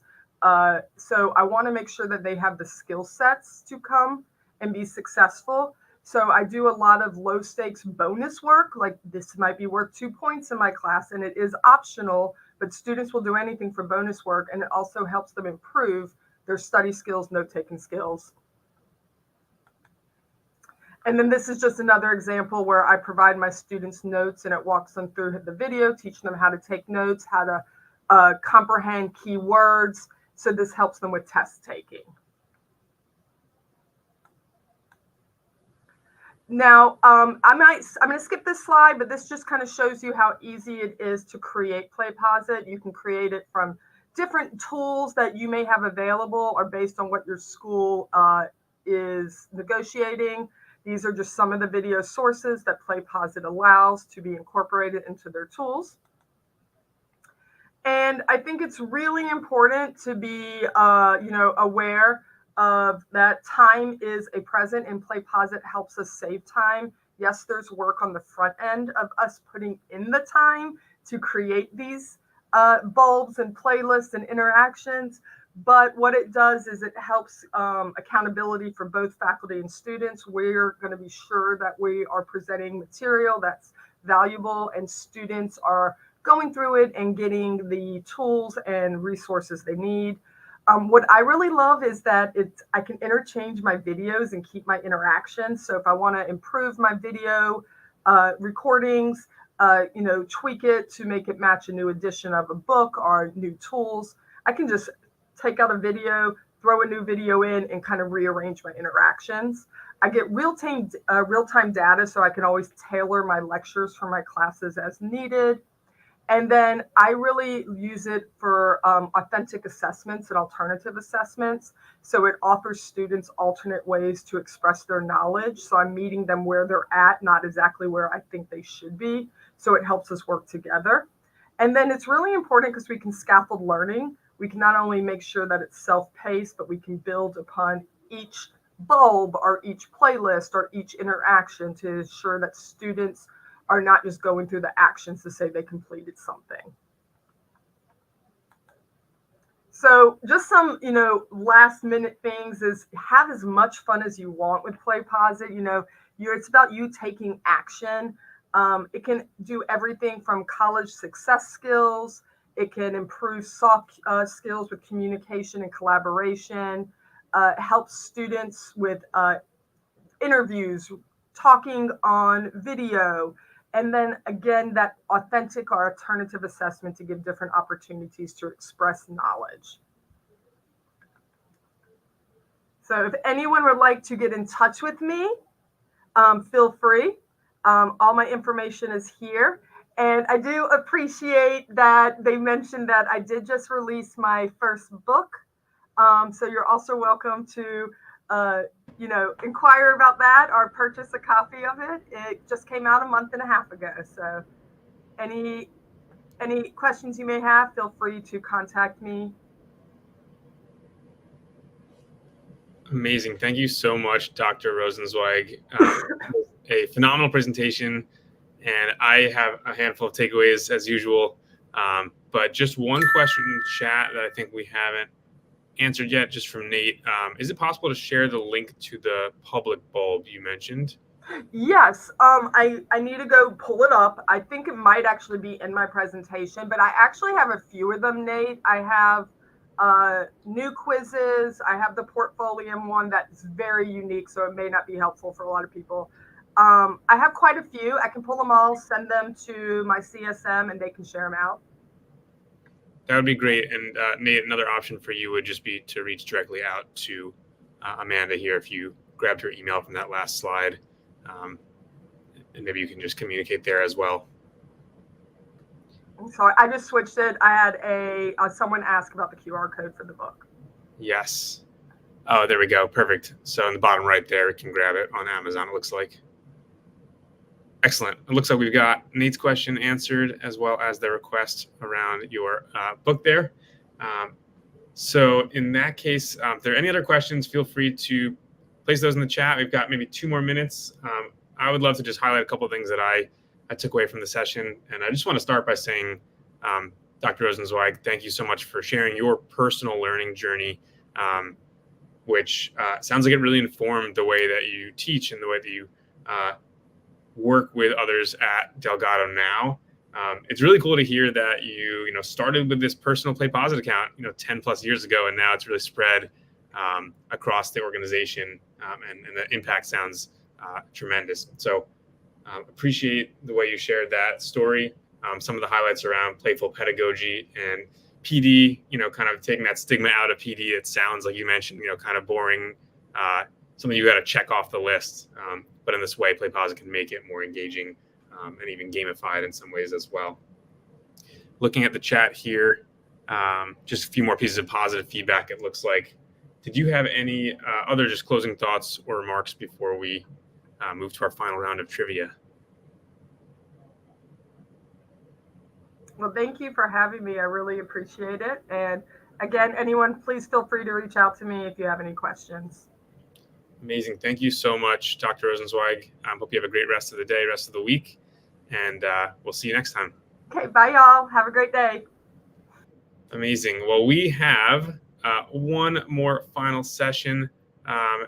Not yet, though. We do have one more 10-minute break. This time it is going to be our final round of trivia with Alexis Trebek. But before he begins, I just want to give you that sneak preview of what is to come in 10 minutes, so you stick around. Our final guest today is someone that I've worked closely with over the last year. Her name is Debbie Williams, and she is, while we're kind of wrapping up some of our days, she's just getting started because she'll be joining us from New Zealand. And in her session, she'll give you the opportunity to kind of discover how Up International College develops some of their flexible learning activities and how they use PlayPosit to create video lessons and give feedback to students. I'm particularly excited to hear about that, as I know it's not something that was discussed much yet today, but is a powerful tool inside of PlayPosit. But before we do that, in 9 more minutes, we will have some trivia right now with Alexis. And I know he's going to mention a couple adjustments to the previous rules as well. So over to you, Alexis. Thanks, Dylan. All right, everyone. So for the final round of trivia, we have made some changes. So you will only have a chance to win one time.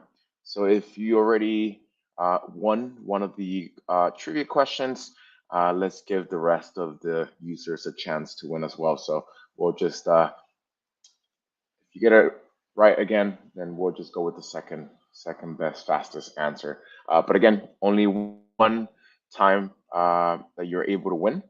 So we'll go ahead and get started with the 5 last trivia questions for the day.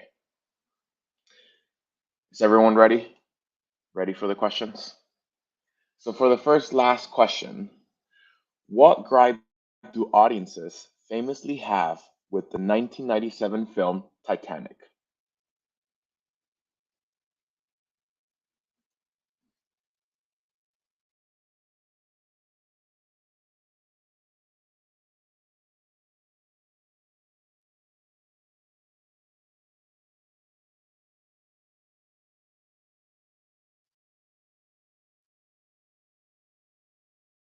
Holly, that was close.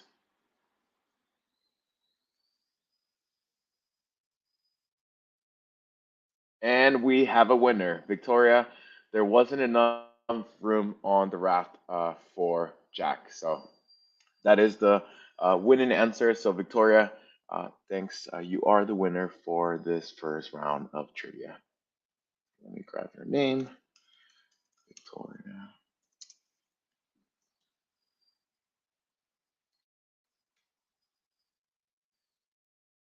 So thanks everyone else for participating on that. Moving on to the second question.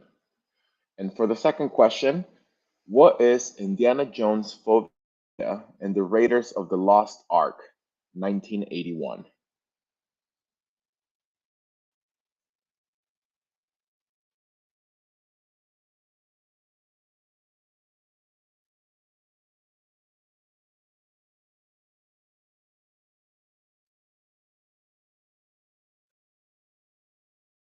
Oh, it looks like we have a winner.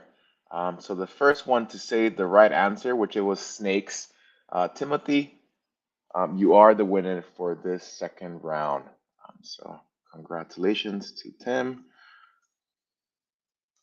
And I am putting your name down so we can make sure you guys receive your prizes.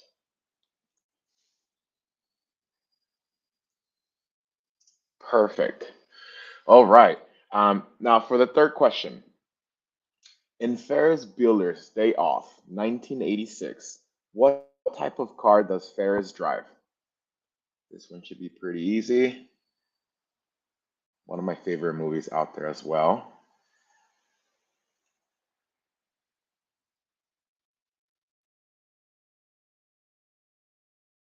And we have a winner. He was driving a Ferrari. So, Ralph, you are the first person to say that. So, congratulations to Ralph. I will be putting your name down as well.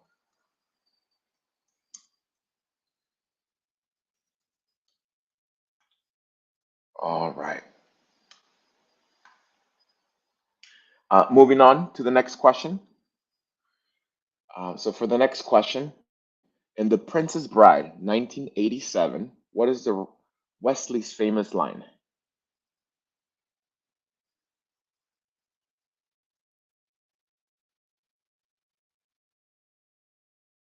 So in The Princess Bride, 1987, what is Wesley's famous line? Oh, there we go. We have a winner. So Holly, you are the first one to say the right answer, which is as you wish. So congratulations, Holly. You won this round. And putting your name down as well. Perfect. And we have one more question before we wrap up this last trivia session. So if you haven't gotten the chance to win, make sure you're ready to go on that keyboard. And for the last question, which band is known for the song Don't Stop Believin'?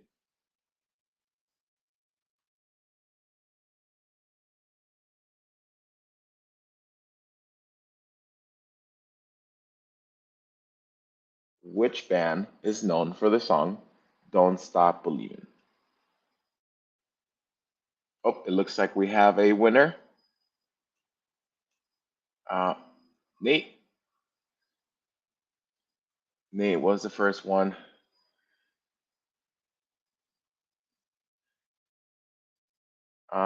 Team, do we want to? Looks like we had Nate. You had won the past trivia, so we're gonna go ahead and give it to the next fastest answer, which was Lisa Brown. Lisa was also a winner on the previous trivia. You guys are the trivia winners, but we're gonna go down the list on the third fastest, which was Say. So Say, you are the winner of this last question, trivia question. So congratulations to everyone that participated. Again, everyone will be receiving their prizes shortly. So I will go ahead and note this last name here. And we are all wrapped up. So thanks again, everyone, for participating on this trivia session. We'll surely be back tomorrow with more questions. So if you did not get a chance to win this time around, you'll definitely have more chances tomorrow as well. So back to you, Dylan.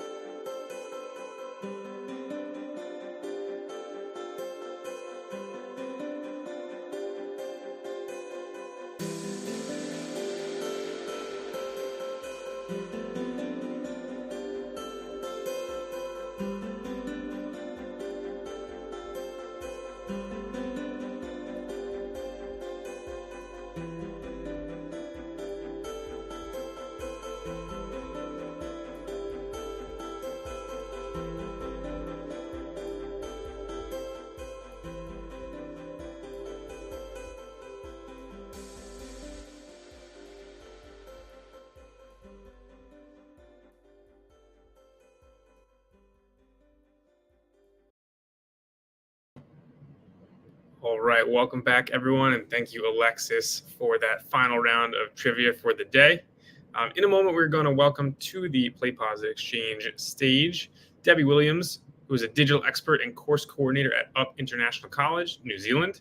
At Up International College, New Zealand, Debbie Williams prepares international students for university foundation programs. She's the digital expert and course coordinator for accounting, having started flipping her classes back in June of 2016. During the COVID pandemic, Debbie played a key role in developing flexible learning activities, which include video lessons and activity lessons that students complete before attending class. These activities continue to be used to prepare students for university and develop their English skills. In her presentation, Debbie's going to explain the development and implementation of these flexible learning activities and share some of her insights from her personal journey. So with that, we will welcome Debbie to the stage. Hi, Debbie. How are you? I'm fine. Thanks, Dylan. How are you? Excellent. Thank you so much. I will leave it to you. Take it away. Okay. Thank you very much. Kia ora, everybody. So as Dylan said, I am from New Zealand. Up International College is in Auckland. It's 8:40 in the morning here. It's already Friday. All right. So I know we say Up International College, but you'll see on the screen that it says the University of Auckland International College. That is one of our foundation programs. So that was the logo that we chose to use. Just so that you have some idea of what the college looks like. So there it is in the Auckland CBD. And just another few pictures, one of the classrooms with some students, what the outside looks like in the foyer. And this little doorway here is into Paradise. That's my classroom where I am sitting now. Okay. So what I'm going to be talking about is my flip journey, and then I'll just focus on these flexible learning activities. And at the end, I have some very short videos from 3 students just to give you some feedback of what they think about the flexible learning activities. And before I continue, because I know this really annoys me, I will be sharing the presentation with you at the end. Okay, so let's start off with my flip journey. So this, I heard a little bit of the last presenter's journey and how she started with a personal PlayPosit account. And my journey is very similar, but it goes all the way back to 2012. So as Dylan said, I teach international students to prepare them for a foundation course for the University of Auckland, AUT University, and Victoria University of Wellington. And so international students face a lot of challenges. The first one being culture shock. They come to New Zealand and, you know, it's such a different country, different way of living, different food, etc., etc. The language problems. Often they are learning a totally new subject, and English is not their first language. So especially in my subject, accounting, they've never studied it before. And of course, there's different teaching and learning styles. So we have to get that mode of like rote learning and thinking that the teacher is right all the time out of their thinking, and trying to get them to think for themselves and learn independently, because we also have to prepare them for university. And so I was always trying to work out how the heck I was going to be able to do all of this, because on top of all of that, we've got the normal challenges of teaching, the curriculum, and so on. So way back in 2012, I started making my own videos, and I look at them now and God, they were pretty bad. But I found, so I'm such a nerd, in the Christmas of 2012, I found in PowerPoint, create a video, and I was in heaven. In 2014, I went to a Blackboard conference, and there was an accounting lecturer from a university in Australia, and she had started to flip her classes, and I still wasn't really convinced. I didn't really quite understand it all. But then in 2015, our principal sent a whole lot of us to FlipCon. And this is where I met these guys, John Bergman and Aaron Sams. And they changed my life. And that was when I decided, yes, flipping is the thing to do. And so there was me and a few economics teachers, and we started flipping in June of 2016. And so this is just a thing from John Bergman. What is the best use of face-to-face class time? And this is one of the reasons why I really wanted to flip, because I thought, what is the point of me standing at the front and telling them the definition of accounting when they can do that in their own? That's just one example. And so I wanted to spend more time with the students. I wanted to get to know them better. I wanted to give more one-on-one help. And the only way I thought I could do this is if I flipped my classes. And so building relationships was at the center. I wanted active learning, not passive learning. They have to have meaningful learning. So I didn't want to just send them away and say, do this for homework, for whatever better word. And of course, I'm trying to get them ready for university, student autonomy, give them some accountability, take responsibility for their learning. But I also wanted timely feedback. And it was for me as well as the students. So here are some of my early students in my flipped classroom.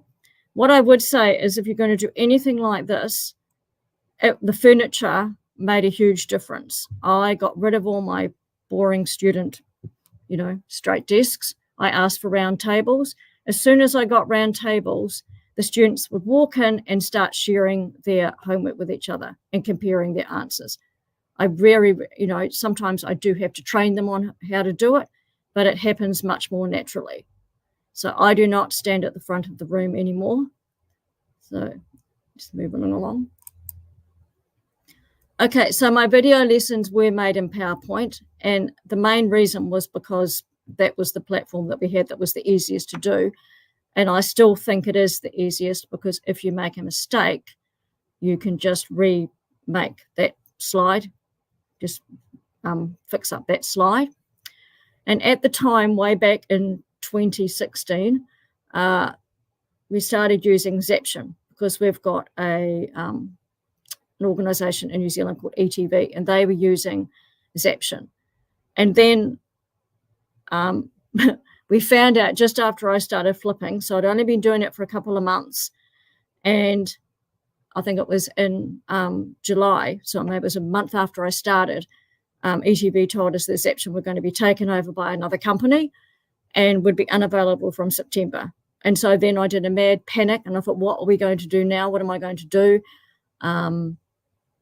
It didn't affect the economics teachers as much, because they were getting them to make them notes, and they were doing like do nows at the beginning of class. But I always wanted interactivity in my videos. And so I looked at Edpuzzle, but then another colleague of mine said, why don't you have a look at Educanon? And Educanon is now PlayPosit. And it was probably one of the best decisions I ever made. So this just shows you some of the platforms that we use. And our LMS is Blackboard Learn. You won't know Education Perfect or ETV probably, but a lot of you may have heard of Nearpod. And in these things, you'll get this interactive presentation later on. I've just got the links so that you can have some idea of what these are. But Education Perfect is a platform that we've been using for our exams, but it's mainly the scientists and the mathematicians use it. In the social sciences, accounting, economics, geography, we use Nearpod.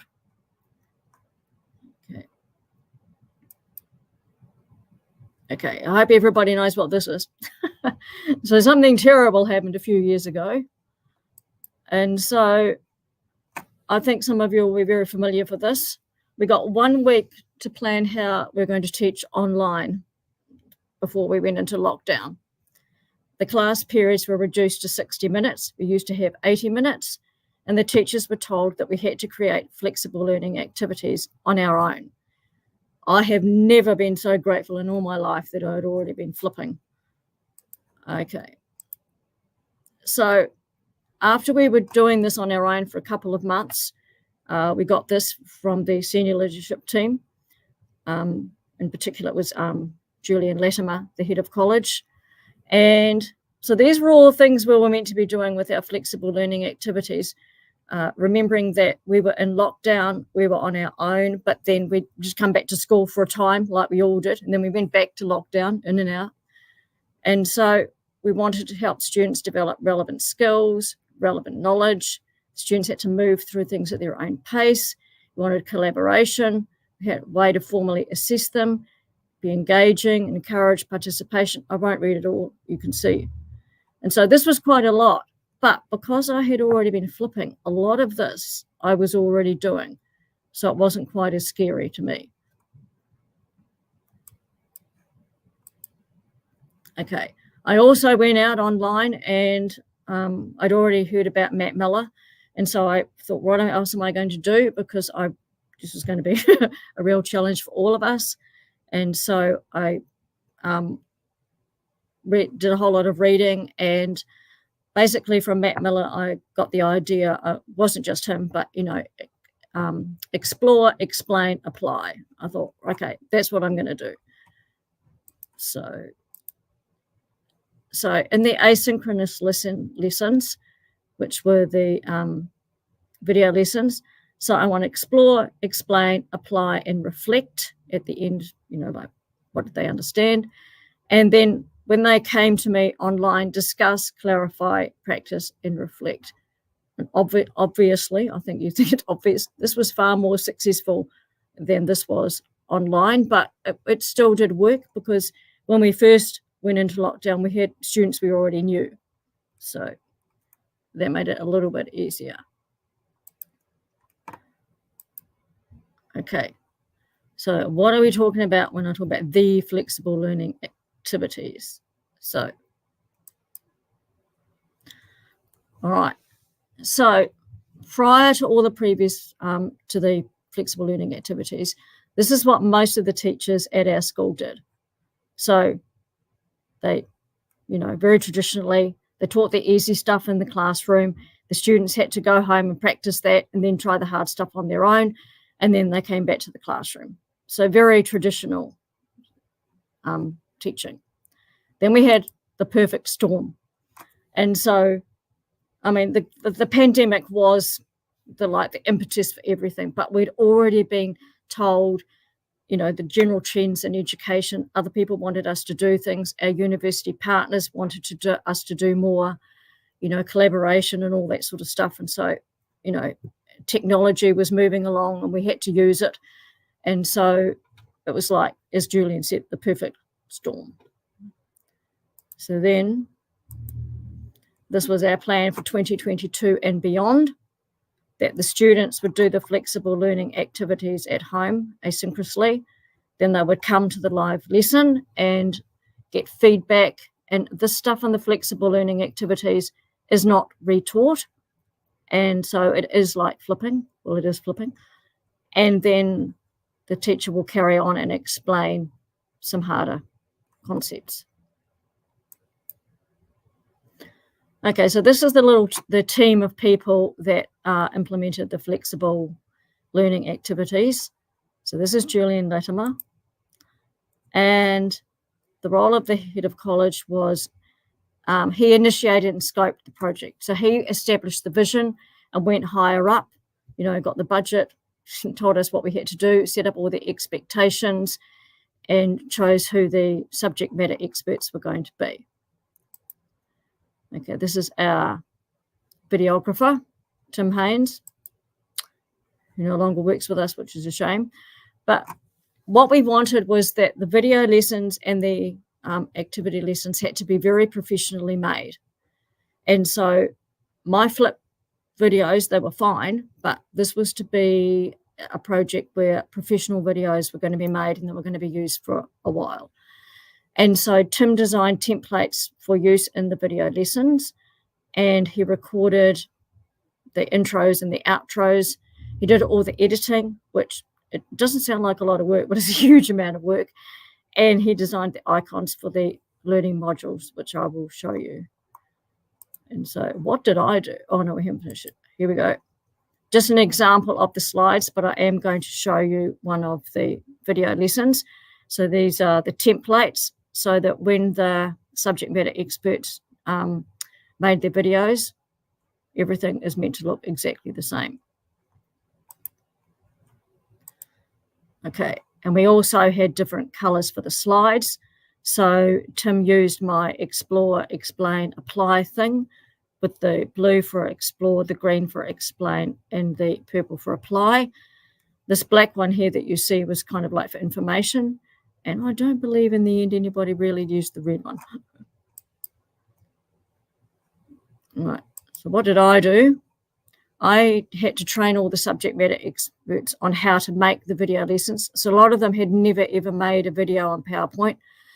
So it was quite a lot of work because they had to make the PowerPoint first. Tim and I had to check them all for accuracy, and then we had to edit Tim had to edit the video lessons. I had to do all the editing for the interactivity that was added to all of the video lessons and the activity lessons. Obviously, I had to show them how to add the interactivity.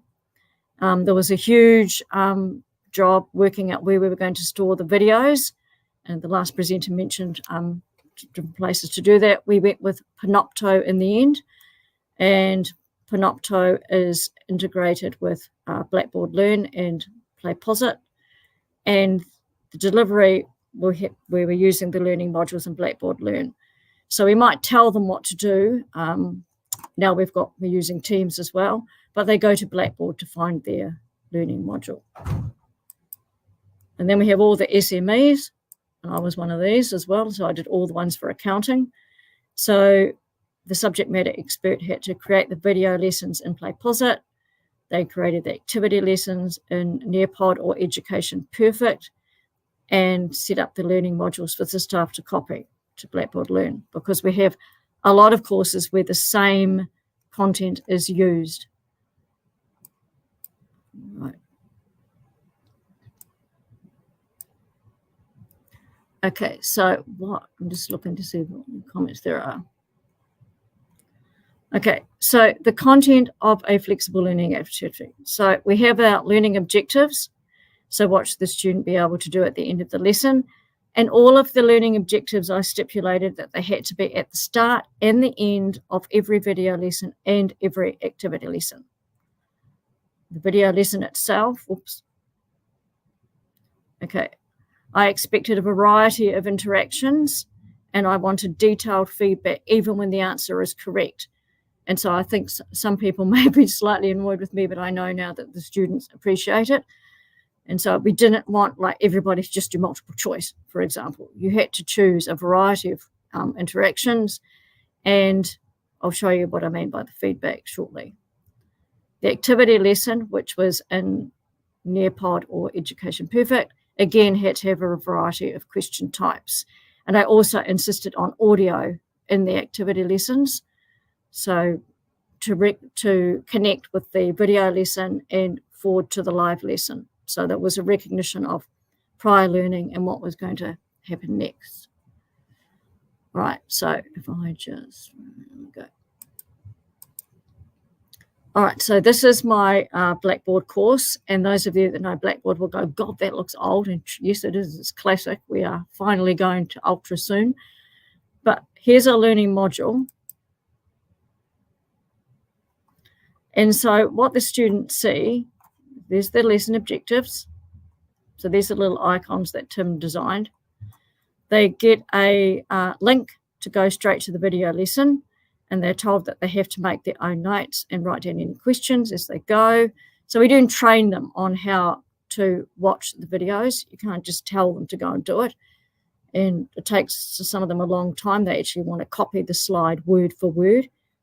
We try to encourage something like Cornell, or just trying to teach them how to do proper notes. And then they go to the activity, and there's a link to Nearpod.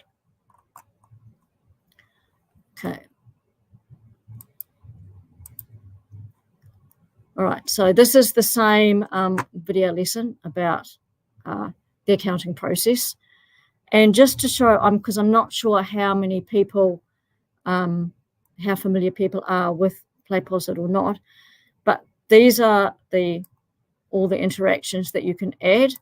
And so I have used pretty much all of them, not the discussion so much, but multiple choice, the free response, the poll question, the check all is really good. I have used the place and order. I changed this to just make it ordinary matching, and I just changed the headings. I think some of the mathematicians might have chosen that one there. And so if I just click on the multiple choice, because everybody understands multiple choice. So it's really easy to add your feedback. Okay, and we've got advanced options, but I won't have time to go through all of those in a moment. So you can see, here's an example of the feedback that I gave for this one. They had to put it in order. And you can see this was just for the, yes, they're right with what order they chose. Okay. This was matching one. So you can see they had to match the source document with the transaction. Okay. So what I'll actually do is, I have got one here, the same one, all right. So I'm just going to play a little bit of it so you can see these intros and things that Tim made, and just a little bit of the interactions. We've already looked at recording transactions on the expanded accounting equation. But what order do things happen in a business? Because we have to get from recording the transactions to producing the financial statements. This video lesson explains the accounting process.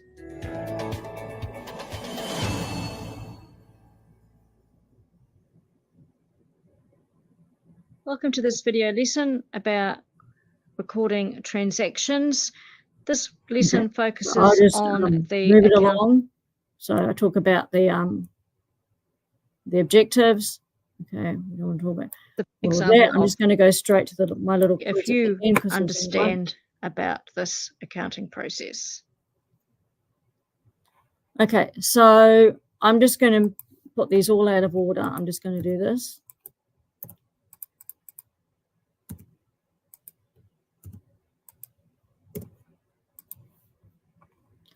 Okay, so when they get it wrong, they see it's red and they're told the correct answer and why they are wrong. Okay, so that was the order one. So you can see that feedback is very, very detailed. Okay, this is in free response, so open-ended question. So I will mark that on my own later. Okay. I'm just going to do something silly here because it's all going to be wrong.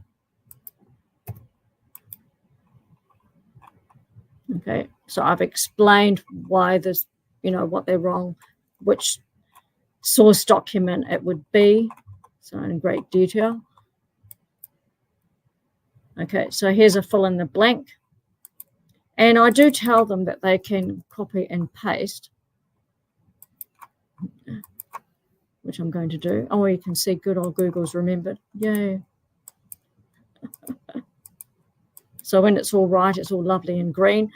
And because there's only 3 words there, we didn't give detailed feedback because it's in the video lesson and it should be in their notes.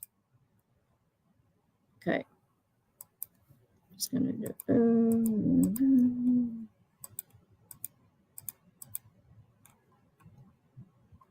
Okay. So, yeah, should be in their notes. Okay, this is an example of the check all. So step 5 is to ensure that calculate profit is not right. Okay, so that shows the one that is right. So that's the option that we've chosen, that they see the one that is right, but if they get it wrong, it explains to them why it is wrong. The reason I wanted to do all of this is because our students, being international students, in their culture, they have to get things right. And we're trying to teach them that you will learn more if you get it wrong, and it doesn't actually matter if you get it wrong. So a lot of them, they might guess it right, but we need them to understand.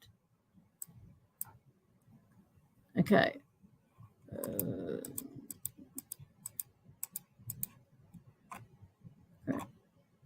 Right, that was just about the financial statements.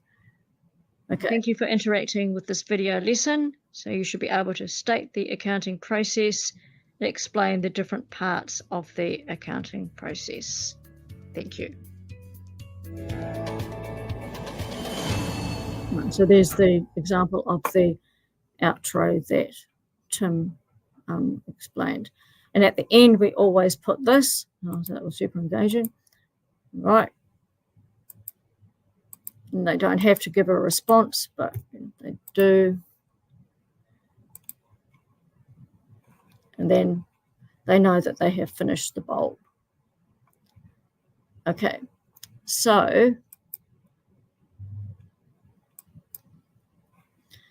I've got these short videos from the students just to show you, and I'll just tell you a couple of other things as well.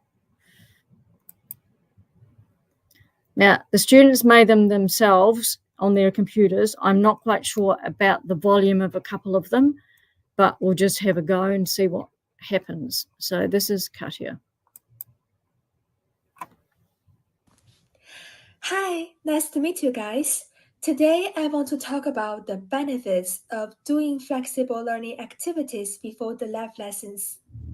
For non-native speakers of English, when we learn new professional knowledge, it will be harder for us to understand and remember. So, doing flexible learning activities before the live lessons is necessary.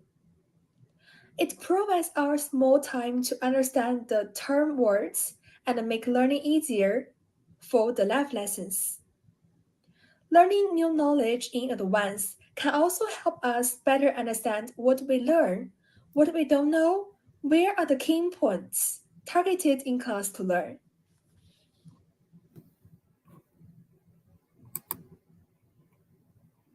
Okay, so this is Jacob using his phone. As a student, what I really felt about the FLAs are that there are various types of contents in PlayPosit and questions are always available. And some questions are provided in the FLAs. So for example, multiple choice questions and then drag and drop, and then especially free response questions. I think free response questions particularly are really helpful because on the live lesson, from the teacher, you can share your own thoughts and also you can listen to the other students' thoughts as well. And also for the feedback, the constant feedbacks are available on PlayPosit because they provide you some questions during the video lesson and tells you the right answer straight to the point. And then you will be also able to see your own strength and weaknesses. And then after that, it's really simple. You can just go to your Nearpod and practice some test type questions, which really helps you for training your skills before the test. And also, I think this is one of the best advantage of the FLA because you can prepare for the live lessons by learning the content before the class. So you can ask some specific types of questions and also the specific types of feedbacks from the teacher in detail. And then also in the Nearpod again, there are really nice revision questions because in the test, I could see some of the questions that were really similar, not the same, but really similar. So with just repeating the similar types of questions, I could just easily get some good marks on my test too. And also, rather than asking your teacher, I could just repeat my video lessons and questions until I fully understand the content, which is really time efficient for me, for sure. And lastly, Daniel.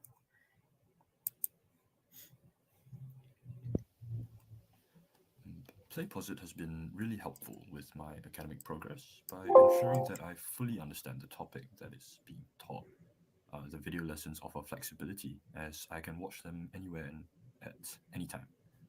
And the questions that are spliced throughout the video, they work in tandem with the activity lessons to ensure that I'm on the right track.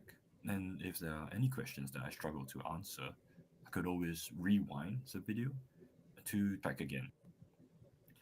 These video lessons help me prepare for live classes so that I arrive with a foundation and am ready to ask insightful questions.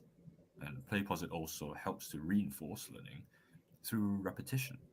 It's only human for students to forget certain points, and using PlayPosit has the added benefit of being able to revisit these video lessons at any time for review or even preparation for an examination.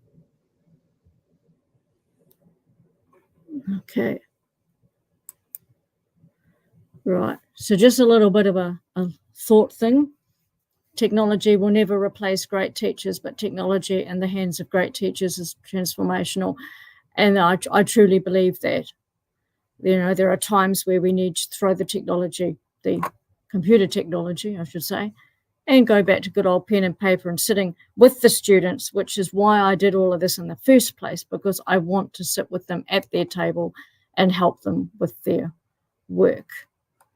And so I was also going to say that it's not just the flexible learning activities that we're using PlayPosit for. I've tried a couple of escape rooms, and we are working on a module for good old APA referencing, and to try and help the students understand all of that. It's actually the whole thing, academic integrity.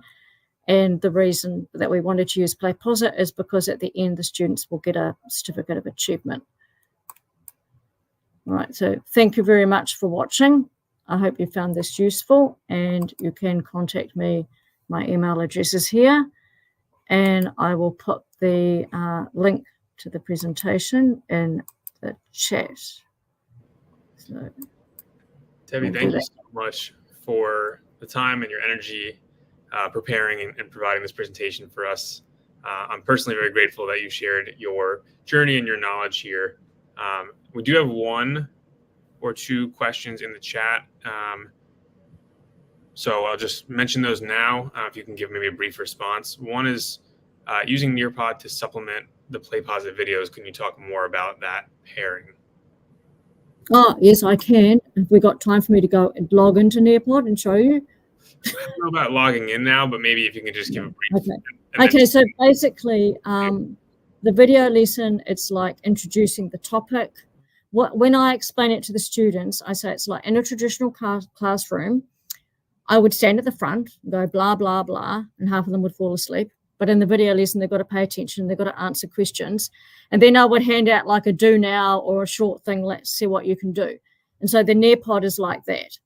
But they're still doing it at home. And what I didn't mention is the fantastic analytics I get from PlayPosit and from Nearpod to help me plan the live lesson. So I already know before they're walking in the room what I'm going to focus on. I only focus on the things that most people are struggling with. And so, yeah, I'm not sure that is enough, Harry, but Nearpod is, because it's got different types of interactions. So they've got things like the draw it. So that's really useful for an accounting, like writing out ledgers or bits of financial statements. So they complement each other really well. I hope that answers the question. But you can contact me anyway. Yep. Thank you, Debbie. I think what we should do at this point, since we're a little over time now, is for any other questions out there, as Debbie mentioned, just reach out to her via email, which was in this presentation. She put the link in the chat, which is really helpful for us. There it is there. And I just wanted, oh, is that? Oh, I'm just here, it's on the screen now. Debbie.williams@up.education. Oh, there we go. Perfect. So you can grab that. And just to name, one of the most powerful things that Debbie shared among many highlights is the feedback and how easy it is to add that many places within PlayPosit, and the power of using that to teach learners that growth mindset, that it's okay to make mistakes. In fact, it's actually a good thing. So that's one of my most kind of salient takeaways from this presentation. But thank you so much again, Debbie. I know I'll be speaking to you soon for our regular meetings. Appreciate your time, your energy, and have a great day. I know you're just getting started. Okay, thanks very much. Okay. All right, take care. Bye, everybody. Thank you. And for everybody who is still with us today, thank you for sticking around. Or if you just joined us, thanks for joining us at this time. Before we do officially close out, a couple of kind of housekeeping reminders and items for you. First of all, another big thank you for not just our presenters, who we appreciate, but for you all to engaging today, in the chat, taking notes and listening, however you may be doing that on your own. Whether you joined for one session or all of them today, we do appreciate that engagement and your interest in growing your PlayPosit knowledge and skill set.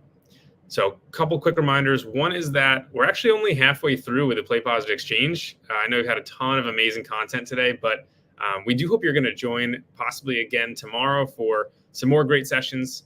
Similar to today, it will have a handful of 30-minute segments, some 10-minute breaks, a few more trivia opportunities to earn prizes. And if you just register for the day 2 sessions, you can join and leave kind of as needed based on your availability and your interest in the session topics.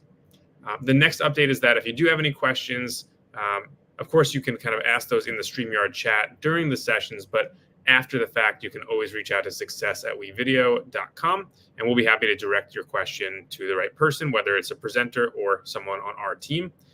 So we'd be happy to help there. And then the last thing is, if you missed any sessions today, you have meetings and we're busy, or you just wanted to rewatch something from today, because there's so much information out there shared by our PlayPosit experts, all the sessions were recorded. So you, by registering, will receive the watch link for the on-demand recordings. So no worries there. As long as you're registered, you're good to go. So feel free, even if you can't join for all the sessions tomorrow, just register just so you have that access. And one more time, thank you for your time and engagement. Hope you have a great rest of your day, and we look forward to hopefully seeing you tomorrow.